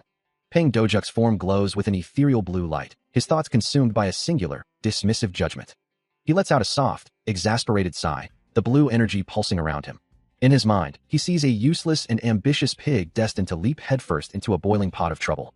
Elsewhere, Mun Yunji's father lets out a sharp humph, his expression stern. He stands before the head eunuch, Nok Ji, a cutting remark on his lips. That eunuch doesn't know fear. The father turns slightly, his gaze unwavering. He continues, his voice firm, "He's still useful. I believe you should continue keeping him alive for now." Nok Ji listens intently, a silent guard standing behind him. With a final gesture, Yunji's father extends his hand, offering something to the eunuch. "Here." He considers the situation, wondering what more could be done with the individual they discussed, knowing that their mere existence serves as a powerful restraint on the royals. Though he could play along with the eunuch's schemes, he insists there's something else that must be done, leaving the other man to question his meaning. A summons has arrived from the pavilion. They require his presence there as soon as possible. Meanwhile, a sinister smile plays on Peng Doguk's lips as he anticipates his imminent freedom. His eyes glow with a fierce red light as he declares he will finally be free of this soiling appearance. He muses that Nok Ji will be discarded once his usefulness ends, and then everything will be his, the path to kingship laid bare. Back in the chamber, Nok Ji calmly states that the royals have no reason to rush, implying a deeper strategy at play. Peng Doguk, still lost in his thoughts, wonders what the others are doing, their actions mere pawns in his grand design. He walks away from the bustling city, heading towards a place renowned for its medical advancements, knowing that as a historian, he has a duty to document even the hidden sides of history. His thoughts are consumed by the medical field. Finally, he arrives at the imposing structure known as Nature's Hand Manor. Inside, an official greets him with a dismissive tone, telling him he's in the wrong place. Wai Yonho stands before the seated official, who questions his presence with a curt, "Sorry." The official, High Official A, reviews a document, noting that the recommendation is for the Hand Manor, confirming this is indeed the Nature's Hand Manor. Wai Yonho, with Mun Yunji beside him, reiterates his purpose, asking if they said they wanted to head to a physician, as the Hand Manor is very famous for its medical advancement. High Official A, now holding a recommendation letter, explains that he is actually friends with the Sacred Hand Master and can write a recommendation, promising they'll be treated well if they have it. Wai Yonho, holding the letter, confirms, "Then this isn't the Sacred Hand Manor?" The official dismisses him, stating that the one he seeks isn't here, and directs him to cross the street into an alleyway to find the Sacred Hand Manor, though he adds a cryptic remark about what he'll find there.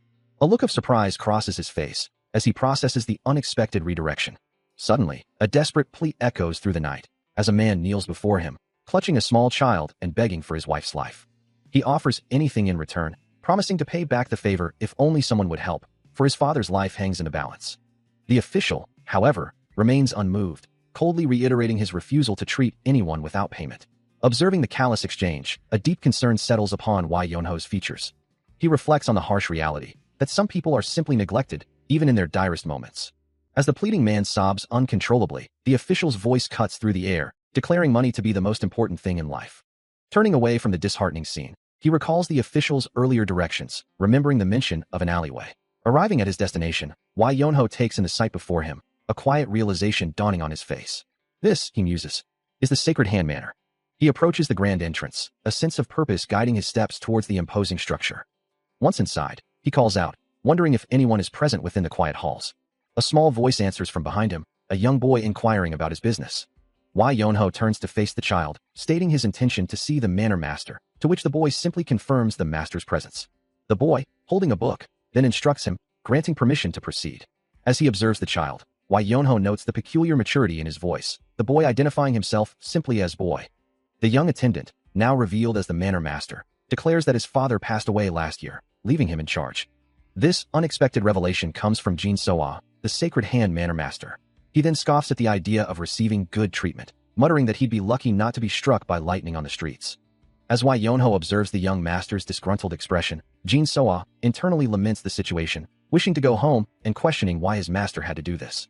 Wai Yonho, sensing the tension, inquires what is troubling him.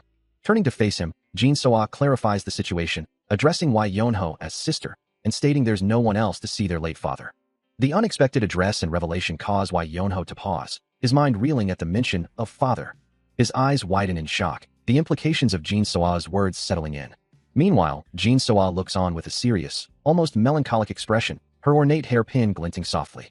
A woman with an elegant blue robe and an ethereal glow asks what brings him to her domain. This is the Sacred Hand Manor, and the woman is its master, Jin Taran. Wai Yonho, caught off guard, feels a flush creep up his neck, letting out a small, embarrassed sound. With a nod of understanding, he accepts a document from her. Jin Taran observes him with a subtle smile, a thoughtful escaping her lips. She holds the document close, her gaze still fixed on him. Turning to face him directly, she surmises that he has come to learn about physician manners.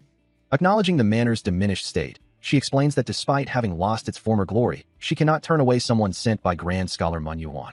With a gesture of welcome, she invites him to make himself comfortable, despite the humble surroundings.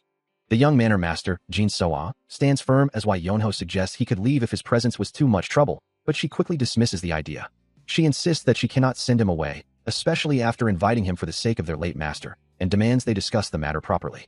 Later, as Wai Yonho sits alone in a traditional room, a memory or thought of a stern-faced man with a mustache crosses his mind.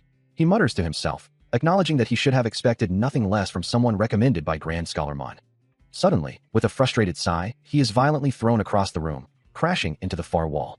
The impact sends him sliding down, his body hitting the ground with a heavy thud. He looks up, surprised, as if questioning the sudden, forceful expulsion. Standing over a table laden with food, Jin Soa glares, her hands glowing with an intense, ethereal energy. Jin Soa, still focused on her guest, offers a spread of food, humbly stating it's not much, but hopes he enjoys it. He eyes the generous portions, remarking that this amount could easily last for 3 days.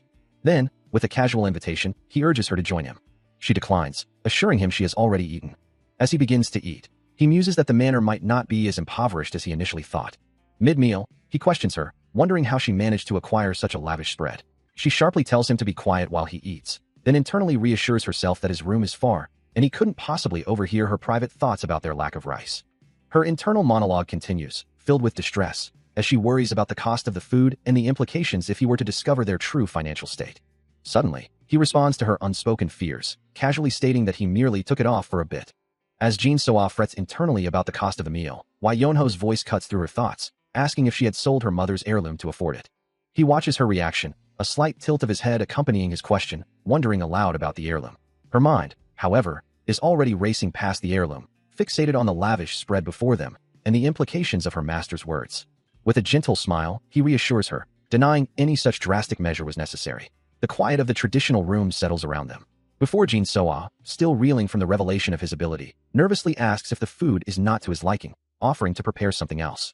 He quickly dismisses her concern, waving a hand in reassurance, insisting that is not the issue at all.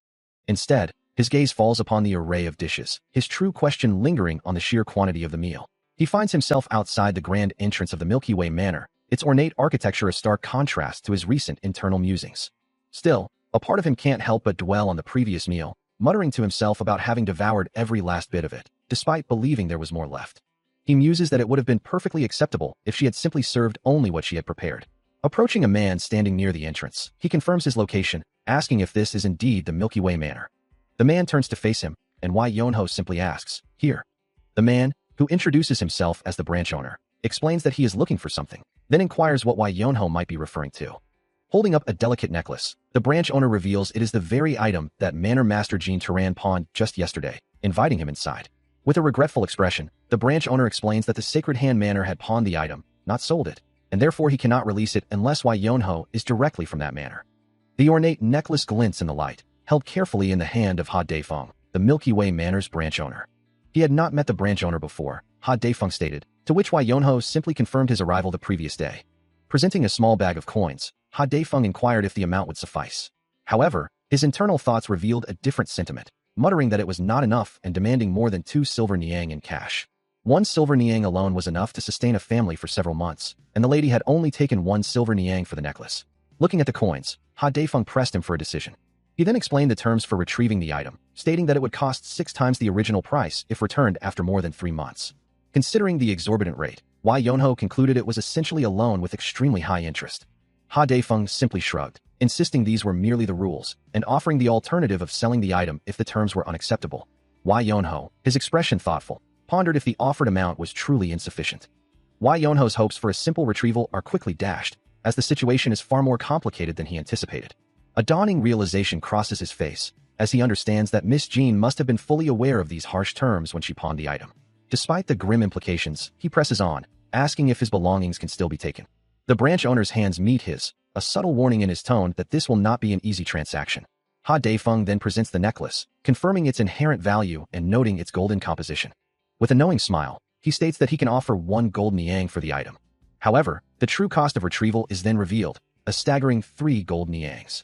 Wai Yonho's eyes widen in utter disbelief, the exorbitant sum catching him completely off guard. The sheer audacity of the price leaves him utterly speechless. An ornate sword, emblazoned with the words Royal Inspector and intricate dragon motifs, gleams with a golden aura. His eyes wide with disbelief, he could only stammer, "So, 3 gold niang?"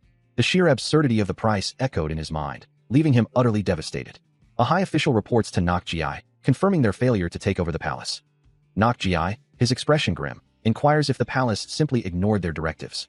The official explains that royal inspectors were dispatched, a clear sign that Nok Ji's influence had been recognized, suggesting they might have to abandon their entire scheme. Understanding the gravity of the situation, Nok Ji simply acknowledges the news. Meanwhile, in another part of the palace, 2 other officials discuss a separate, smaller problem brewing in the border forest, mentioning the exile of a Jinsu clan member who had been gone for a week. One official wonders if the Peng clan had discovered their intentions, but the other clarifies that it seemed to be an order from an alliance, not the Peng clan themselves. They conclude that the Peng clan likely hadn't noticed their true plan, mistaking it for a mere ransom raid. Perched on a platform of swirling clouds, Nok Ji reflects on the intricate nature of his grand scheme, acknowledging that problems are inevitable. But the true measure of success lies in how they are resolved, a truth he seems to grasp completely. He understands this principle deeply. Under the serene glow of the full moon, he considers the progress of his allies, noting that all matters are proceeding smoothly, and the time to finalize his intricate plans is drawing near. He recalls the many hardships endured since a certain individual's retirement, but affirms that they have amassed enough power to finally exact their vengeance. A powerful blue light descends from the moon, illuminating a distant structure, as he declares that soon, they will make their target dance across the entire world. Nok Ji stands amidst the ethereal glow, his presence commanding. As he envisions the moment they will finally show everyone the terrifying might of their sword. Meanwhile, a man's face is contorted in a mixture of fear and shock, his eyes wide and glistening with sweat. The air crackles with an unseen tension, a sudden realization dawning.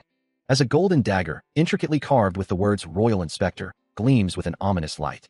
A Royal Inspector. Wai Yonho's eyes widen in disbelief, questioning the presence of gold niang, a significant sum of gold currency. As the ornate dagger is held firmly by a figure in a green robe, its presence demanding immediate attention. He immediately prostrates himself, apologizing profusely for his lack of recognition. Wai Yonho's expression shifts to one of deep frustration, his hand pressed to his cheek. While the inspector's voice cuts through the silence, demanding an explanation for the woman he completely ripped off and whose necklace he took. He continues, his tone rising, about the ridiculous interest rate he had demanded. The older man, his face etched with worry, attempts to justify his actions, admitting the interest rate he charged was high, but insisting others were worse, claiming he simply had no other choice. He continues, explaining that with compound interest, the total amount was only 4.5%, prompting Wai Yonho to press for the actual annual interest rate. Sweat beading on his brow, the older man stammers, reluctantly admitting the annual rate was, at most, 60%. Wai Yonho's eyes widen in disbelief at the mention of 60% yearly, a number so astronomical he claims to have never heard of such figures, even in the capital. As the previous confrontation is abruptly cut short, a figure descends through the night sky, a defiant cry echoing through the air. Their destination, the sprawling grounds of the Sacred Hand Manor, lies quiet under the moonlight. Inside, the manor's master, Jin Soa, sits in quiet contemplation, her thoughts seemingly far away from the night's unfolding events. A soft glow catches her attention, drawing her outside where she finds a mysterious object, wondering who could have left it at such a late hour. It is a letter intricately tied with a red string, radiating a faint, ethereal light. As she reads its contents, a wave of emotion washes over her, her face illuminated by the letter's soft blue glow. Her grip tightens on the delicate string, the blue energy intensifying around her hand. A gasp escapes her lips as she looks up, a single word forming on her tongue, her mind reeling from the unexpected message. Unbeknownst to her, a figure now stands silently on the manor's rooftop, observing the scene below. A quiet thought drifts through the air, wondering if the current situation adequately compensates for the meal. Wai Yonho lies back, a hand idly touching his cheek, his expression one of mild contemplation. Meanwhile, the grand structure of the Penetrate Heaven Orthodox Murim General Strategist Pavilion stands illuminated, its intricate architecture glowing under the night sky. Inside, Peng Dojuk stands before a lavish table of food, his brow furrowed with a deep sense of unease. A silent question echoes in his mind, wondering how he came to be in this place, and if he had committed some grave error. His expression tightens further as he acknowledges that he has indeed made many mistakes. He remains rooted to the spot, a sword at his hip, the untouched banquet a stark contrast to his inner turmoil. A sharp sound accompanies his gaze as he looks down at his wrist, perhaps checking a hidden device or a mark. Elsewhere, Ha Daifeng looks up, his expression serious and contemplative. With a practiced hand, the Orthodox Murim Alliance's general strategist, Zhou Hyun, meticulously inscribes characters onto a scroll. Meanwhile, in a different chamber, Peng Dojuk sits before the strategist, a map spread between them, wondering why he has been summoned. The strategist's words cut through his thoughts, revealing knowledge of the Green Forest incident and the shocking detail that he had encountered the legendary 10 swords. In another location, the Swift Dragon Scout, Gu Byung-go, reacts with stunned disbelief, the mention of the 10 swords of Green Forest clearly unsettling him. Back with the strategist, Zhou Hyun confirms that the 10 swords were indeed after Peng Dojuk, expressing relief that he survived the encounter. Peng Dojuk processes this information, a quiet realization dawning upon him. Meanwhile, Gu Byung-go, now resolute, declares his intention to manage the rumors surrounding the Swift Dragon Scout agency, believing this situation could expose a much larger betrayal. Addressing a group, he expresses concern for the young man caught in the crossfire, emphasizing the elite status of the Swift Dragon Scout agency within the Murim Alliance. He acknowledges Peng Dojuk's considerable talent, but laments that it might have been better if he hadn't been involved. As the map of the region is scrutinized, a question hangs in the air. Is he truly heading to Hubei instead of returning home? Gu Byung-go, his expression stern, demands more information on the target, acknowledging that his subordinate is the only one who knows what the man looks like. His gaze intense, he presses for assistance, a silent plea for help in his urgent quest. A kneeling subordinate responds with a sharp, "Yes, sir," to the standing figure, confirming their readiness to comply. The intensity of Gu Byung-go's focus is palpable, his eye narrowed in deep concentration, betraying a hint of desperation. An internal thought echoes his resolve. He must see Wai Yonho again. Meanwhile, Wai Yonho rests peacefully, his quiet slumber a stark contrast to the urgency of those seeking him. His face serene in sleep, he remains unaware of the machinations unfolding around him. Later, Wai Yonho stands atop a tiled rooftop, observing a lone figure on the ground below, his rest seemingly concluded. From his vantage point on the rooftop, Wai Yonho watches the bustling street below, a thought forming in his mind. He's been in Hubei for a while now, but he still hasn't found a single clue about the radiant martial sovereign. A soft humph escapes him as he considers the irony of his situation. The wind rustles the clothes drying on a line nearby, as he continues his silent vigil. Suddenly, his attention is drawn to a commotion below, a group of men struggling with a stretcher. They are quarry workers, and it's clear they've been seriously injured by a falling boulder.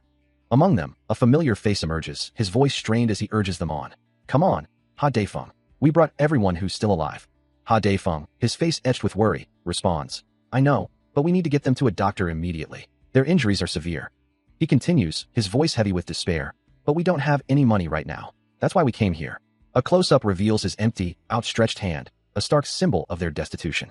Watching the scene unfold, Wai Yonho's expression shifts to one of deep concern, a soft, troubled, shoot, escaping his lips. A voice cuts through the chaos, demanding to know what Jin Soa is doing. But from her position on the ground, she barks out orders, insisting that the patients be brought in immediately. A young man, carrying an injured comrade, cries out to her, calling her sister as he rushes forward. With a serious expression, Jin Soa continues to direct the frantic efforts, instructing them to send the non-urgent patients to the rooms. Her gaze sharp and focused, she emphasizes the need to attend to the urgent cases first. Workers stream in, carrying their injured comrades, as Jin Soa oversees the chaotic influx. From a slight distance, Wai Yonho watches the unfolding events, a silent observer to the desperate situation. His expression is etched with concern, reflecting the gravity of the workers' plight. As more injured are brought in, Jin Soa's voice rings out once more, commanding them to lay the wounded down on the floor. With swift, practiced movements, Jin Soa begins her urgent work, her hands a blur as she prepares to administer acupuncture. A delicate needle held with utmost precision, she focuses entirely on the task at hand. Her eyes closed in deep concentration, she channels her energy, preparing for the precise insertion. Then, with a flurry of motion, multiple needles pierce the skin of an injured worker's arm. A sickening gurgle accompanies a spray of blood, highlighting the severity of the patient's wounds. Despite the grim reality, Jin Soa's expression remains resolute, her determination unwavering. Her face now splattered with the patient's blood, she lets out a pained cry, pushing through her own limits to save a life. From the ground, an injured worker pleads, his voice hoarse with desperation, urging them to consider the other patients before they all perish. As Wai Yonho kneels beside a wounded man, observing the chaos, Ha Daifeng responds with a firm, if strained, affirmation, ready to follow the urgent command. Jin Soa is intensely focused, her brow furrowed as she works on the injured man, who groans in pain, realizing the gravity of the situation. Meanwhile, a desperate cry for help echoes from below, reaching Wai Yonho, who sits calmly on a nearby rooftop. He looks down at the chaotic scene, questioning her medical knowledge. She, in turn, urgently directs others to another patient, admitting her own uncertainty about the proper technique, and wonders aloud what she should do next. From his vantage point, he begins to instruct her, detailing the precise location to stimulate the Tiantu acupoint halfway, and the Zhongpu acupoint fully. Jin Soa follows his instructions, observing the patient's strange reaction, and questions if she has located the point correctly. Still struggling with the precise acupoints, she hears the voice of her instructor, sharply correcting her technique. The injured man's breathing steadies, a small sign of life, but she can't shake the feeling that something is still amiss. The voice insists on a more drastic measure, demanding she make him cough up blood and mucus to clear his airways completely. As she continues the delicate work, the instructor's next command is utterly shocking, telling her to inhale the patient's breath directly. Leaving her aghast at the implication, barely able to process the bizarre instruction. She recoils internally, questioning the extreme method, wondering if there truly isn't any other way to save the man. But his stern voice leaves no room for argument, insisting that the man's life depends on her immediate action. With a sigh of resignation, she prepares for the unpleasant task, wondering why all the complex acupuncture was even necessary if it was going to come to this. With a desperate urgency, Jin Soa presses her hand over the injured worker's mouth, preparing for the unconventional resuscitation.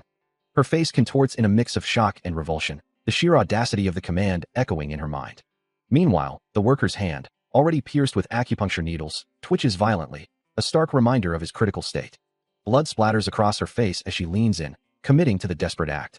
The worker's chest, a mangled mess of flesh and bone, reveals the true extent of his grievous wounds. Her own mouth, now stained with the worker's blood, remains open in a silent gasp of effort and disgust. But a flicker of fierce determination ignites in her eyes, as if challenging the unseen master to question her resolve. Her face, still splattered with crimson, hardens with purpose, as she vows to save this life, no matter the cost. Under the vast, luminous full moon, the world lay hushed and still, as a lone figure stood contemplating the distant mountains. Suddenly, a voice from within asked, "Mother did?" The demon-slaying sword, Wai Sanho, older brother to Wai Yonho, looked up in genuine surprise, his expression a mix of shock and disbelief. Meanwhile, his mother penned a letter to her beloved son, Sanho, urging him to return home soon and address the pressing matters at hand. The most crucial news, however, was that Yonho was alive. Sanho's eye narrowed with intense emotion, the weight of the revelation settling upon him. His hand clenched around the letter, a missive from Yonho after 5 long years, surely meant to lighten the burden on his chest. The Supreme Elder, Peng Dojuk, fumes, his voice rising in disbelief as he questions the news that his son is not permitted to return home, while Gu Byung-go stands calmly, holding a letter. Gu Byung-go, ever practical, urges him to prepare for travel instead of dwelling on his anger, receiving a curt affirmation from the elder. It is revealed that Yeonho's letter, the source of the commotion, originated from the Kaifeng branch of the house sect, prompting the two men to prepare for a journey. With their decision made, they declare their immediate departure for Kaifeng. Meanwhile, under a vast, moonlit sky, Yeonho looks upward, a profound realization washing over him. He is alive. His hand clenches tightly around a letter, its contents perhaps confirming his existence or detailing his next steps. Turning away from the sky, he stands with newfound determination, ready to face whatever lies ahead. His path, like that of the others, leads to Kaifeng. He closes his eyes, a deep focus settling over his features. His lips parting slightly as a soft exhale escapes, and power begins to gather. A vibrant blue aura erupts around him, crackling with raw energy. As he opens his eyes, now glowing with an intense, determined light. Later, a gentle tapping echoes from outside a building, where a man kneels beside a small, prone figure. Yes, Yeonho states, his voice calm. It doesn't bear my mana. How can you be a doctor if you don't even trust yourself? The child, now sitting up, protests. You did well enough to be a little helpful. A little? I saved a whole patient. The young attendant, sitting respectfully before him, acknowledges his help, stating, you were greatly helpful. Then, shifting the topic, he adds, anyway. Before posing a direct question, where do you think our problem lies? Lying back with his eyes closed, Yeonho considers the query, a myriad of issues flashing through his mind. Problem? There's so many. But why? He muses inwardly. The boy continues, explaining his ambition. I want to restore the sacred mountain to its former glory. He elaborates. That's why I wanted to hear the objective truth from an outsider like you. Well, there are lots of problems, but the biggest problem lies. He pauses, then begins to enumerate. One would be.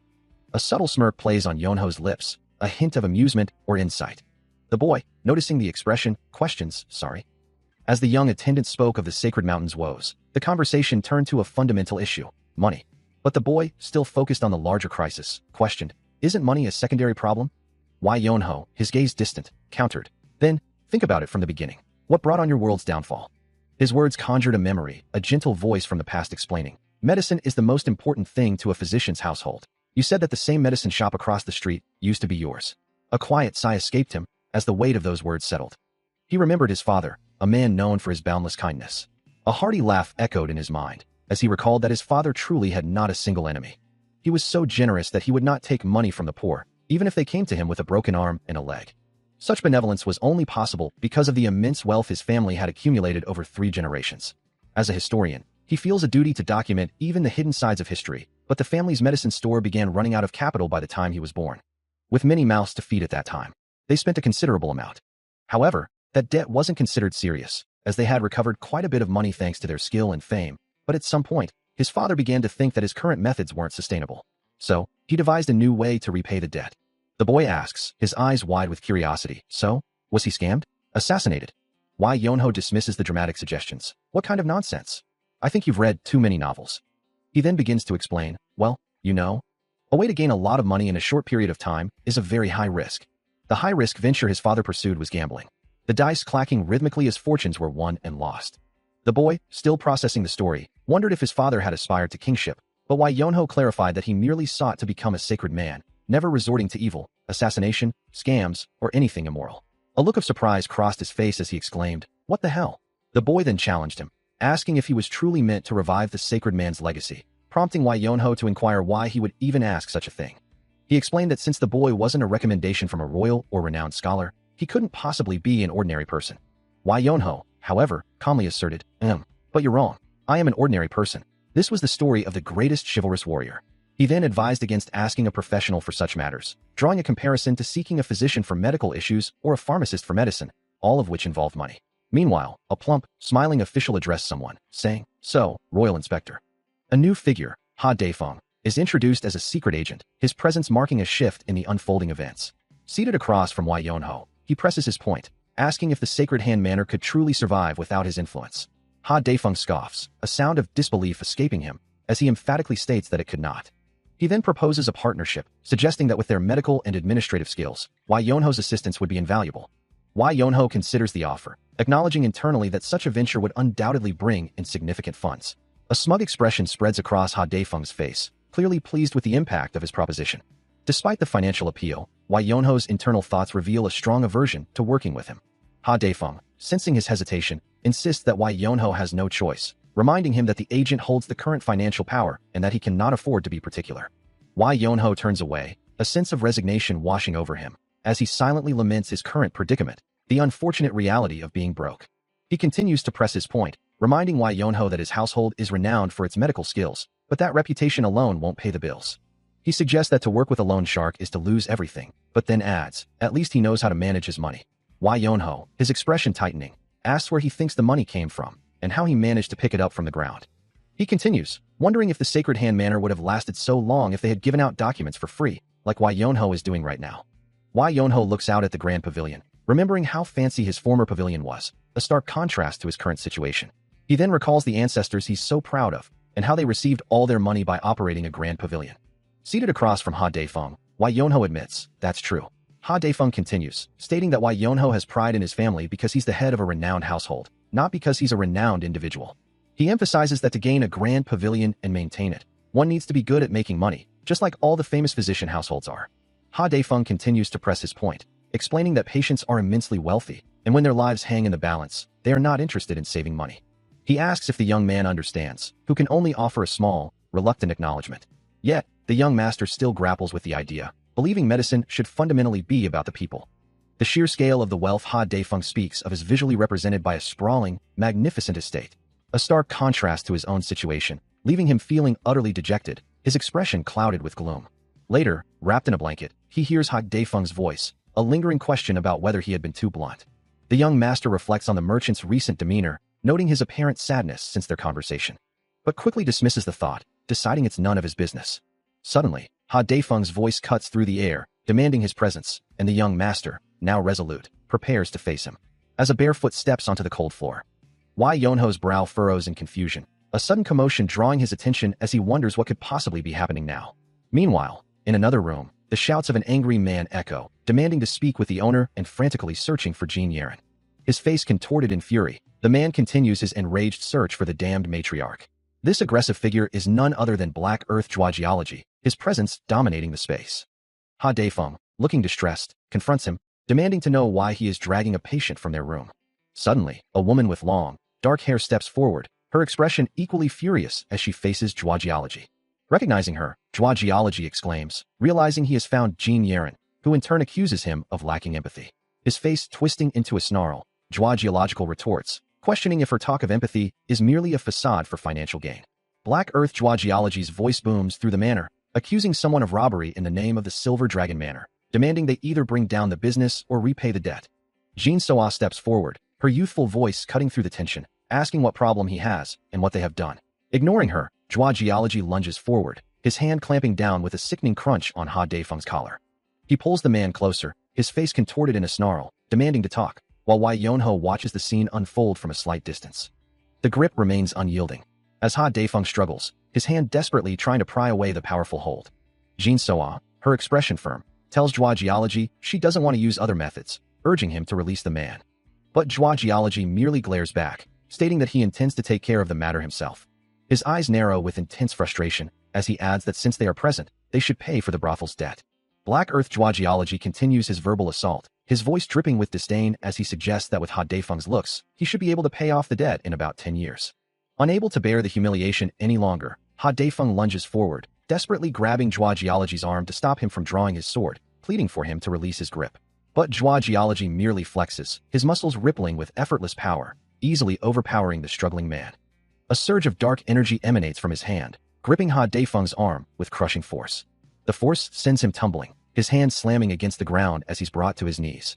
From a distance, Jean Soa watches in horror, a desperate cry escaping her lips as she calls out his name. Geology leans in, his voice a low sneer, promising that Ha Daifeng's pretty face won't even take that long to look shocked. He advises the man to worry about money, rather than his own safety. Suddenly, a blur of motion, and Why Yonho crashes into the scene, striking Geology and his subordinates with overwhelming force, sending them sprawling. Kneeling in despair, Jean Soa cries out, declaring that if she must die, she will take her tormentors with her. Before her words can fully echo, a swift foot descends with brutal force, crushing down on Geology's forearm. Geology recoils, clutching his injured arm, a pained groan escaping his lips as he struggles to comprehend the sudden attack. The sudden, decisive violence causes Jean Soa to gasp, her previous defiance replaced by wide-eyed shock. Standing over the fallen man, The young warrior dismisses her, stating that this is not her concern. He then turns to leave, instructing Jua Geology not to harm the patients, and declares his own departure. From the ground, Jua Geology, despite his injury, manages a chilling smirk, accepting the terms with a simple all right. Both Jin Soa and Ha Daifeng stare after him, utterly bewildered by his sudden intervention and equally abrupt departure. As he walks away, the young warrior glances back, promising to repay the debt somehow. As he turns to leave, Jin Soa reassures him, telling him not to worry about her, but to think only of their household. With that, the two begin to walk away, leaving the injured Jua Geology behind. Still reeling from the impact, Jua Geology cries out for a physician. Nearby, two young men look on in shock, one of them desperately calling out for his sister. A mysterious woman with elaborate hair ornaments approaches the fallen warrior, her gaze sharp and direct. As she turns to walk away, a voice warns her that she cannot leave. Jua Geology, still on the ground, demands to know who she is. Meanwhile, another figure, wrapped in white cloth, stands silently indoors, their presence adding to the unfolding mystery. Wrapped in white cloth, a figure stands, their voice echoing with a clear declaration, "I'm Wai Yonho." "You can't go," Wai Yonho states, his gaze firm. "Who the hell are you?" Peng Doguk demands, a smirk playing on his lips. "I'm Wai Yonho," he replies, his voice unwavering. As the two men face off in the courtyard, Peng Doguk clutches a young girl, Mun Yunji, tightly to his side. "What?" he mutters, his smirk faltering. "Is he just stupid?" "Let's go," Peng Doguk commands, attempting to move, but Wai Yonho steps forward, declaring, "I said you can't take her." "What the hell is up with him?" Peng Doguk growls, his face contorting in anger. "If you do." Still attempting to depart with the child, Peng Doguk dismisses Wai Yonho's concerns, demanding to know who would prepare his meals if he were to leave her behind. He reiterates his selfish reasoning, stating that if she were taken, there would be no one left to cook for him. Mun Yunji, overhearing his callous words, questions her own status, realizing with dawning horror that she is considered nothing more than a slave. Wai Yonho's expression hardens, his patience wearing thin with the man's utter disregard for human life. Peng Doguk, sensing the shift, snarls a direct threat, promising to ensure his opponent would never eat again. His fist clenches, muscles bulging as he prepares to strike. A desperate cry escapes Mun Yunji, her small hands glowing faintly with an uncontrolled surge of energy as she pleads for the violence to stop. Before Peng Doguk's attack can land, Wai Yonho moves with blinding speed, a brilliant blue aura flaring around him as he intercepts the blow with a powerful counter. Mun Yunji watches the sudden, violent exchange, her eyes wide with shock and fear. Wai Yonho stands firm, protecting Mun Yunji, as Peng Doguk and his two henchmen charge forward, their intent clear. But before they can even close the distance, he unleashes a devastating counterattack, a surge of blue energy erupting from his fist, sending Peng Doguk hurtling backward through the air amidst a shower of debris. He looks down at his hand, a slight frown on his face, muttering that he hadn't intended such force. Peng Doguk, though clearly stunned, quickly recovers, a look of surprise and grudging respect crossing his features as he acknowledges the unexpected power.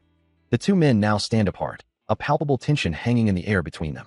Regaining his composure, Peng Doguk demands to know the identity of this unexpected martial master. Wai Yonho simply shakes his head, denying the title. Peng Doguk warns him not to interfere, reminding him of their existing contract. Wai Yonho considers this, acknowledging that the agreement would indeed favor Peng Doguk's side. Peng Doguk warns him not to intervene. He reiterates his stance, but Wai Yonho, seemingly unconcerned, simply states his need for a cook. This, however, is merely a thinly veiled excuse, as his true intention is to offer his assistance. Peng Doguk, enraged, demands to know if he intends to disrupt the Black Earth sect's affairs. Wai Yonho firmly declares that they will not simply let the matter go, while a narration box hints at the branch head of the Milky Way manor being involved.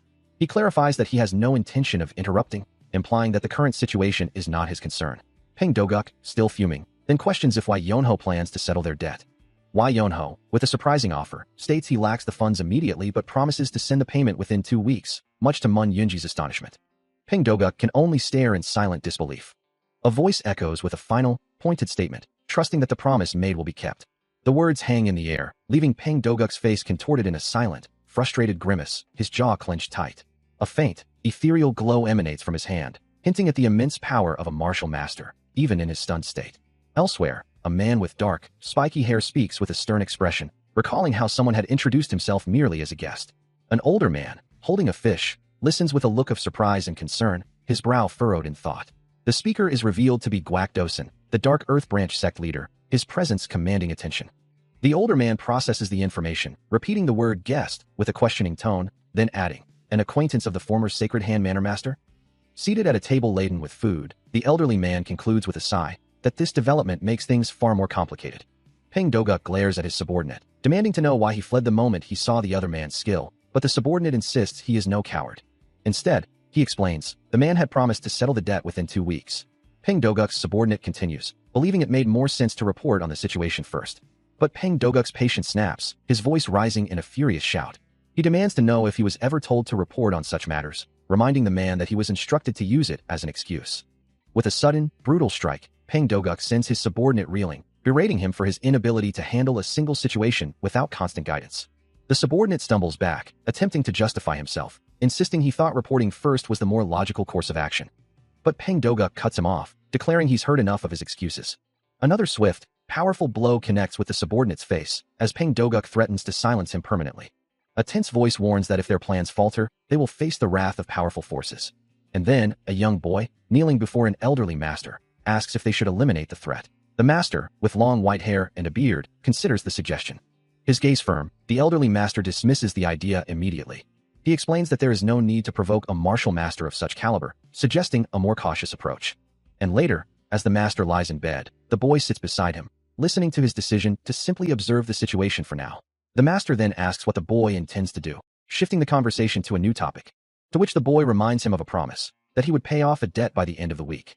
The master feigns ignorance, asking if he truly said that, prompting the boy to retort with exasperation, pointing out his lack of a plan. But the master, with a knowing look, assures him that he does indeed have a plan. A low groan escapes him as he contemplates the best approach when dealing with a persistent, goal-seeking individual. He swallows hard, his expression shifting from contemplation to a hint of annoyance. The boy, standing over him as he sits on the floor, asks if he's heard of the tactic called running away in the night, the words punctuated by the soft tapping of his feet. Now both seated, the boy presses him for the exact amount of the debt, but Wai Yonho claims he can't quite recall.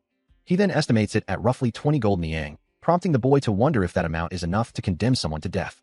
The boy's eyes widen in surprise, recalling that the debt used to be well over 100 gold niang. Holding up a small pouch, the boy explains that this meager amount is all they have left, having paid off the rest with all their savings. He finds the situation ridiculous, a sentiment Wai Yonho casually confirms is shared by everyone. With a resigned sigh, Wai Yonho rises and tells the boy it's time to go, leaving the boy to question their destination. His brow furrowed, Wai Yonho considers the weight of the word money. A familiar adage echoes in his mind, an eye for an eye, a tooth for a tooth. As a bead of sweat trickles down his temple, a question forming on his lips. A wry smirk plays on his lips as he dismisses the notion, a hint of madness in his eyes as he admits he might lose his mind. He stares down at a small, round object, the memory of his father's ruinous habits surfacing, a stark reminder of how an entire family can be lost to drink. His eyes widen, a cloud of steam rising around him, as if the very air reacts to his intense contemplation. The path he chooses leads him to a bustling establishment, a place dedicated to gambling. Inside the clandestine Golden Flower Manor, he sits among other players, his gaze fixed on the rolling dice. A silent question hangs in the air. Is today another day of failure? Meanwhile, the master of this very establishment, Kong Qianlip of the Golden Flower Manor, reviews his ledgers. He enters the Golden Flower Manor, a lavish gambling house, as Zhua Geology, his companion, expresses concern, wondering how long it will take to get out of this place. Zhua Geology then questions, what is the discernment here? Meanwhile, the master of the manor, Kong Qianlip, observes the new arrivals, a thought crossing his mind. An idiot customer. As they stand amidst the bustling gambling hall, Zhua Geology asks, is this the gambling house? An attendant quickly approaches, urging them. Yes, please stop looking around. Zhua Geology, still uneasy, questions, is it really okay? Kong Qianlip, now closer, reveals his understanding of the situation. He wants to gamble his way out of debt. He then addresses Wai Yonho directly. Goodness, young master, what brings you here? He looks at the manor master, asking if he knows him, while Zhua Geology stands by his side. Kong Qianlip, with a knowing smile, welcomes him, asking if he's here to enjoy the day. Zhua Geology then turns to his master, inquiring what he should do, only for Wai Yonho to gently chide him, asking him not to speak so formally. With a slight cough, he then asks what activities are available within the manor. Kong Qianlip gestures expansively, assuring them that the establishment offers all kinds of games. He elaborates, mentioning games played with dice and cups, and clarifies that anything one can bet money on is fair game within these walls. Kong Qianlip then leads them further inside, suggesting they see a particular game for themselves, to which Wai Yonho responds with a thoughtful hum. On a polished wooden surface, 2 pristine white cups sit alongside a scattering of small, translucent dice, awaiting their purpose. As Wai Yonho observes, Kong Qianlip gestures to the setup, explaining, this game is called yin and yang. He then adds, his hands deftly preparing the cups, it's the most popular game here. Tilting one cup, he reveals 3 small, gleaming marbles inside. Continuing his explanation, it's very simple. With a swift, practiced motion, he places the marbles into the cups and shakes them vigorously. I'll put 3 marbles in the cups and shake it up. He then covers the cup, separating the marbles into 2 distinct piles with a crisp sound. Doing so will divide up the marbles. With another precise movement, he places 1 cup over each pile, into the 2 cups. The cup settles firmly over its hidden contents. Finally, he points to the 2 cups, one inverted and one revealing its marbles, concluding, "You just need to guess whether the marbles are odd or even numbered." He finds the game's concept simple enough, remarking on its ease, while Kong Qianlip offers a knowing smile. For the merchant, games with intricate rules hold a certain appeal, but the real draw is always where quick money can be made, especially with a 50% chance of winning. He suggests the game is perfectly suited for his companion's fiery disposition. Wai Yonho agrees, admitting he doesn't like to be excluded from anything, the sound of the marbles clacking softly as Kong Qianlip watches him with a subtle grin. He declares his intention to play. Kong Qianlip observes, noting how well his plan is progressing. He muses on the ease with which one can become ensnared by such a game. His strategy is simple: maintain a delicate balance, allowing his opponent to win big once, then repeat the process, ensuring they become addicted. A soft "whoa" escapes his companion, confirming Kong Qianlip's observation that he is indeed having real fun. As the game of yin and yang unfolds, a voice cries out in disbelief, questioning the sheer amount of winnings accumulating, as if the Golden Flower Manor itself were being plundered. Meanwhile, Kong Qianlip watches the proceedings, a subtle smirk playing on his lips as he observes the table laden with numerous cups and growing piles of coins. With a distinct clinking sound, more silver coins spill from beneath an overturned cup, prompting a surprised "huh?" from an unseen participant. The metallic clatter continues, each sound punctuated by an even louder, more incredulous "huh?" as the game's outcome becomes increasingly astonishing. Wai Yonho himself looks on with wide eyes, a small cup still in his hand, as the relentless clinking of coins confirms yet another win. The cascade of coins persists, eliciting a stunned "WA" from the onlookers, unable to comprehend the turn of events. Still holding the cup, Wai Yonho's expression shifts from surprise to a subtle, knowing smile, his gaze fixed on the game as the coins continue to clink, leaving everyone else to wonder, what is going on? A man's voice echoes, expressing satisfaction that he is finally getting his money now that Wai Yonho is gone. Within the Regard sect, Peng Dojuk sits, whistling contentedly, a stick held loosely in his hand as he gazes out. He muses to himself, noting that he even found a sturdy pair of shoes someone had carelessly discarded. His expression shifts slightly as he continues, feeling fortunate for his current circumstances. But then, a sudden, sharp sound cuts through the air, and his eyes widen in alarm. His mouth parts in disbelief, a single question escaping his lips. Is it true? His hand clenches tightly, reflecting the sudden, intense turmoil within him. A figure stands, cloaked in a faint, shimmering aura, his expression one of mild surprise. Before him, a young boy, Wai Sanho, Wai Yonho's younger brother, stares in utter disbelief, his voice barely a whisper as he struggles to comprehend the sight. His eyes wide with a mixture of shock and dawning hope, he lets out a desperate cry. The man, now identified as Yang Il, looks down at the boy, his expression stern as he addresses him, while Sanho, still reeling, demands to know if his brother is truly alive. A pained gasp escapes the boy as Yang Il's voice cuts through his distress, confirming the truth and urging him to calm down. A hand reaches out, firmly grasping the boy's arm, a silent gesture of reassurance. With a gentle touch to his shoulder, Yang Il reiterates the profound news, affirming that his brother is indeed alive. Overwhelmed with relief, Sanho coughs, tears welling in his eyes, confessing his joy at finding him alive after believing him dead.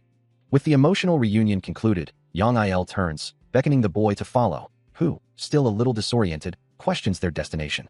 With his younger brother held securely, Wai Yonho prepares for their next destination, declaring their intent to travel to the house sect. His voice firm, he commands the way forward. Meanwhile, far from their journey, Peng Dojuk's face contorts in a grimace, his brow furrowed with deep concern. A thought echoes in his mind, cursing the little shits responsible for his distress.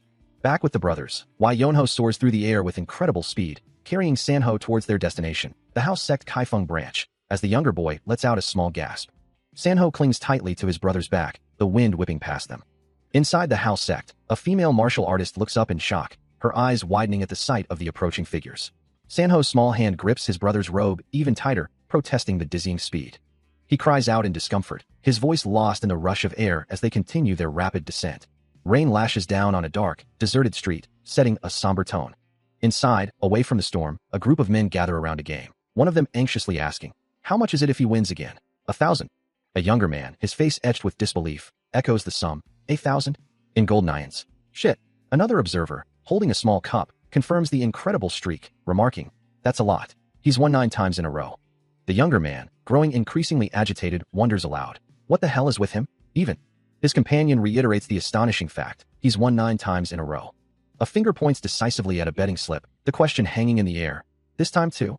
From above, a voice calls out the result of the game. 4. It's even. As the dice clatter to a halt, a voice exclaims the impossible. 1,000 to 1 odds, a true gambling god at work. A collective gasp ripples through the room, as the onlookers realize the man has won an astonishing 9 times in a row. One gambler shouts in disbelief, confirming the victory. Another watches, a nervous chuckle escaping him, as a flash of insight seems to strike the winner. Wai Yonho, surrounded by a faint blue aura of concentration, recalls his past training, where he honed his senses to such a degree that he could dodge falling rocks in his sleep, simply by listening. With a confident smirk, he declares that this game is far too easy.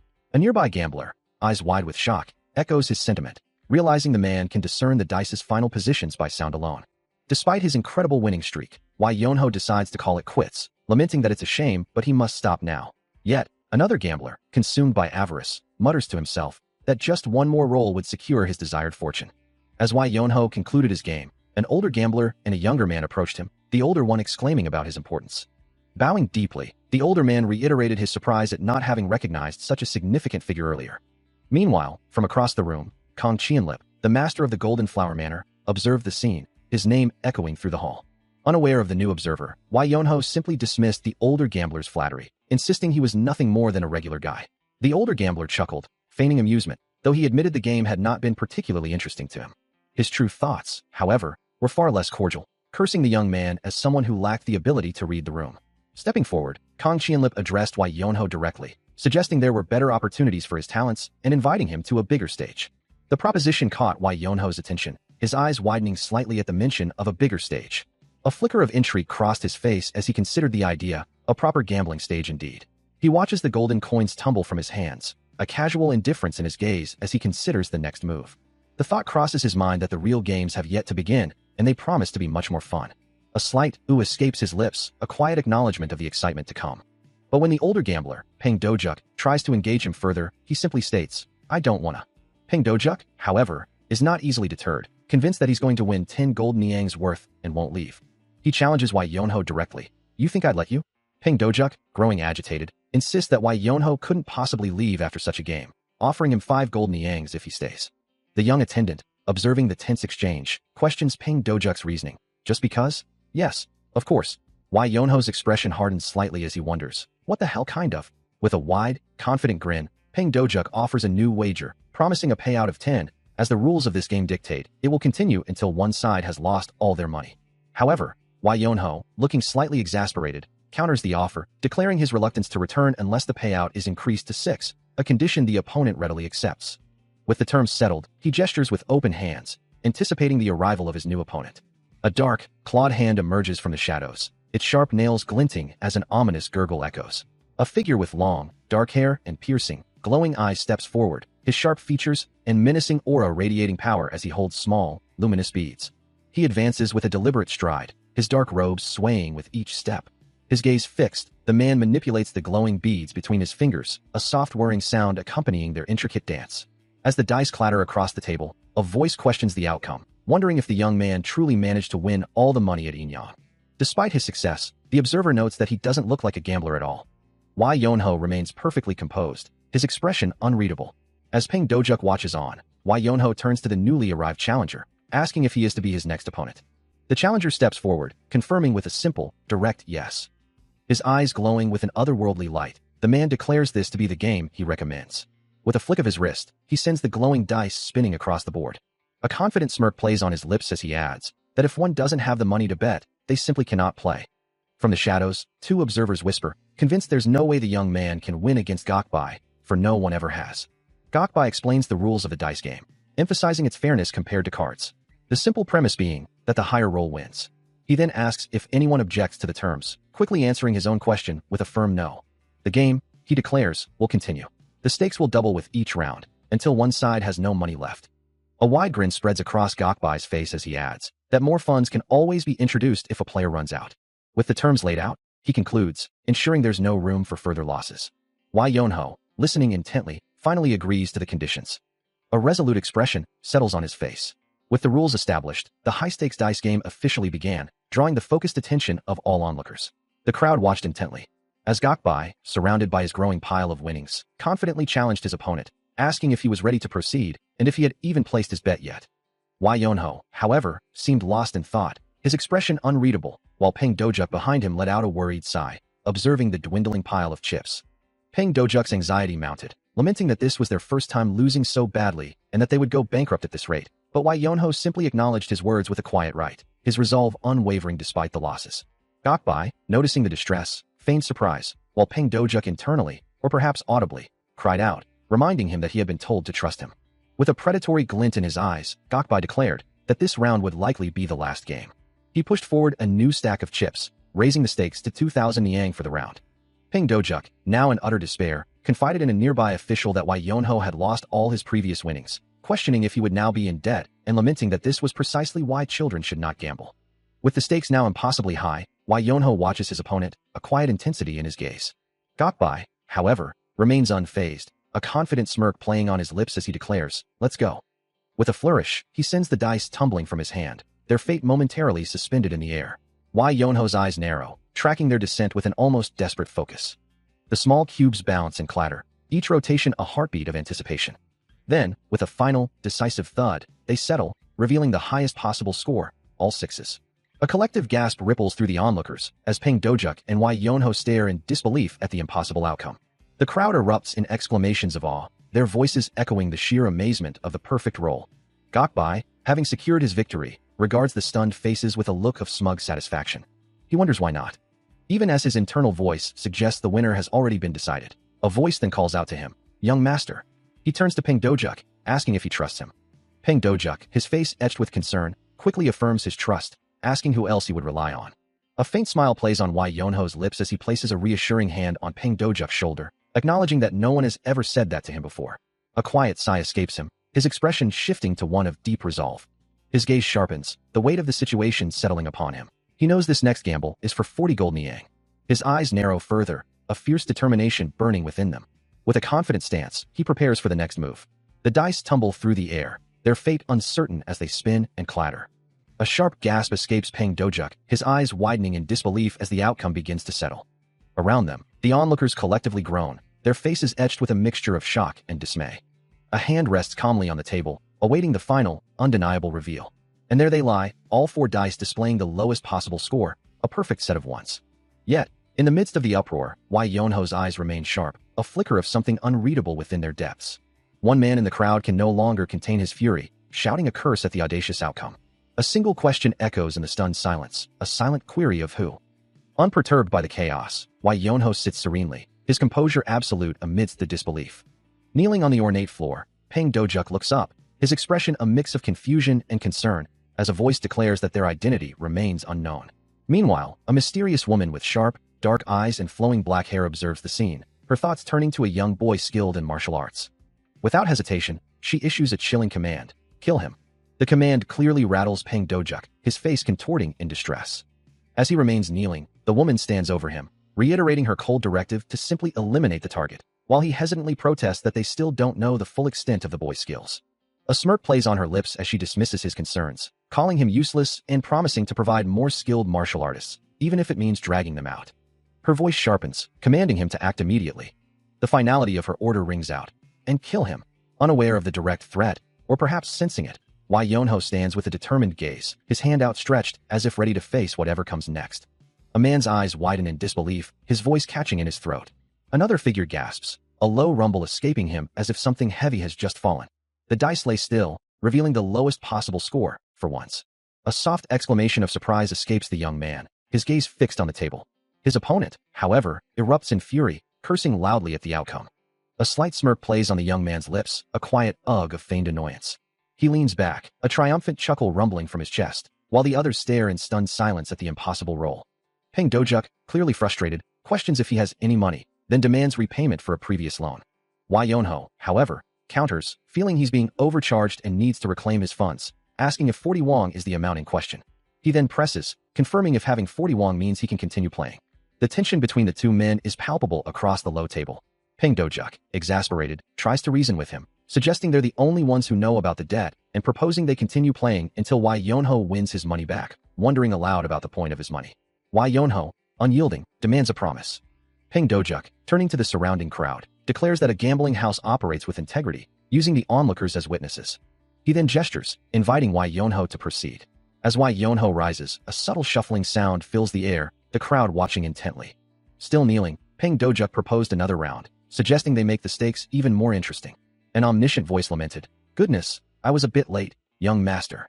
Peng Dojuk questioned why Wai Yonho continued to make things difficult after winning, but the young master simply replied, "Because you would never have kept your promise, would you?" From the observing crowd, a man gasped in recognition, realizing the kneeling figure was none other than Milky Way Manor's Ha Daifeng. A groan escaped him as he wondered, "Why are you here?" Wai Yonho then addressed Ha Daifeng, stating his purpose. "Nice to meet you, Manor Master. I am here today to collect a debt." Peng Dojuk, meanwhile, confirmed that the previous winnings were now in gold. The young master reminded Peng Dojuk of his promise to continue playing as long as he kept winning, and the kneeling man, resigned, ordered the previous round's winnings to be prepared. Ha Daifeng's eyes widened in shock as Wai Yonho declared, "Let's add some more." With a decisive gesture, he pointed, announcing, "The next amount is." Wai Yonho's voice rings out, declaring the new stake, 100 gold niang. Peng Dojak's eyes widen in disbelief, his mind reeling at the sheer audacity of the amount, as he demands, "Did you just say 100? Why are you so scared?" His face contorts in a furious snarl. "I am, you insane little shit," he roars, challenging the young man. "What do you think you can do it?" Wai Yonho meets his gaze with an unwavering intensity, his expression calm as he asks, "Are you doubting the gambling king right now?" "Of course," Peng Dojuk replies, a grudging acceptance in his tone. "Then I'm trusting you." The tension in the room thickens as the two men prepare to continue their high-stakes game, the observers watching with bated breath. "Then, we'll continue," Wai Yonho declares, his hand hovering over the dice, ready to seal their fate, as a collective gasp ripples through the onlookers. Peng Dojuk stares, his mind racing, realizing the full weight of the gamble. "You've made it 100 gold," he mutters, a new question forming in his mind. "What was your plan?" He looks at his opponent, questioning the sudden change in his demeanor. Wai Yonho clarifies, his voice calm, asking if the previous rounds were lost on purpose, then dismisses the idea as absurd. Peng Dojuk, however, presses him further, demanding to know why the Milky Way Manor was contacted in advance. A faint memory crosses Wai Yonho's mind as he responds, recalling his mother's words about always having ample funds. He states with unwavering confidence that regardless of the situation, he always possesses a great deal of money. The tension mounts, visible in the clenching of Peng Dojak's hand, his jaw tightening with barely contained frustration.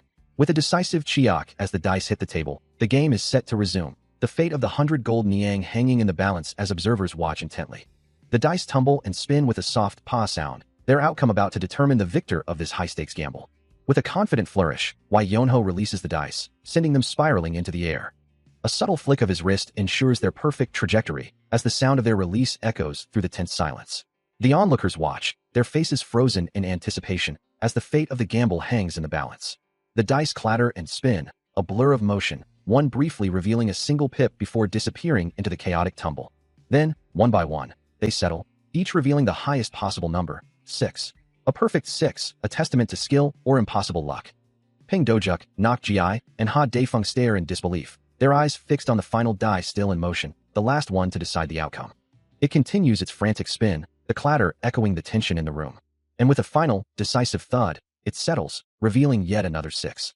The crowd erupts in a cacophony of shouts and exclamations, their voices echoing the shock and excitement of the moment, even as some acknowledge the formidable opponent. Amidst the uproar, the man known as Gokbai simply smiles, a picture of serene confidence, his gaze unwavering. With a soft rattle, he casts his own dice onto the table, the onlookers gasping in anticipation. Nearby, Peng Dojuk leans in, expressing his confusion to Wai Yonho, unable to comprehend the significance of the number 36. Gokbai's eyes blaze with an inner light, his composure absolute, as he dismisses any doubt. A subtle smirk plays on his lips, a silent declaration of his opponent's misjudgment. His fist clenches, radiating an almost palpable aura of power and self-assurance, as he proclaims his legendary title. With a flourish, the gambling king extends his hand, a faint glow emanating from his palm, revealing the outcome of his throw. The dice settle with a final clatter, all 6s staring back from the table. The dice lay scattered, each face undeniably displaying a perfect 6. A single die spins, then settles, confirming the impossible feat. The crowd erupts in a cacophony of gasps and shouts, their faces contorted in disbelief at the gambling king's skill. This was the biggest game they had ever witnessed, leaving many to wonder what could possibly happen next. Peng Dojuk, his brow furrowed in concern, demands to know why Gokbai remains so unervingly calm. His anxiety mounts, desperately seeking reassurance that they won't face defeat. From the side, Wai Yonho offers a slight, knowing smile, and asks a peculiar question about Peng Dojak's sister. The unexpected query sends Peng Dojuk into a furious outburst, blood appearing on his face as he screams in disbelief. The air crackles with the sudden, violent shift in emotion, blurring the edges of the tense confrontation. The revelation of the dice roll sends a wave of shock through the gathered onlookers, their faces contorted in disbelief. While Peng Dojuk's expression darkens further, his fury palpable. The single die, now settled on the table, clearly displays a 4. A collective gasp echoes through the hall, confirming the impossible outcome. Gokbai, holding out his hand to reveal his own roll, can only laugh, admitting that the young man won by a single point. As the onlookers reel from the staggering sum of 100 million won now on the line, the sheer magnitude of the bet leaves everyone stunned, their minds racing with the implications of such a loss. His face contorted in a mask of pure fury, Peng Dojuk seethes as the crowd erupts in a cacophony of gasps and exclamations, marveling at the impossible outcome. The realization dawns on Gokbai, his eyes widening in horror, that he is the first to lose such an astronomical sum to the Golden Flower Manor. The onlookers continue their astonished chatter, some celebrating the young master's incredible win, while Gokbai's mind races, the weight of his impending ruin crashing down on him. Peng Dojuk's rage intensifies, his face a mask of disbelief and fury, as the crowd's shouts of "You lost!" echo his own internal torment. Unable to contain his fury any longer, he lunges forward, grabbing Gokbai by the collar and demanding an explanation for the devastating loss. Gokbai, trembling under the elder's grip, can only stammer out a desperate admission, acknowledging the young master's uncanny luck while lamenting his own utter ruin. Peng Dojuk's face, now a grotesque mask of bulging veins and wide, bloodshot eyes, leans in close, his voice a low, dangerous growl of disbelief. Overwhelmed by the crushing debt, Gokbai collapses in despair, his hands clasped in a desperate plea as the reality of losing the Golden Flower Manor's money sinks in. As the weight of the loss settles, Peng Dojuk, his back to the stunned crowd, raises a hand, his aura flaring as he prepares to make a momentous declaration. Peng Dojuk's rage erupts, his voice booming as he condemns Gokbai for losing a fortune, while the surrounding officials and manor masters now grasp the full financial implications of the bet between Golden Flower Manor and Wayonho. As the crowd buzzes with the news, some speculating about the mystery, lost, and others openly criticizing the loser, Wayonho, Waisanho, and Mun Yunji calmly walk away from the commotion. A slight, knowing smile plays on his lips as he quietly acknowledges the outcome. He then places a substantial stack of money onto a table, the crisp sound echoing in the room. With a respectful gesture, he bows slightly. Ha Daifeng, holding a ledger, confirms that the money will be secured within the manor, to which Kong Qianlip readily agrees. Ha Daifeng's hands meticulously count the newly acquired funds. Wai Yonho, however, admits that the intense atmosphere of gambling is not for him, feeling utterly drained just from observing. He stretches, letting out a soft sigh, and confesses to Wai Sanho that he is simply a bit tired. Still feeling the lingering exhaustion from the high-stakes gambling, Wai Yonho walks alongside Ha Daifeng, instructing him to take half of the money and expressing a simple desire to eat something good and finally get some sleep.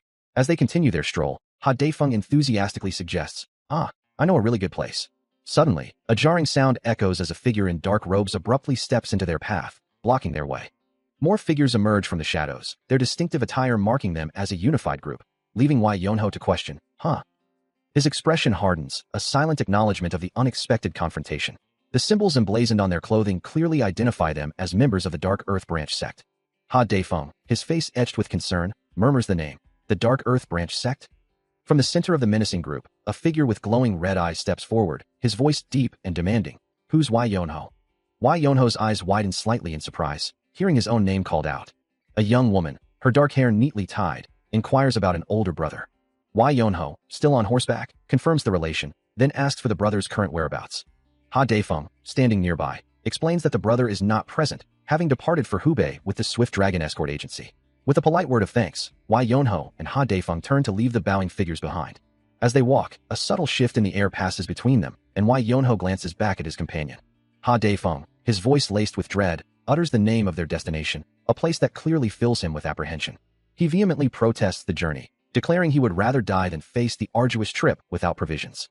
As Wai Yonho continues onward, Ha Daifeng is forcibly restrained by two figures, still desperately pleading to be spared the journey to Hubei.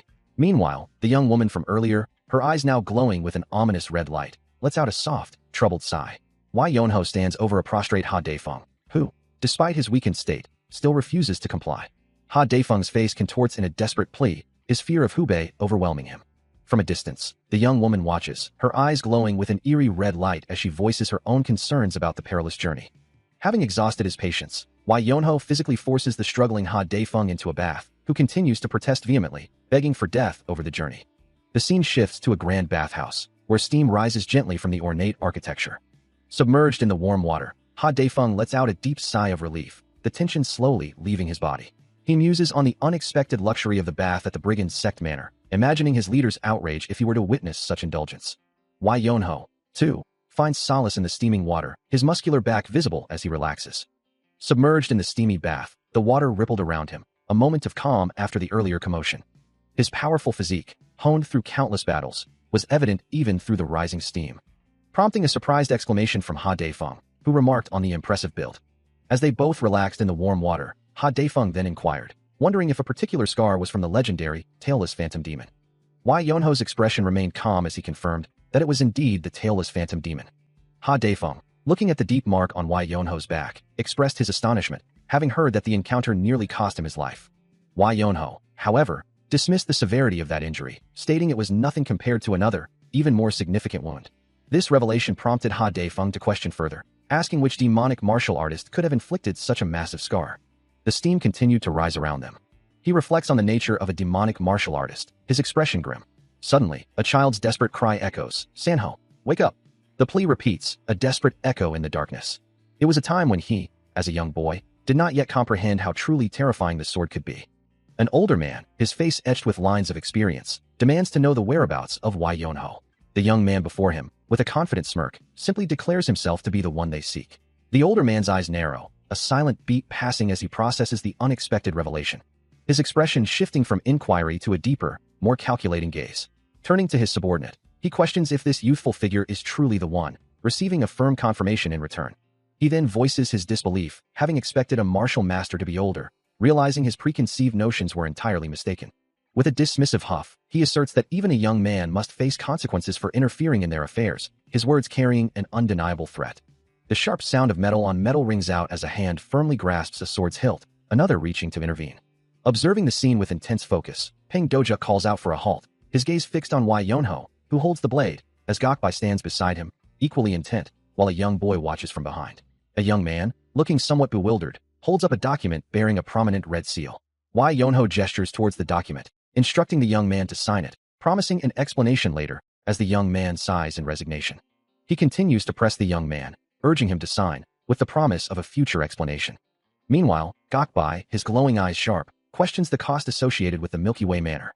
Ha Daifeng, the branch owner, responds, stating the price, 20 gold niang and 50 silver niang, as Kong Qianlip stands by. A chest is opened, revealing a glittering pile of gold and silver coins. A voice, filled with disbelief, exclaims at the sight of the unexpected payment. A sudden flash of light illuminates the room, catching the branch owner, Ha Daifeng, completely off guard. Wai Yonho explains to the young Wai Sanho that the contract for the Sacred Hand Manor is now settled, and with the debt resolved, they no longer owe anything. From their vantage point, Peng Doja questions the simplicity of the resolution, wondering if such a small sum could truly settle the entire debt. Ha Daifeng, alongside Kong Qianlip, carefully examines the document, his expression a mix of surprise and calculation. Wai Yonho clarifies that he is intentionally paying more than what was originally owed, a fact that Ha Daifeng acknowledges with a thoughtful "oh, it does look that way." Gokbai, still observing with Peng Dojuk, expresses his disbelief and concern, reminding his companion that the Golden Flower Manor's leader is involved, and fearing they might rebuild it themselves. A single gold coin gleams in Ha Daifeng's hand, a tangible symbol of the completed transaction. Ha Daifeng, with a confident smirk, dismisses the concerns of others, declaring that such problems are not important right now, and he won't allow interference in his business. Elsewhere, Wai Yonho stands ready, his dual swords drawn, poised for a fight. His face contorted in a mask of fury, Peng Dojuk's eyes burned with indignation. As he declared with chilling finality, "This is called a punishment." His voice echoing with authority, he commanded his subordinates, "Bring his head." Responding with a unified cry, several clan members, their blades glowing with ominous purple energy, charged forward. They quickly surrounded Wai Yonho, their weapons poised to strike, but he remained utterly still, a picture of calm amidst the chaos. As the first blade descended, he met it with his own, the clash of steel echoing sharply. A faint smirk played on his lips as he mused, "Punishment." Wielding two swords, he moved with impossible speed, a brilliant blue aura flaring around him, intercepting every attack. With a single, devastating motion, the attacking blades shattered into countless fragments, sent flying outwards by an unseen force. An attacker lunges forward, his fist blurring with intent. But before the blow can land, he effortlessly intercepts it, a flash of blue energy shattering the assailant's weapon. A swift counterattack follows, striking the man with devastating force. The impact sends him flying, his face contorted in pain. He collapses to the ground, defeated. Standing amidst the fallen, the warrior remains calm, a faint blue aura still clinging to him as more opponents close in. From a distance, Ping Dojuk watches in disbelief, his eyes wide with shock at the display of power. His subordinate reminds him of the warning, while Dojuk can only utter a frustrated hey. Unfazed by the surrounding enemies, the warrior speaks directly to the unseen instigator, demanding that the true sender of these assassins reveal themselves. A menacing smile spreads across the white-haired leader's face, a nervous gulp betraying his true feelings as he processes the recent events. Frustration etched into his posture, he barks a command for help, his voice laced with urgency. Meanwhile, a foot steps firmly onto the scattered debris, a testament to the recent, brutal confrontation. Wai Yonho strides forward, his gaze fixed on a new group of cloaked figures awaiting him. As he closes the distance, his eyes ignite with a fierce blue glow, power surging through him. A blinding burst of azure energy erupts from his form, engulfing the entire group in a single, explosive impact. Looking down at the aftermath, he expresses genuine surprise at the sheer force he just unleashed. His hand descends, the ground beneath him cracking and rumbling from the residual energy. He surveys the defeated figures, musing that he had expected a more challenging fight, finding the swift victory rather sudden. A voice questions the nature of a specific technique, asking if it is indeed the hidden sword. The explanation begins, revealing that there exists a sword art solely specialized for killing. As a soft white aura emanates from the speaker, he continues, explaining that it is mostly used by assassins. With a pointed finger, the elder emphasizes that its sole goal is to kill the opponent without being noticed. Wai Yonho listens, a blue glow surrounding him, as the elder asks, "Then, what should you not?" The young man simply replies, "I don't." The elder's voice grows stern, the white and blue energies swirling around them as he warns. People who use hidden sword art are murderers who have killed countless people. You must neither trust nor underestimate them. His face illuminated by a powerful white glow, Li Wangya delivers his final, chilling instruction. Do not forget this. Red particles scatter across the dark, emphasizing the gravity of his next words. If you find them, kill them all right away. A determined expression crosses his face, knowing he must now give his all after the old man's words. Turning to the kneeling figure, he asks for a sword, which is promptly offered. As he grips the hilt, a metallic scrape signals the blade's release, a sound he knows will draw attention. With a surge of blue energy beginning to emanate from him, he issues a stark warning for any unseen threats to stay away. Now fully enveloped in a vibrant azure glow, he stands poised, his sword radiating with the same intense light, ready for the inevitable clash. An opponent, taken aback by his agility, realizes this is no ordinary foe, having already dodged an attack. As multiple figures close in, their attacks met by his glowing blade, one warns the others that their target is a martial master, urging them to cooperate. Amidst a flurry of blue energy and flashing steel, he deftly parries and counters, his movements a blur against the multiple assailants. With the initial assault repelled, he stands firm on a shimmering platform of blue energy, ready for whatever comes next.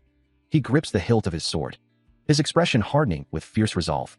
A surge of blue energy erupts from him, deflecting an unseen attack as he engages multiple assailants. The powerful aura pushes them back, eliciting a cry of pain from one of his opponents. His eyes glow with the intense blue light of his power, a memory of his master's words echoing in his mind.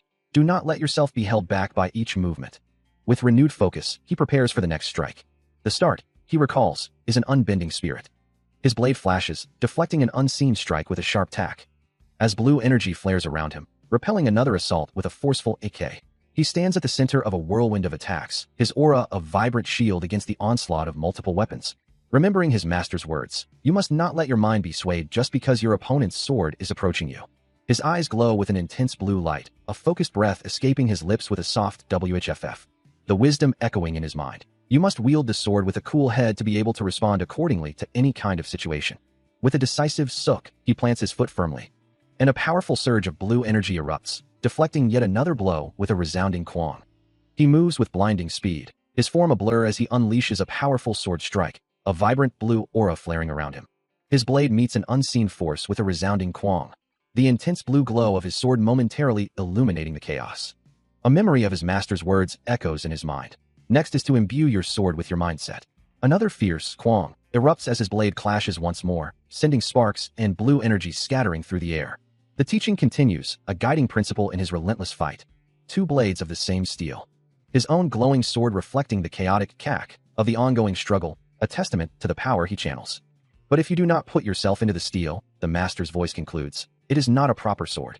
Another sharp kwang rings out, the sound of steel meeting steel echoing through the space. With a focused "oh," he tightens his grip on the sword, its blue glow intensifying as energy particles swirl around him, fully embodying the teachings. He continues his relentless assault, his glowing blue blade clashing with unseen forces, each strike a testament to his unwavering resolve. For as his master had taught him, a sword is only truly proper when imbued with one's will. He moves with fluid precision, his form a dance of destruction amidst the swirling blue energy. With a focused gaze, he understands that a sword wielded with such conviction can split even the mountains. A devastating impact follows, his blade tearing through an unseen foe with a sickening crunch. He pivots, his body a conduit for the surging power, maintaining his aggressive stance as the blue aura flares around him.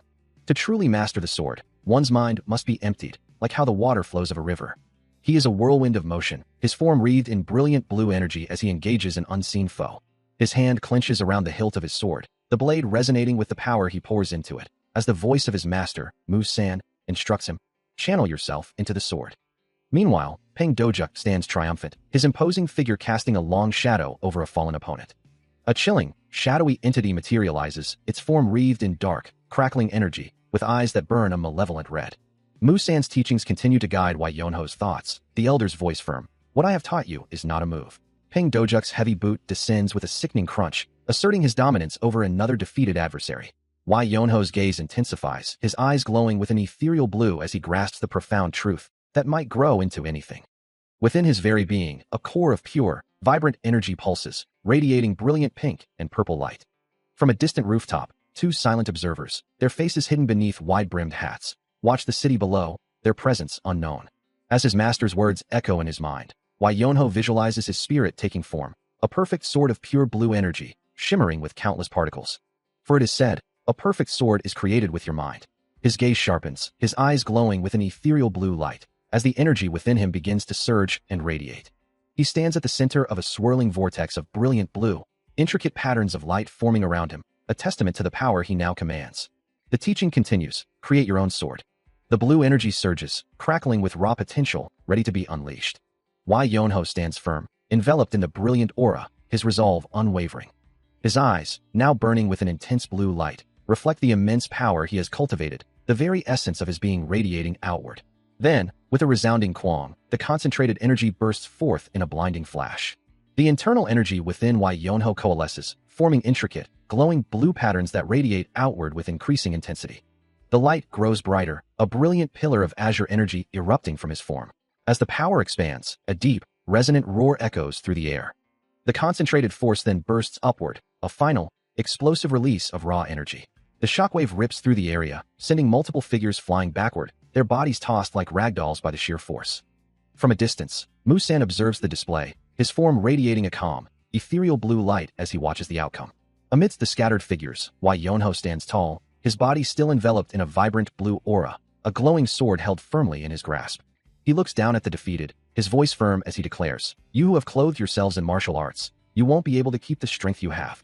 His gaze sweeps over them, delivering a final, cutting judgment. "You won't be able to hide yourselves from others, either. Pay the price for having oppressed others just because you were stronger than them."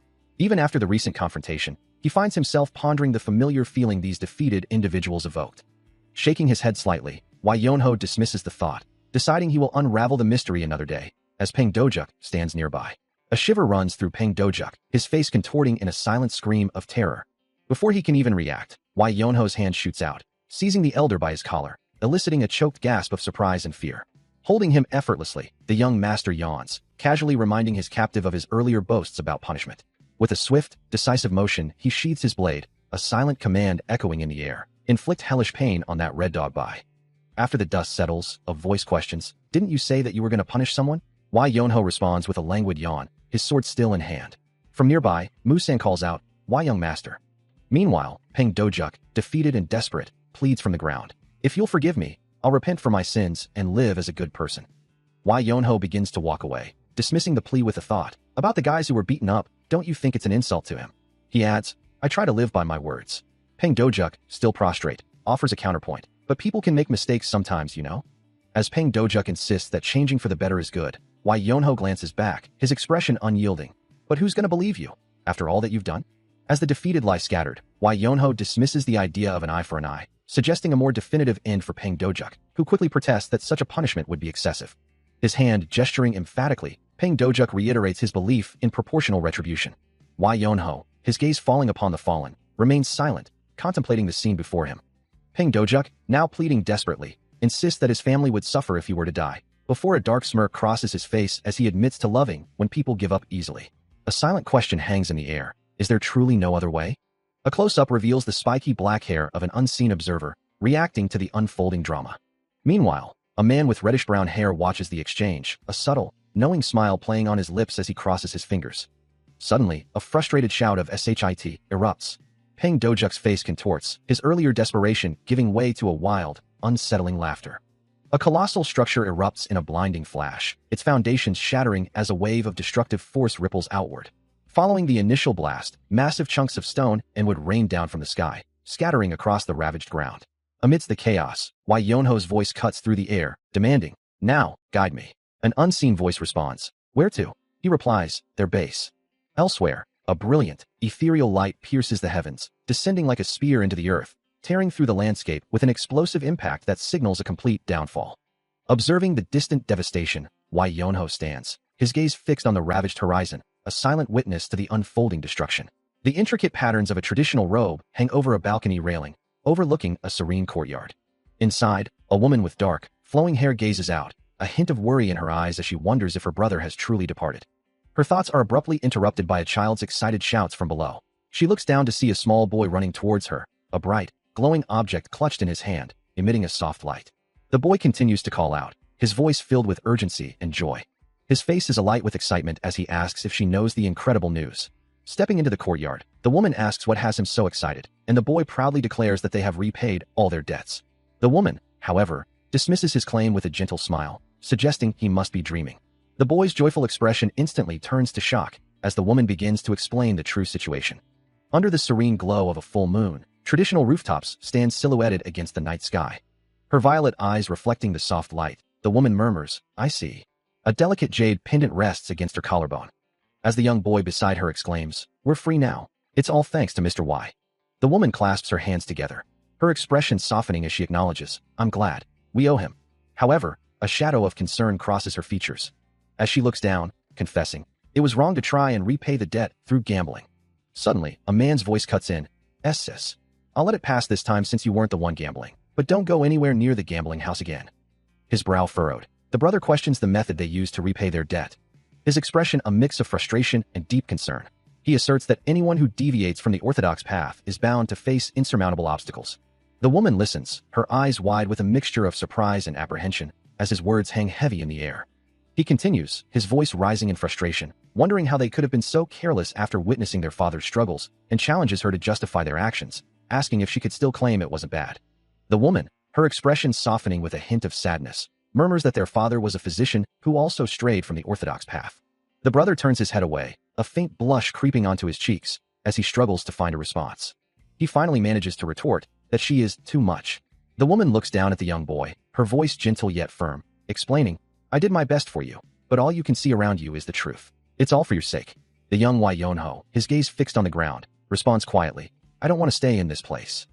He continues, his voice tinged with a child's earnestness, "If we did things that way, we would be staying in this place forever." His words hang in the air, echoing the unspoken history of the Y clan, whose name is etched onto a weathered wooden sign. The young boy then recalls a different path, stating, "I learned a lot from Mr. Y." The woman listens, her expression unreadable, before she finally responds, "I do not want to live the way you do." Her eyes hold a deep longing as she declares, "I want to live my own life." Under the silent gaze of the full moon, the woman and the young boy stand together, their paths diverging even as they share the same space. As a historian, one has a duty to document even the hidden sides of history, a task often undertaken within the hallowed grounds of the Great Hanlim Institute, nestled in the pine forest. Wai Yonho offers a warm welcome to his visitor. The guest, a man with a formal top knot, expresses his gratitude, honored by the reception despite their unannounced arrival. As the visitor bows deeply in respect, Wai Yonho acknowledges his presence, noting that he heard of his association with Elder Peng and affirming his status as an important guest deserving of welcome. Still in his respectful bow, the guest offers an apology for any rudeness that might have been caused by his companion. Dismissing the concern, Wai Yonho shifts the conversation, asking if the guest is indeed looking for someone specific. His gaze sharpens, awaiting confirmation. He gazes intently, posing a question about the true extent of one's potential. Such a thing, he explains, cannot be restricted, and considering the other's personality, he is sure they would try to shape their brother to their expectations. However, he warns, that will only ruin him, as everyone eventually tries to squeeze a wild horse into a small house. Instead, he advises, one must simply let him be free. The metaphorical bonds shatter. For then, one day, he will become a horse running, unfettered through the plains.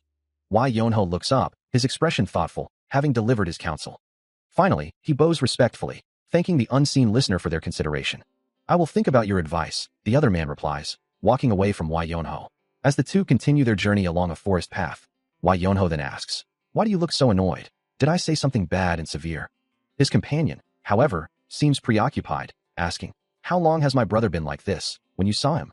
He explains that he only treated his brother well because he was Wai Yonho's disciple, adding that otherwise, he wouldn't even have considered him human. Wai Yonho muses, he's so lazy and he's evil, like he's from the unorthodox Murim. He's more cunning than a politician. The other man lets out an exasperated sound, covering his mouth in frustration. Wai Yonho simply watches him, a faint smirk playing on his lips. He considers the words, a slight frown touching his lips as he acknowledges the other's perspective. His companion, however, remains resolute, convinced that many are simply too blind to see the true depth of his brother's talent, even if that talent is often misdirected. He then adds, with a hint of resignation, that his brother has changed significantly from the person he once was. Time passes, and the protagonist stirs from a deep slumber, a long yawn escaping him as he slowly begins to wake. His eyes snap open, a momentary confusion clouding his features as he fully regains consciousness. Sitting up, he looks around his surroundings, a single question forming on his lips. How long has he been asleep? He rises to his feet, stretching out the stiffness from his body, complaining that the long rest has left him feeling as though he'd been thoroughly beaten. His hands reach down, perhaps to steady himself or to feel the ground beneath him, a moment of quiet assessment. Then, the companion's voice cuts through the silence, acknowledging the protagonist's efforts with profound gratitude. What he has done for them is truly immeasurable. He shouts in disbelief, urging her to rise. Still kneeling before him, he questions her actions. Why are you doing this? His companion looks up, her expression earnest, as if steeling herself for a difficult request. A hint of annoyance in his voice, he asks, what is it? Am I being called by my name for something? He simply stares, awaiting her explanation. She explains that Soa had to become a sacred martial artist, destined to serve the emperor and regain their family's honor, but is currently resisting. Still kneeling before him, she implores the radiant martial sovereign to change Soa's mind. He looks down at her, a slight frown on his face, wondering why he should involve himself in such a personal matter, but she quickly counters, asking what could possibly be more important than this. As he considers her words, she reminds him that he is, after all, the one who saved her and her brother. Her expression turns resolute as she speaks of the Sacred Hand Manor, a place whose revival holds immense significance. She continues, explaining that even if Soa were to become a great physician, it would not be enough. Her father's will, she states, cannot be fulfilled if Soa does not resurrect the Sacred Hand Manor. However, she adds, if the Sacred Hand Manor is revived, there is hope. With a hopeful glint in her eyes, she concludes that they will then have a chance at a greater future. Wai Yonho listens intently, his expression thoughtful as he processes the full weight of her words, the implications of her family's destiny, and the Sacred Hand Manor. He listens intently as the woman continues, explaining that the priority now is to revive the Sacred Hand Manor, and for that to happen, she looks at him with unwavering resolve. A slight smirk plays on his lips as he offers a thought. There is actually a really simple solution. His fingers tap thoughtfully, considering the implications.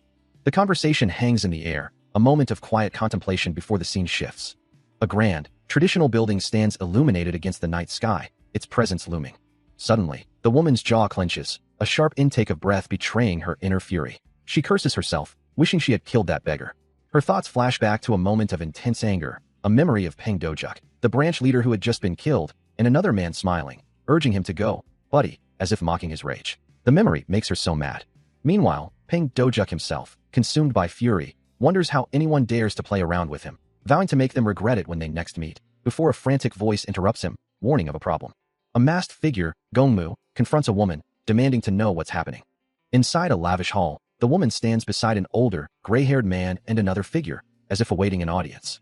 The gray-haired man, his gaze sharp, questions the authority in the room. His stern expression remains unwavering. The woman, her lips curled in a slight smirk, comments on the influx of visitors. Then, with a confident declaration, she reveals her true identity, stating she is Wai Zhonghan. The trio continues their procession through the grand hall. The gray-haired man, taken aback by her revelation, stammers her name in disbelief. He then exclaims her full title, recognizing her as the righteous chivalrous swordsman, Wai Zhonghan. Peng Dojak's eyes widen in disbelief, his mouth agape as the revelation settles upon him. He tries to articulate his shock, stammering, then, since you know me, I won't have to explain as much. We're looking for our so. Oh. But before he can finish, an unseen force slams into him, sending him recoiling with a pained cry. As the dust settles, Wai Yonho stands calmly, her back to a stern-faced man with a top knot, who questions, "We're busy enough. What are you flexing?" A red-haired man behind him, smirking, adds, "Shanghai, it's just, I'm famous." The stern man's irritation grows, wondering if such trivial matters are truly important. The red-haired man simply dismisses it. "Nope. That's..." Wai Yonho, meanwhile, looks down thoughtfully, hearing the stern man's incredulous whisper, "The righteous chivalrous swordsman?" She hums softly in response. Elsewhere, a dark-haired woman with a serious expression relays a message. "Zhang sent word to us from here." An unseen voice cuts through the silence, demanding to know what exactly transpired. An older man, accompanied by a younger figure, inquires about the whereabouts of Mr. Wai Yonho. As a woman with dark, flowing hair states that he should have already arrived at the Sacred Hand Manor. The older man repeats the name, Sacred Hand Manor, and the woman confirms that before this, Wai Yonho was at the Great Hanlim Institute. He then questions if the Sacred Hand Manor is a physical manifestation of the heart, adding that he hasn't heard of any problems with Wai Yonho's health. The woman, deep in thought, finds the situation quite strange. The elderly man, Mu-san, muses that his son is quite lazy. But the woman quickly counters, stating he is not the type to be seen with just anyone regularly. Mu-san's gaze sharpens as he presses her, asking how she knows so much about him. A sudden realization dawns on her, a quiet umph escaping her lips as she understands. He has been keeping an eye on Wai Yonho. Her composure shatters, and she points an accusing finger, demanding, "You better answer properly." A frustrated ugh escapes her as she stands defiantly, the man behind her remaining silent. The situation quickly escalating into something potentially very bad. The Sacred Hand Manor, now fully reconstructed, stands as a testament to swift work, having utilized what was once the Dark Earth Branch head's residence. Inside, Wai Yonho finds himself questioning the finances, wondering what money they could have possibly had to begin with, considering the building had been looted. His confusion deepens as a man presents him with a document, prompting a bewildered, "What is this?" The man calmly explains it's a promissory note, stating that Wai Yonho now owes them 20 golden niang. Wai Yonho's eyes widen in disbelief, recognizing the signature and realizing this is what he was made to sign last time. A wave of betrayal washes over him, as he had genuinely believed they were doing him a favor. Peng Dojuk explains his terms, stating that he repaid the debt as an investment, expecting the Sacred Hand Manor to be reconstructed and its former glory restored to repay him. He then reveals the true nature of the agreement, a promissory note for 20 golden niang, which Wai Yonho must pay off in 20 days. The realization dawns on Wai Yonho, his eyes widening in disbelief and shock. A memory flashes back to a younger Wai Yonho, happily signing a document, believing it to be a simple favor. Back in the present, the grim truth is revealed. The document he holds is a slave contract. His face contorts in a mixture of anger and frustration, the weight of the deception pressing down on him. The flashback continues, showing him signing the paper, while the red-haired figure watches with a knowing smile, confirming the trickery. He questions why he was subjected to such a cruel deception. His ear flushes red with a mix of anger and deep embarrassment, the sting of being so easily fooled burning within him. Peng Dojuk, with a slight smile, continues to discuss the terms of the agreement with Wai Yonho, who finds himself thinking that there could be no contract as absurd as this one. He stands alone in the ornate room, his mind reeling from the implications. A look of utter confusion crosses his face as he processes the words, unable to fully grasp the situation. Peng Dojuk leans forward, his voice laced with feigned concern, asking if the conditions seem too good to be true. The underlying truth, however, is that even with immense effort, the Sacred Hand Manor would never regain its former glory. Peng Dojuk continues, asserting that while the manor might be renowned, it's not something Wai Yonho truly needs, a statement he reluctantly agrees with. With a knowing look, Peng Dojuk then presses him, inquiring about the true reason for his generosity in paying all these fees. Wai Yonho's expression hardens, his suspicion growing as he retorts that he doesn't see what Peng Dojuk is gaining from this arrangement. Still pondering the intricate web of relationships, Wai Yonho considers the implications. Peng Dojuk, meanwhile, speaks of a young man, and who despite his youth, is destined to become a great physician one day. The surface of the liquid in the bowl shimmers with a subtle glow. Wai Yonho recalls Peng Dojak's earlier words, that the Sacred Hand Manor was beyond repair, yet now he speaks of An's ability to save many. He resolves to believe in this young physician's potential, and to observe his progress in the future. Turning back to Peng Dojuk, Wai Yonho admits his difficulty in comprehending the elder's true intentions, but concedes if that is what he truly desires. A wave of surprise washes over him, realizing the depth of consideration Peng Dojuk seems to be showing. He sits, lost in thought, his gaze cast downwards. His hands clench tightly, a silent testament to the frustration bubbling beneath his composed exterior as he reflects on his own complaints. He considers his options, wondering what he can truly accomplish. He resolves to dedicate himself to hard work, aiming to repay the trust placed in him. A surge of determination washes over him, knowing he needs to pull himself together. As he departs, Peng Dojuk watches his retreating figure, a question hanging in the air. The elder stands alone in the opulent hall, his gaze fixed on the empty space where the young man had been. A low, guttural chuckle begins to emanate from him. Peng Dojuk's face twists into a wide, mocking grin, finding amusement in the ease with which he can deceive a youth. His laughter grows, a sinister sound as he muses that the young man hadn't even truly fooled him. The chilling sound of his mirth fills the air, his gold rings glinting as he covers his mouth. A hearty laugh escapes Wai Yonho, his face alight with amusement, as the grand sign for the Sacred Hand Manor stands proudly, announcing its presence. Now officially the manager, he stands before the newly opened establishment, ready to fulfill his duties. With purpose, he sets about preparing the manor for its grand opening. The day finally arrives, marking the official opening of the Sacred Hand Manor. Surveying the bustling crowds, he quickly realizes the demand, ordering his staff to prepare more food, threatening dire consequences if they fail to meet the needs of the people. The manor grounds are packed with countless individuals, all seeking aid. Noticing the overwhelming numbers, he instructs his subordinates to open up all unused patient rooms to accommodate everyone. Even as a subordinate expresses concern about depleting their reserves, he dismisses the worry, insisting they simply buy more to ensure no one is turned away. A young woman, her expression resolute, reminds herself to maintain composure, even as the weight of her new position settles upon her. This is Jin Soa, the newly appointed master of the Sacred Hand Manor. Meanwhile, two onlookers whisper amongst themselves, wondering aloud about the presence of the Peng clan's eldest young master and why he has gone to such lengths to present himself. They speculate on his intentions, particularly concerning the Sacred Hand Manor and the vast wealth it represents. Suddenly, a voice announces, "Coming in." A procession of figures ascends the grand staircase, their numbers hinting at the importance of the arrival. Jin Soa and her companion watch the scene unfold, a silent question hanging between them. With a soft thud, the footsteps of Peng Dojuk echo as he departs. He walks away, his back to the manor, leaving Jin Soa and her companion to ponder the implications of his visit. A grand procession announces the arrival of Peng Dojuk, who ascends the steps with an air of undeniable authority. An attendant offers a deferential greeting, while Gongmu observes the scene from a distance, his scarred face unreadable. Peng Dojuk then turns his attention to the manor master's brother, his gaze sweeping across the manor grounds before settling on a distant, towering structure. Below, Gongmu kneels in quiet contemplation, overjoyed that the Jin family's Sacred Hand Manor will be reconstructed. Peng Dojuk continues his silent assessment of the surroundings. Finally, he breaks the silence, directly addressing the man before him, asking if he is the former Sacred Hand Manor master's son. He stands over the kneeling figure, his presence commanding as he prepares to make a formal declaration. The manor master's brother looks up, a hint of apprehension in his eyes, awaiting the verdict. With a voice that carries authority, Peng Dojuk declares his official recognition of the Sacred Hand Manor's reconstruction. He then addresses the kneeling man directly, expressing his belief that he will serve the people well, his gaze unwavering. The brother responds instantly, his voice firm with renewed resolve, assuring his superior of his commitment. Thus, the Sacred Hand Manor, once fallen, is officially declared revived. The news spreads quickly, igniting cheers among the populace, who celebrate the return of their city's pride, believing it to be a divine blessing. Now standing before the jubilant crowd, the manor master's brother addresses them, promising the manor's continued service to the sick and needy, emphasizing the health of the people as the nation's strength. From a distance, Gongmu affirms the brother's words to Peng Dojuk, reassuring him of the manor's future.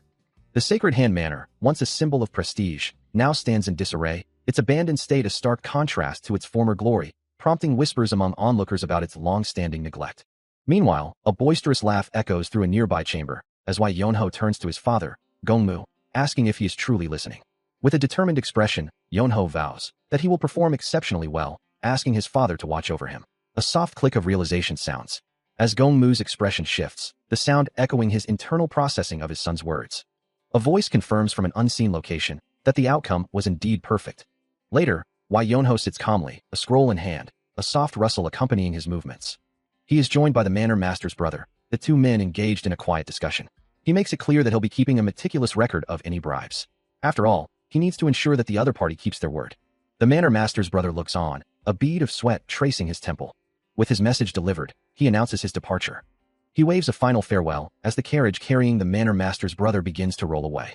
The brother muses on the implications of such records falling into the hands of a royal inspector. He concludes that he must behave himself for a while. The next morning arrives. The young manor master looks up, her eyes wide with surprise. A massive crowd surges forward, pushing and shoving to get through a gate, as unseen guards shout for order. The sheer volume of people creates a bottleneck, forcing everyone into a slow, deliberate procession up a set of stairs. Among the throng, a portly official with a receding hairline observes the endless line, his younger companion wondering aloud about its length, while the official himself mutters about a distinct scent. His eyes, now glowing with a greedy green light, confirm his suspicion. The scent is that of immense wealth, and he resolves to claim his share. His companion stares in disbelief, questioning the official's sudden, avaricious declaration. Meanwhile, under the cloak of night, the grand facade of the Nature's Hand Manor stands illuminated.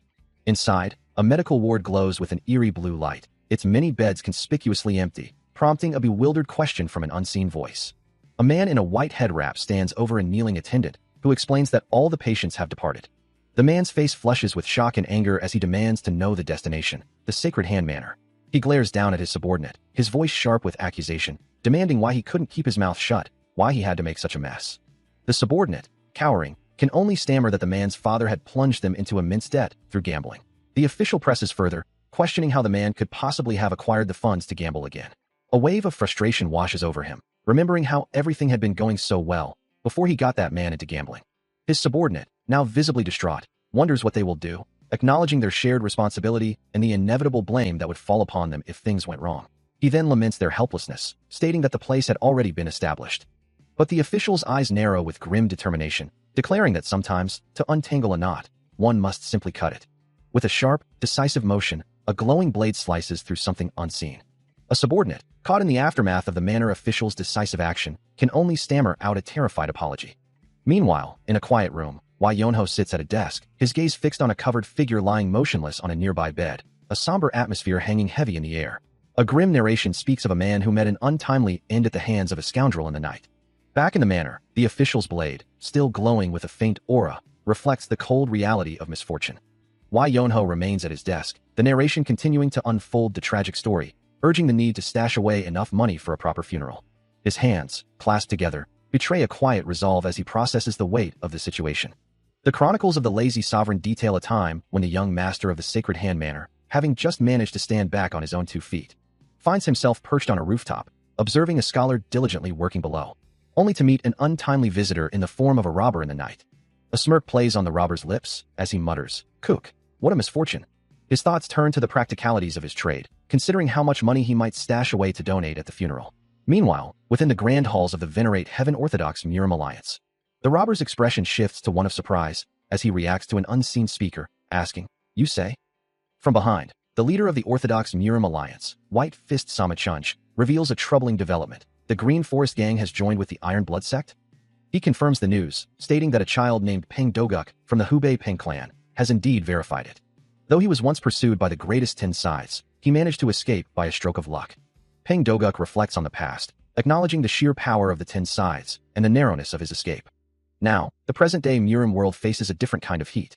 As the number of incidents has drastically increased in the last 2 decades, with each force continuing to expand its military might and influence.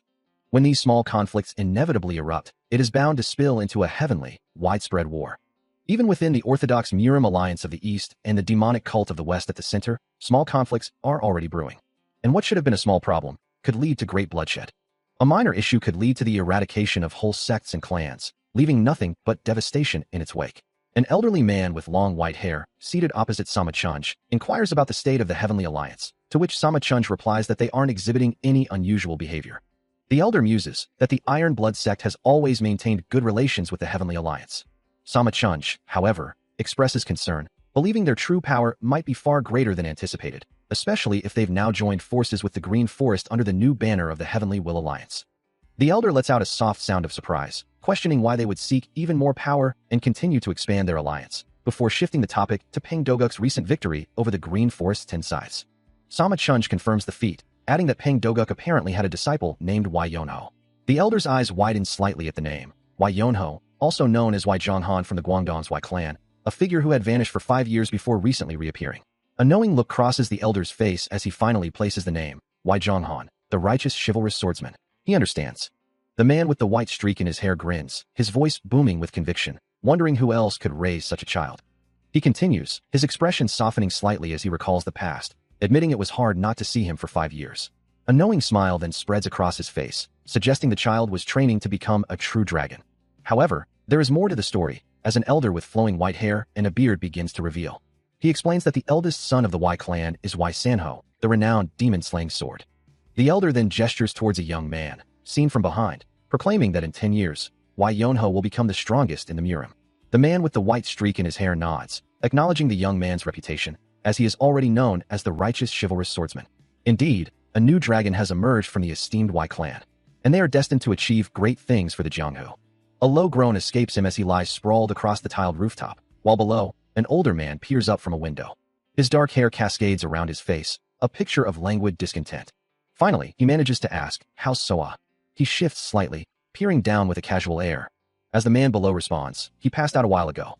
He continues, explaining that they must take good care of him to prevent another collapse, and that he's already ordered more herbal tea. Now sitting upright, Yonho changes the subject. "Anyway, remember the bet? I think you owe me." The older man looks up, a hint of surprise on his face, uttering a confused, "Sorry?" Meanwhile, a figure moves with blinding speed, a sword flashing from its sheath, its blade glinting sharply in the dim light. A powerful, blue-tinged impact rips through the air, signaling an abrupt and forceful intrusion. From within a grand hall, an elderly man observes the disturbance, remarking that he had anticipated their arrival today. He then calmly inquires, assuming his companion is fully capable of handling the situation. Y Yonho, surrounded by a fierce blue aura, responds with unwavering resolve, unleashing his ultimate technique, the Blade of Honor. He charges into the fray, his sword ablur against multiple adversaries. The radiant martial sovereign moves with incredible speed, his form wreathed in crackling blue energy, as he continues his relentless assault. A powerful kick follows, generating a swirling vortex of blue energy with every precise movement. His face contorted in a fierce battle cry, he roars, "Die!" The intensity of the fight brings a wide, almost maniacal grin to his lips, his eyes burning with fierce determination.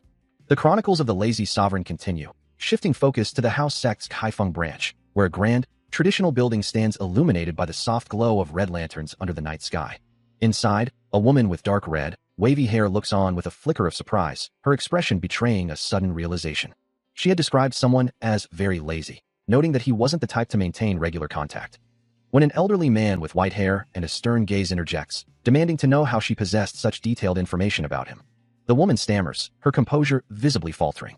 Internally, she curses her slip of the tongue, realizing he's probing whether she's been keeping tabs on Y Yonho, a question that clearly puts her on edge.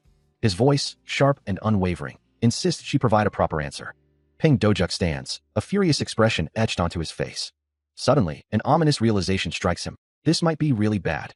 A guttural scream tears from his throat, his face contorted in agony. Clutching his chest, a sharp gasp escapes him. "Kuaghh," he cries out, saying, "Ah, it hurts. It really hurts."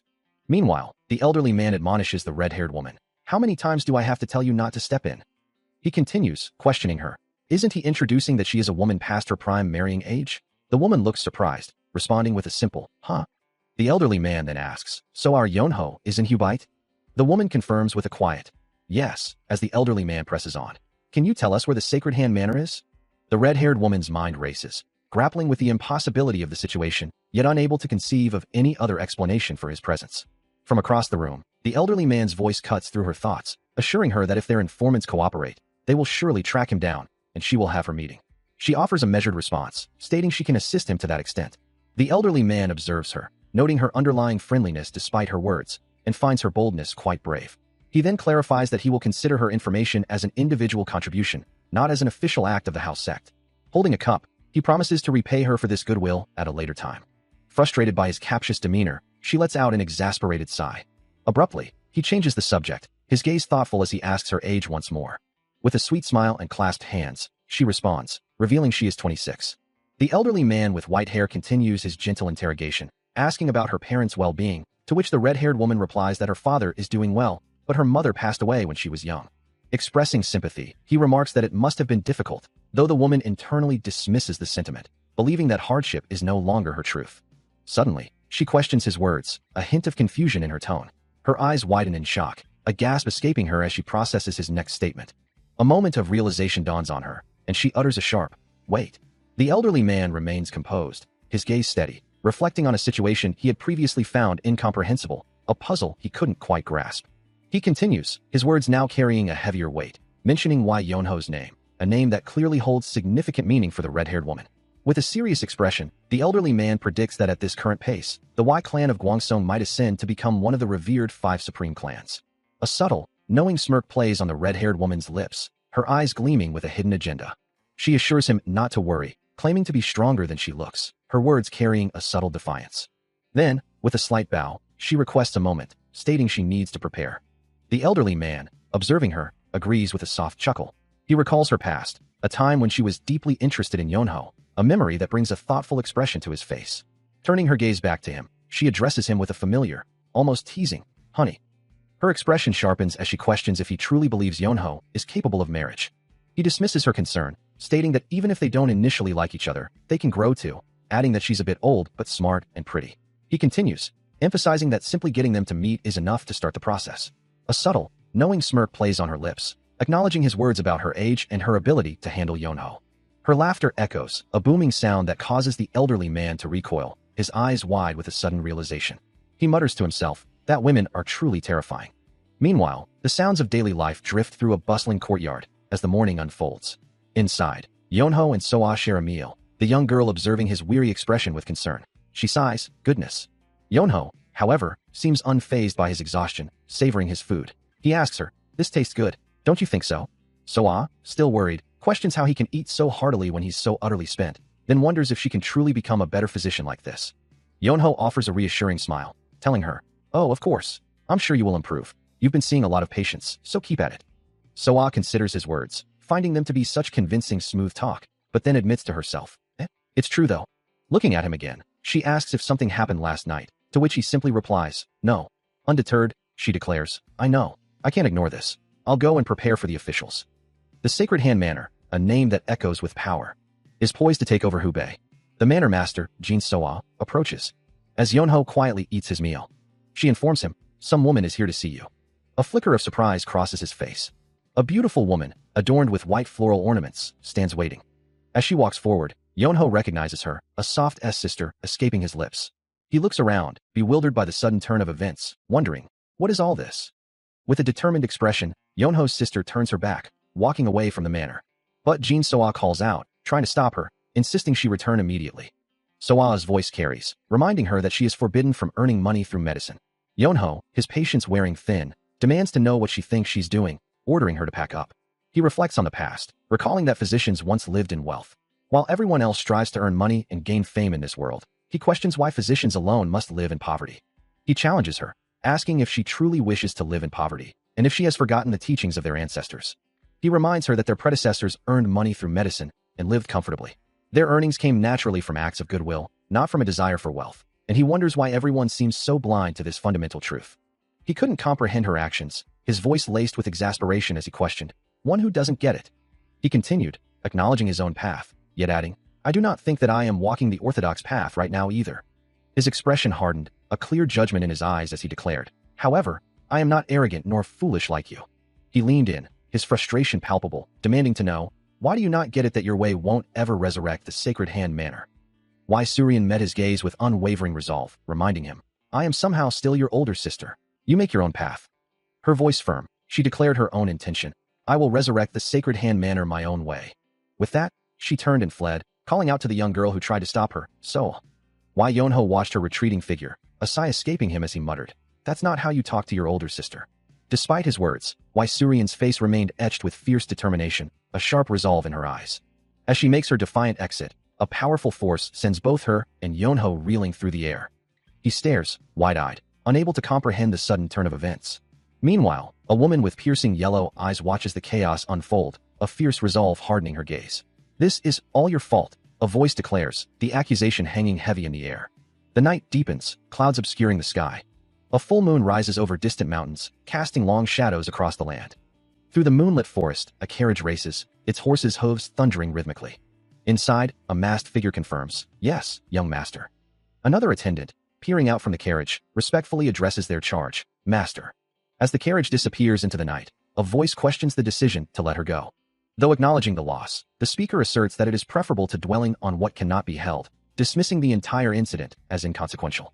Meanwhile, the woman with the striking red hair observes the unfolding events with a knowing smile, musing that the White Fox clan now faces a new challenge, and that smaller problems are always easier to manipulate, implying that even if she had intervened, another issue would have simply arisen. Elsewhere, a masked figure reflects on the necessity of distance, wondering aloud why the young master is so consumed by the woman, a behavior uncharacteristic of his usual prudence, before concluding with a simple affirmation. Back in his own chambers, Yonho finds himself pondering his younger brother's well-being, reassuring himself that nothing truly bad has occurred, yet a deeper question lingers in his mind about the true nature of the boy. As the night deepens, a decision is made to dispatch a letter to the family. The sender considers it imperative to warn them about the boy, who could potentially become a significant impediment to their grand schemes. A soft sigh escapes her lips as she gazes out into the moonlit night. Holding a delicate teacup, she muses that it's not good to drink alone. His voice cuts through the quiet, assuring her that she isn't anymore. A warm smile spreads across his face as he asks if he can join her for a drink. Under the soft glow of the full moon, still waters reflect the night sky, as a steaming liquid is carefully poured into a small, delicate bowl. The quiet night envelopes a traditional building, its silhouette stark against the moonlit landscape. From a high wooden perch, Wai Yonho lets out a soft sigh, while Jin Soa, seated nearby, observes him, remarking that it is not good to drink alone. He turns, a hand resting on his hip, and asks if she is no longer troublesome. A faint mist swirls around his feet as he steps down from the structure, before looking directly at her with a slight smirk, wondering if he can have a drink too. He muses that drinking alone is a poisonous habit. As he sits across from Jin Soa, who gracefully pours a drink. With a slight smirk, he adds, "I think looking at your face is even more poisonous." Soa, looking down, responds with a hint of playful exasperation. "Then should I lie down so you won't be able to see my face that way? That's a solution only you would give." Her tone then softens as she offers a sincere apology. "Sorry, Mr. Y." He looks at her, surprised by the sudden shift. "Huh." Soa continues, her voice tinged with regret. "You've done so much for me, yet I got mad at you. I needed you more than anyone, but I couldn't." Her expression reflects a deep sadness. Wai Yonho looks away, a thoughtful sigh escaping him as he acknowledges the complexities of their situation. The Sacred Hand Manor, and Soa. Nothing is easy. Jin Soa listens intently, her expression thoughtful as she considers the words spoken to her. She looks up, a hint of worry in her eyes, asking what truly troubles him. He responds with a familiar teaching, reminding her that if she desires something, she must achieve it herself. Jin Soa looks down, reflecting on his words, believing the same principle applies to the Sacred Hand Manor, where those who benefit should also contribute. Her eyes widen in realization as she grasps the implication. He expects her to resurrect the Sacred Hand Manor herself.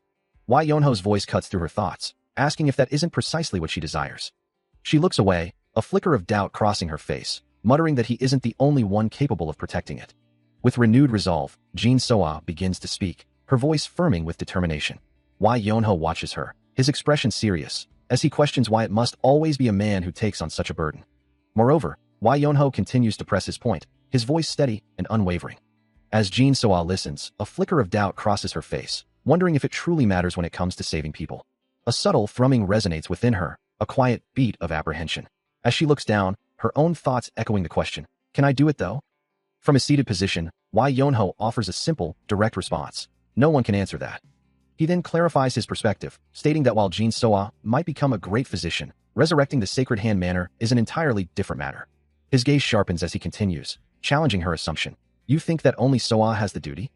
As a soft, blue glow emanates around Jin Soa, Wai Yonho's words cut through her thoughts, revealing his understanding. "That's why you keep projecting your wishes onto him." He concludes with a firm directive, emphasizing personal responsibility. "If you want to make the Sacred Hand Manor great again, then you'll have to do it yourself. You have to do it yourself." As a small butterfly flutters past, she looks up, a question forming on her lips, wondering, what? Her eyes close as she considers his words. "A person." He responds calmly, "I hear that often," while she observes him, thinking, "You're really strange." He continues, "Someone who doesn't move, someone who doesn't try." Holding a cup in his hand, and someone who only thinks can never achieve anything. She challenges him, "Is that aimed at yourself?" A soft chuckle escapes him. He replies, "I'm just satisfied with being like this. I don't really want to achieve anything." Later, alone, he muses, "I think I'm happy for you right now, though."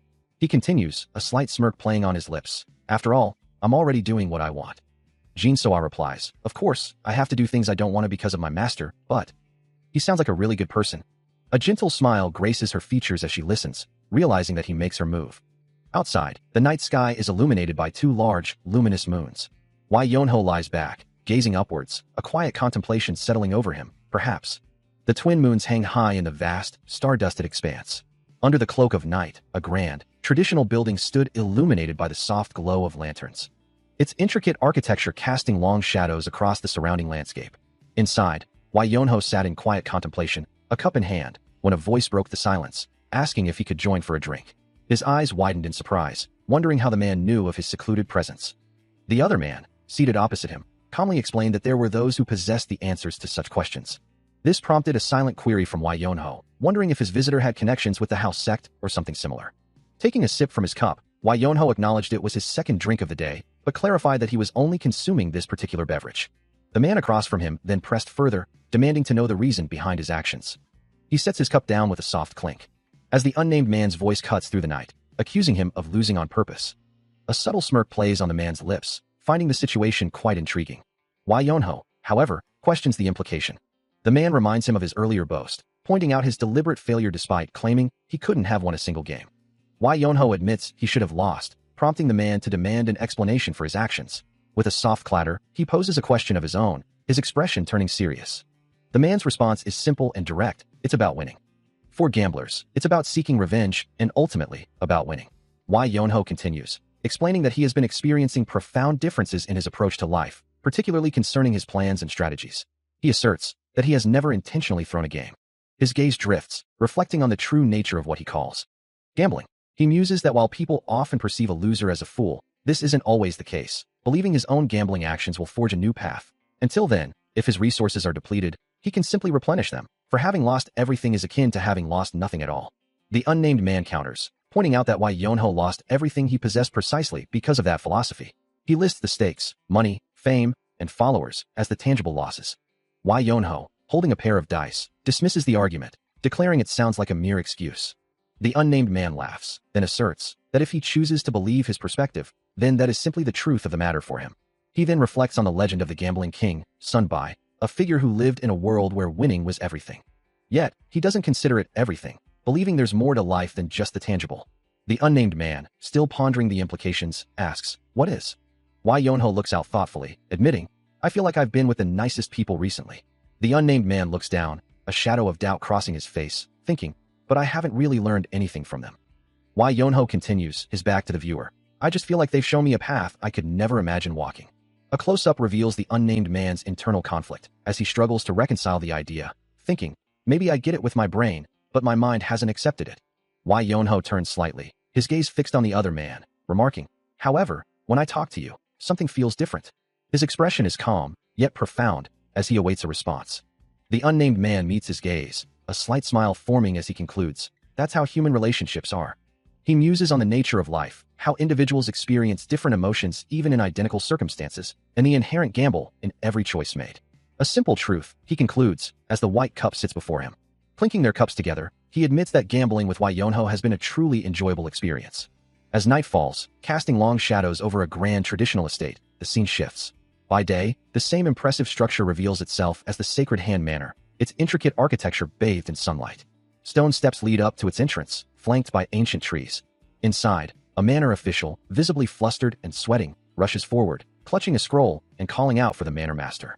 The young manor master, Jin Soa, seated calmly at her desk, inquires about the urgency. Her composure shatters as the official begins to speak, her eyes widening in shock at the news. As the manor master, Jin Soa, receives the urgent news, a message from Why Yonho is revealed, confirming his sudden disappearance. The scroll simply states, "I'm leaving." He continues, explaining that if he doesn't depart now, he feels he'll be stuck there forever. Furthermore, he believes he's not truly of any assistance to the Sacred Hand Manor. Jin Soa, reading the scroll with the manor official, exclaims in disbelief, wondering where he could possibly be going, as the message instructs them to manage the Sacred Hand Manor well. The message continues with a casual warning, "Don't be too greedy." He adds that he trusts the manager will also do well. Finally, a postscript reminds them, "Don't forget about the money that you owe me," causing the official to let out a surprised sound. Jin Soa, her expression shifting to one of utter shock and frustration, immediately orders the official to send people after him, leaving the official bewildered. Why Yonho considers his journey, knowing he couldn't have gone far from the manor yet. He muses, it's highly likely that he's somewhere nearby. Meanwhile, Jin Soa fumes. How dare he try to put every responsibility on them and run? Back in the past, Why Yonho finishes packing his meager belongings, deciding that's good enough. Others bow in gratitude, thanking him for coming all this way. A young woman, physician Jean Yeren, smiles warmly, holding a small bottle of medicine. She assures him, it's no trouble at all, leaving the medicine for him to apply when it hurts. Why Yonho walks away, a small bag slung over his shoulder. Turning back to Jin Soa with a challenge, he wants to see if it's truly so effective. As a historian, one carries the duty to document even the hidden sides of history. It is a duty that often leads to unexpected encounters, such as the one between the departing Why Yonho and the young Jin Soa, standing by a majestic waterfall. She was a physician who attended to patients without seeking any payment. He then asks why she undertakes such a difficult path, wondering if it's for some grand purpose, while she kneels before him. Her response is simple, a profound sense of duty. He acknowledges her words, recalling her own previous statements. With unwavering resolve, she declares that those who merely think, without acting, can never achieve anything. This, she asserts, is her personal way of resurrecting the sacred hand manner. A soft smile plays on Wai Yonho's lips, a gentle warmth in his eyes as he listens. Then, Jin Soa extends her hand, offering him a small, intricate object, urging him to take this. His eyes widen in disbelief, recognizing the item as he exclaims, these things are? The ornate butterfly ornament, shimmering with delicate craftsmanship, confirms his suspicion, prompting the thought, did he also? A more serious expression settles on his face as he looks at her, asking, can you promise that? Jin Soa meets his gaze with unwavering resolve, her expression firm. Turning away, Wai Yonho declares, I'm leaving now. As he begins to walk away, Jin Soa calls out, her voice tinged with surprise, huh? Where to? Wai Yonho glances back, a thoughtful expression on his face as he considers the path ahead, knowing he cannot remain in a place where her life is risked for his master's death wish, yet hoping. I'm sure we'll meet again if it's meant to be, right? As he prepares to leave, a small voice calls out, wait. Turning to see Jin Soa, he hears her offer. It's a small gift, please take it.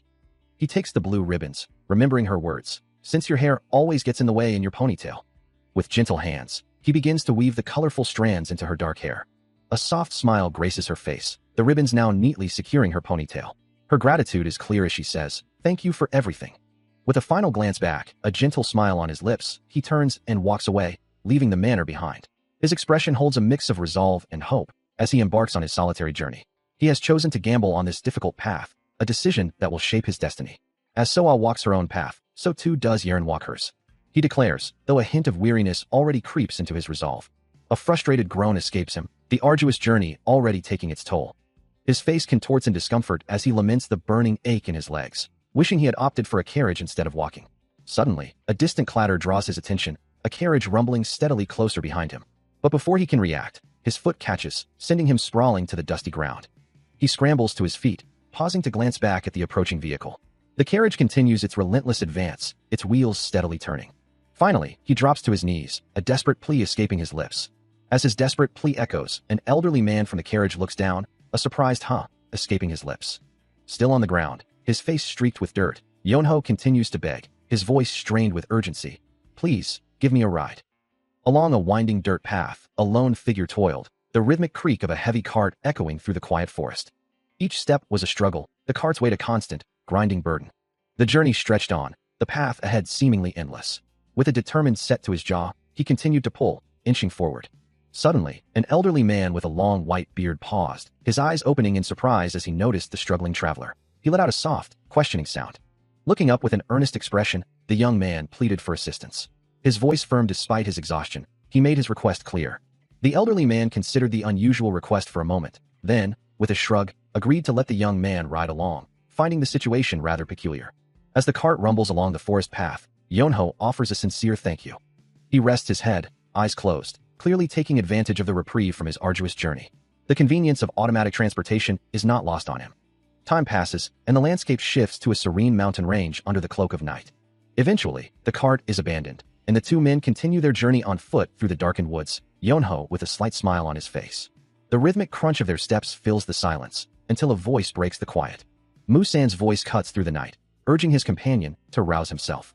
Still groggy, Yonho stirs as Musan suggests they part ways here. Wai Yonho stirs awake, rubbing his eyes as he realizes he has overslept. Still, a voice asks, are you truly certain? There isn't a town nearby. Musan replies, his back already turned. I can simply sleep on a tree or dig a hole. Accepting his decision, Yonho simply bids him farewell. I see. Take care then.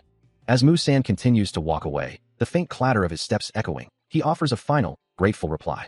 The elder's figure grows smaller and smaller, disappearing into the vast, moonlit landscape. Only the distant sound of his movement remains, a faint clatter fading with each passing moment. Looking back one last time, a subtle smile plays on Musan's lips as he muses, what an interesting child. His gaze, now imbued with a faint, otherworldly glow, reflects the scarlet moon.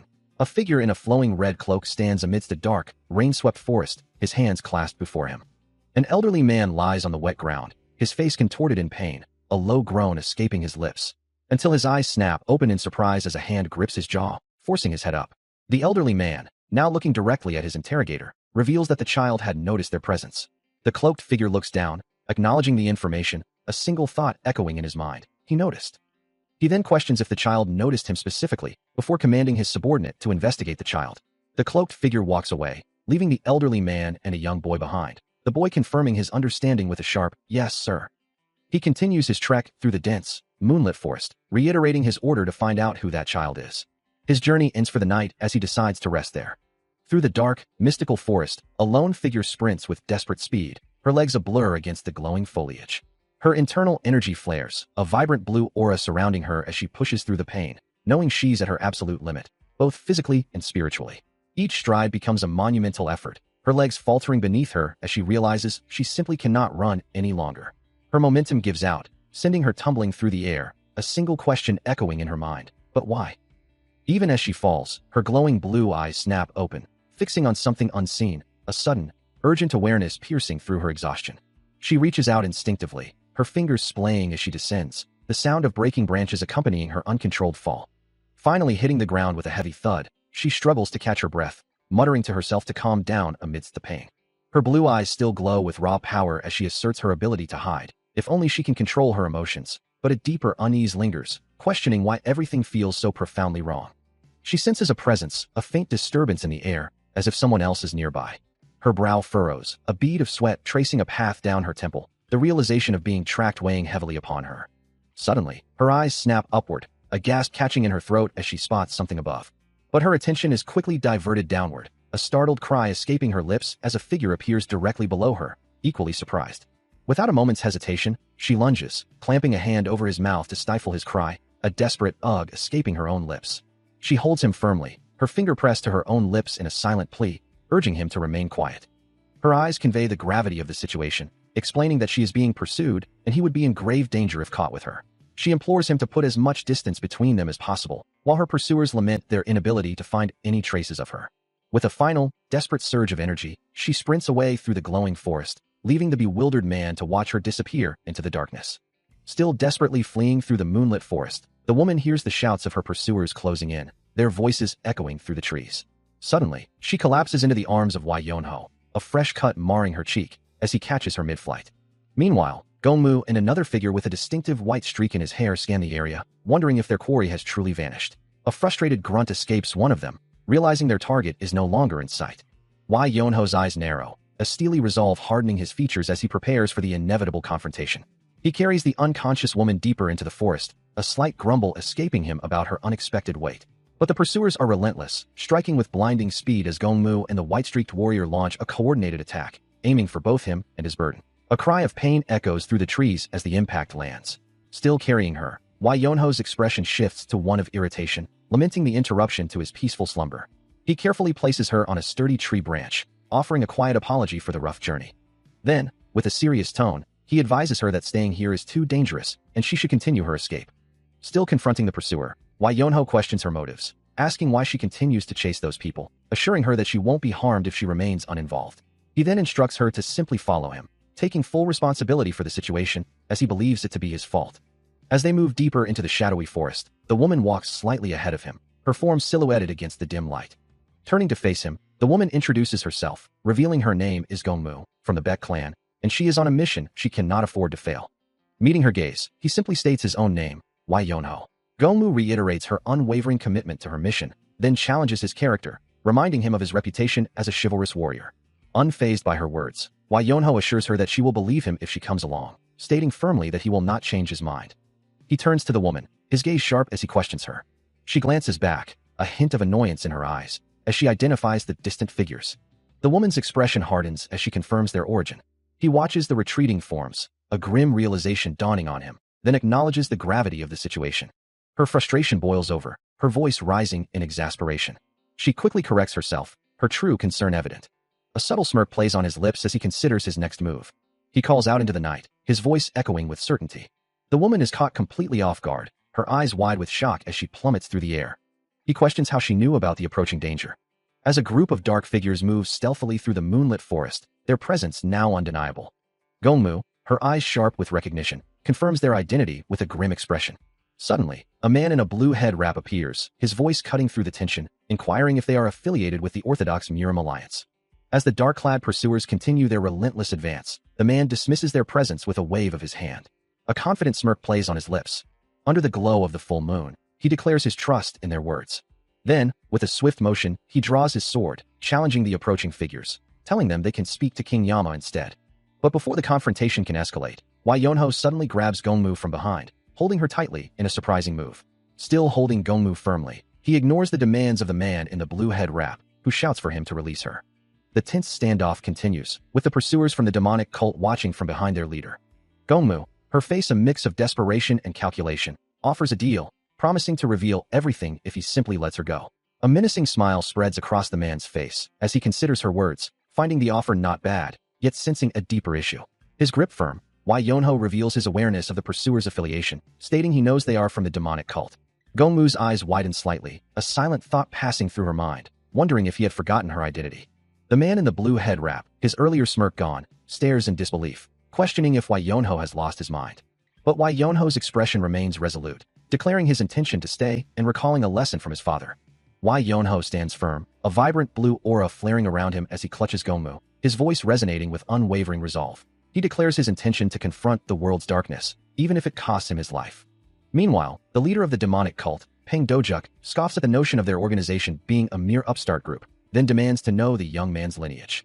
A powerful image of Wai Zhonghan, surrounded by a fiery aura, flashes through the mind's eye.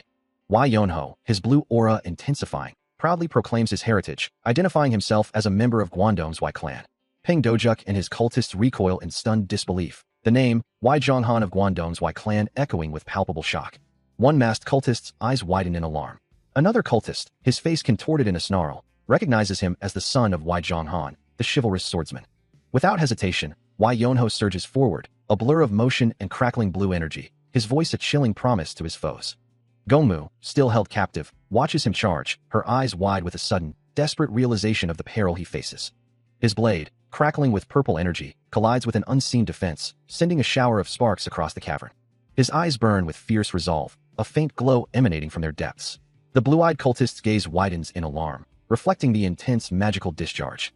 A grimace of effort twists his features as he pushes through the resistance. With a powerful downward strike, he cleaves through the air, his sword leaving a trail of blue light as it descends upon the cultist. Her face, illuminated by the sword's glow, registers pure shock and fear. "I don't really care whose son he is," Yonho declares, his voice cutting through the din of battle, his long hair flowing with the force of his attack. "But if my father was willing to bet his life on it, then I should too." He continues, his grip tightening on the glowing hilt of his sword. His gaze is unwavering, his resolve absolute, as he prepares for the next devastating blow. Wai Yonho continues his relentless assault, descending from above with a powerful, blue-tinged strike that sends an explosive shockwave through the cultists below. His eyes glow with an intense blue light as he declares, "Be prepared." The blade of his sword, now radiating with the same potent blue energy, gleams sharply, as he proclaims its edge to be even keener than his father's. An elderly man with flowing white hair stands beside a younger warrior, Wai Yonho, as they gaze out over a vast, cloud-draped landscape. As other figures gather in the distance, the elder turns his attention fully to the young man. He addresses him by name, questioning if he is truly Wai Yonho, the one known as Blue Moon. The elder muses on the young man's identity, noting that he appears to be the second son of the former chivalrous swordsman, yet there's no record of him in Jianghu, making such a conspicuous figure all the more perplexing. He then reveals a disturbing detail, that Wai Yonho is somehow tied to the sex demon. From behind, the elder observes the young warrior, concluding that something profound must have happened to transform him into this person, and it must have been incredibly difficult to reach such a level of martial prowess at his age. A dark, crackling energy erupts around Gongmu, his eyes flaring with an ominous red glow as his power activates. Yet, from another direction, a brilliant blue aura begins to emanate from a hand, drawing a gasp of surprise from an unseen observer. The same ethereal blue light now envelopes a sword blade, humming with potent energy. A woman with short, dark hair watches the spectacle, her expression one of profound astonishment. Gongmu, too, stares down in disbelief, muttering that he had always considered the individual an idiot. Wai Yonho, now fully enveloped in a vibrant blue aura, moves with impossible speed, his glowing sword carving through a group of robed figures. He weaves through the melee, a blur of azure light, his movements swift and precise. With a determined expression, he clenches his fist, a concentrated ball of blue energy forming around it. He strikes, the blue aura erupting in a powerful burst, overwhelming his numerous opponents. He continues his relentless assault, a vibrant blue aura swirling around him as he moves with blinding speed. Unleashing a powerful, aura-infused strike, the force of it distorting the air around his fist. The blow connects with devastating impact, shattering his opponent's defenses with a resounding crash. Before the enemy can even react, he vanishes, leaving only a trail of afterimages and a faint blue glow. Then, with a sudden, explosive burst, he reappears, delivering a fierce kick that sends his foe reeling. The masked opponent's eyes widen in panic, desperately searching for his vanished attacker, wondering aloud, where did he go? But it is already too late, as Wai Yonho materializes directly behind him, poised for a final, decisive strike. He brings down a crushing blow, infused with raw blue energy, sending the opponent plummeting to the ground with immense force. A surge of brilliant blue energy erupts, crackling with raw power. He moves with impossible speed, closing the distance in a blur of motion, his opponent barely able to react as he descends. His gaze sharp and unwavering, he channels the swirling blue aura around him, preparing for the next strike. A weapon flashes, imbued with the same potent energy, cutting through the air with a sharp, decisive motion. He moves again, a mere afterimage of his true speed, leaving only a faint echo of his passage. The blue and purple energies swirl around him, a tempest of controlled power as he executes a complex, rapid sequence of attacks. The air itself seems to rupture, unable to contain the sheer force of his momentum. With a final, explosive motion, he unleashes a concentrated sphere of blue energy, expanding rapidly towards his target. The attack connects with devastating force, sending his opponent reeling from the impact. As the battle rages, an opponent is violently thrown through the air, his body twisting amidst scattered blades, while another lies defeated on the icy ground. Wai Yonho, a blur of motion, strikes down multiple adversaries with ruthless efficiency, leaving a trail of fallen foes. With a surge of power, he channels brilliant blue energy into his blade, preparing for a decisive strike. Moving with impossible speed, he leaves only afterimages in his wake, another opponent falling before his relentless assault. The unnamed opponent cries out in agony, his hand reaching desperately as a wave of destructive red and purple energy engulfs him. The force of the attack pushes him back, his body recoiling under the relentless pressure. His face contorted in a pained grimace, he desperately tries to rally, urging himself to get up. Veins bulging, his features strain against the overwhelming power, the destructive energy threatening to consume him entirely. Engulfed in a blinding explosion of red and purple, the unnamed opponent lets out a final, desperate scream as the attack reaches its peak. Even as the unnamed opponent struggles to recover, Wai Yonho's relentless assault continues, a blur of purple energy and precise strikes. He pauses, observing the man's resilience, a slight escaping him as he remarks on the opponent's ability to stand, even with severed tendons.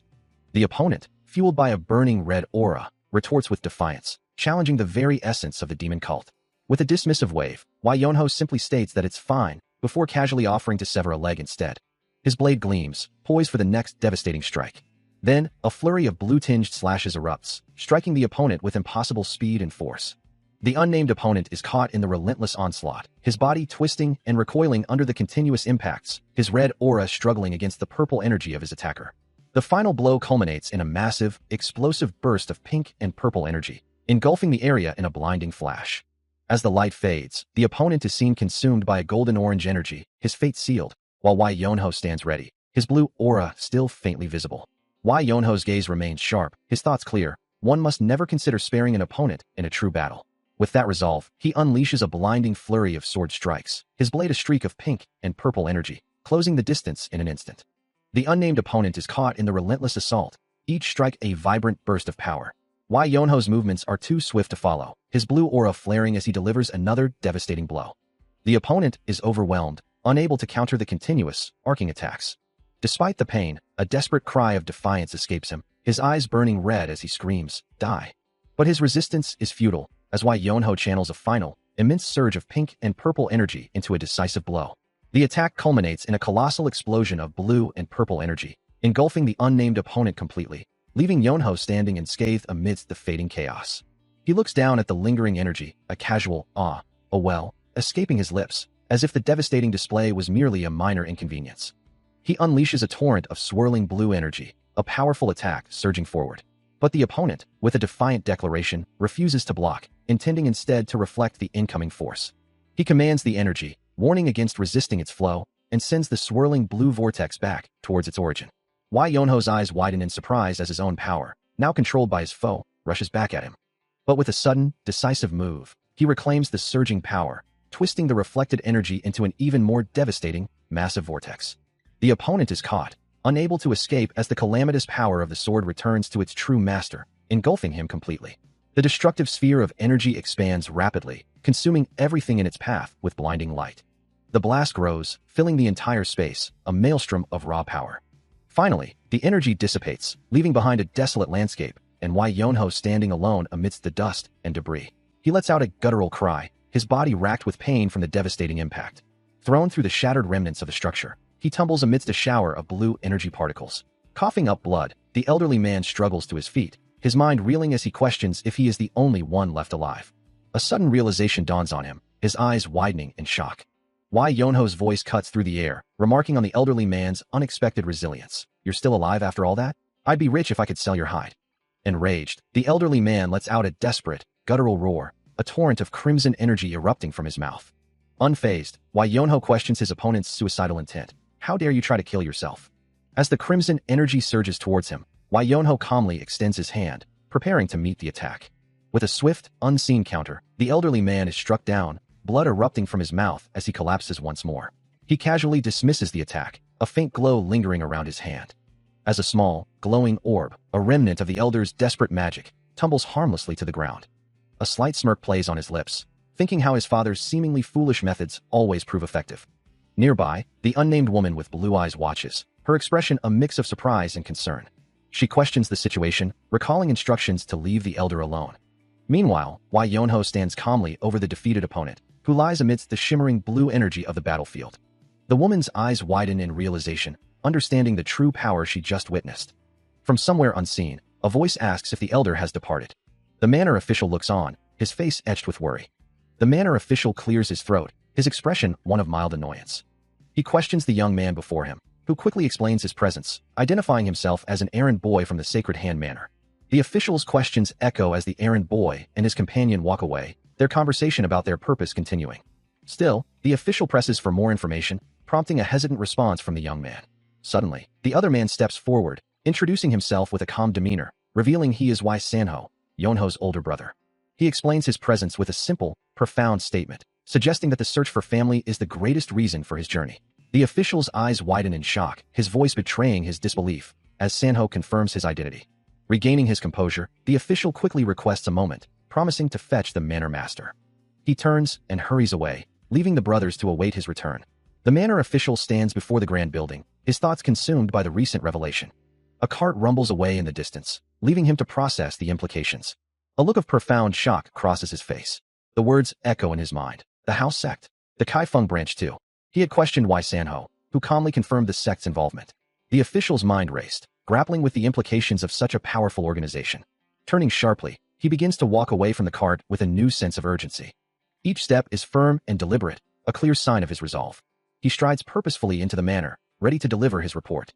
As he turns, a familiar face comes into view, prompting a gasp of disbelief. Father. The elder, with a gentle expression, reaches out and takes his hand, his words a calm reassurance.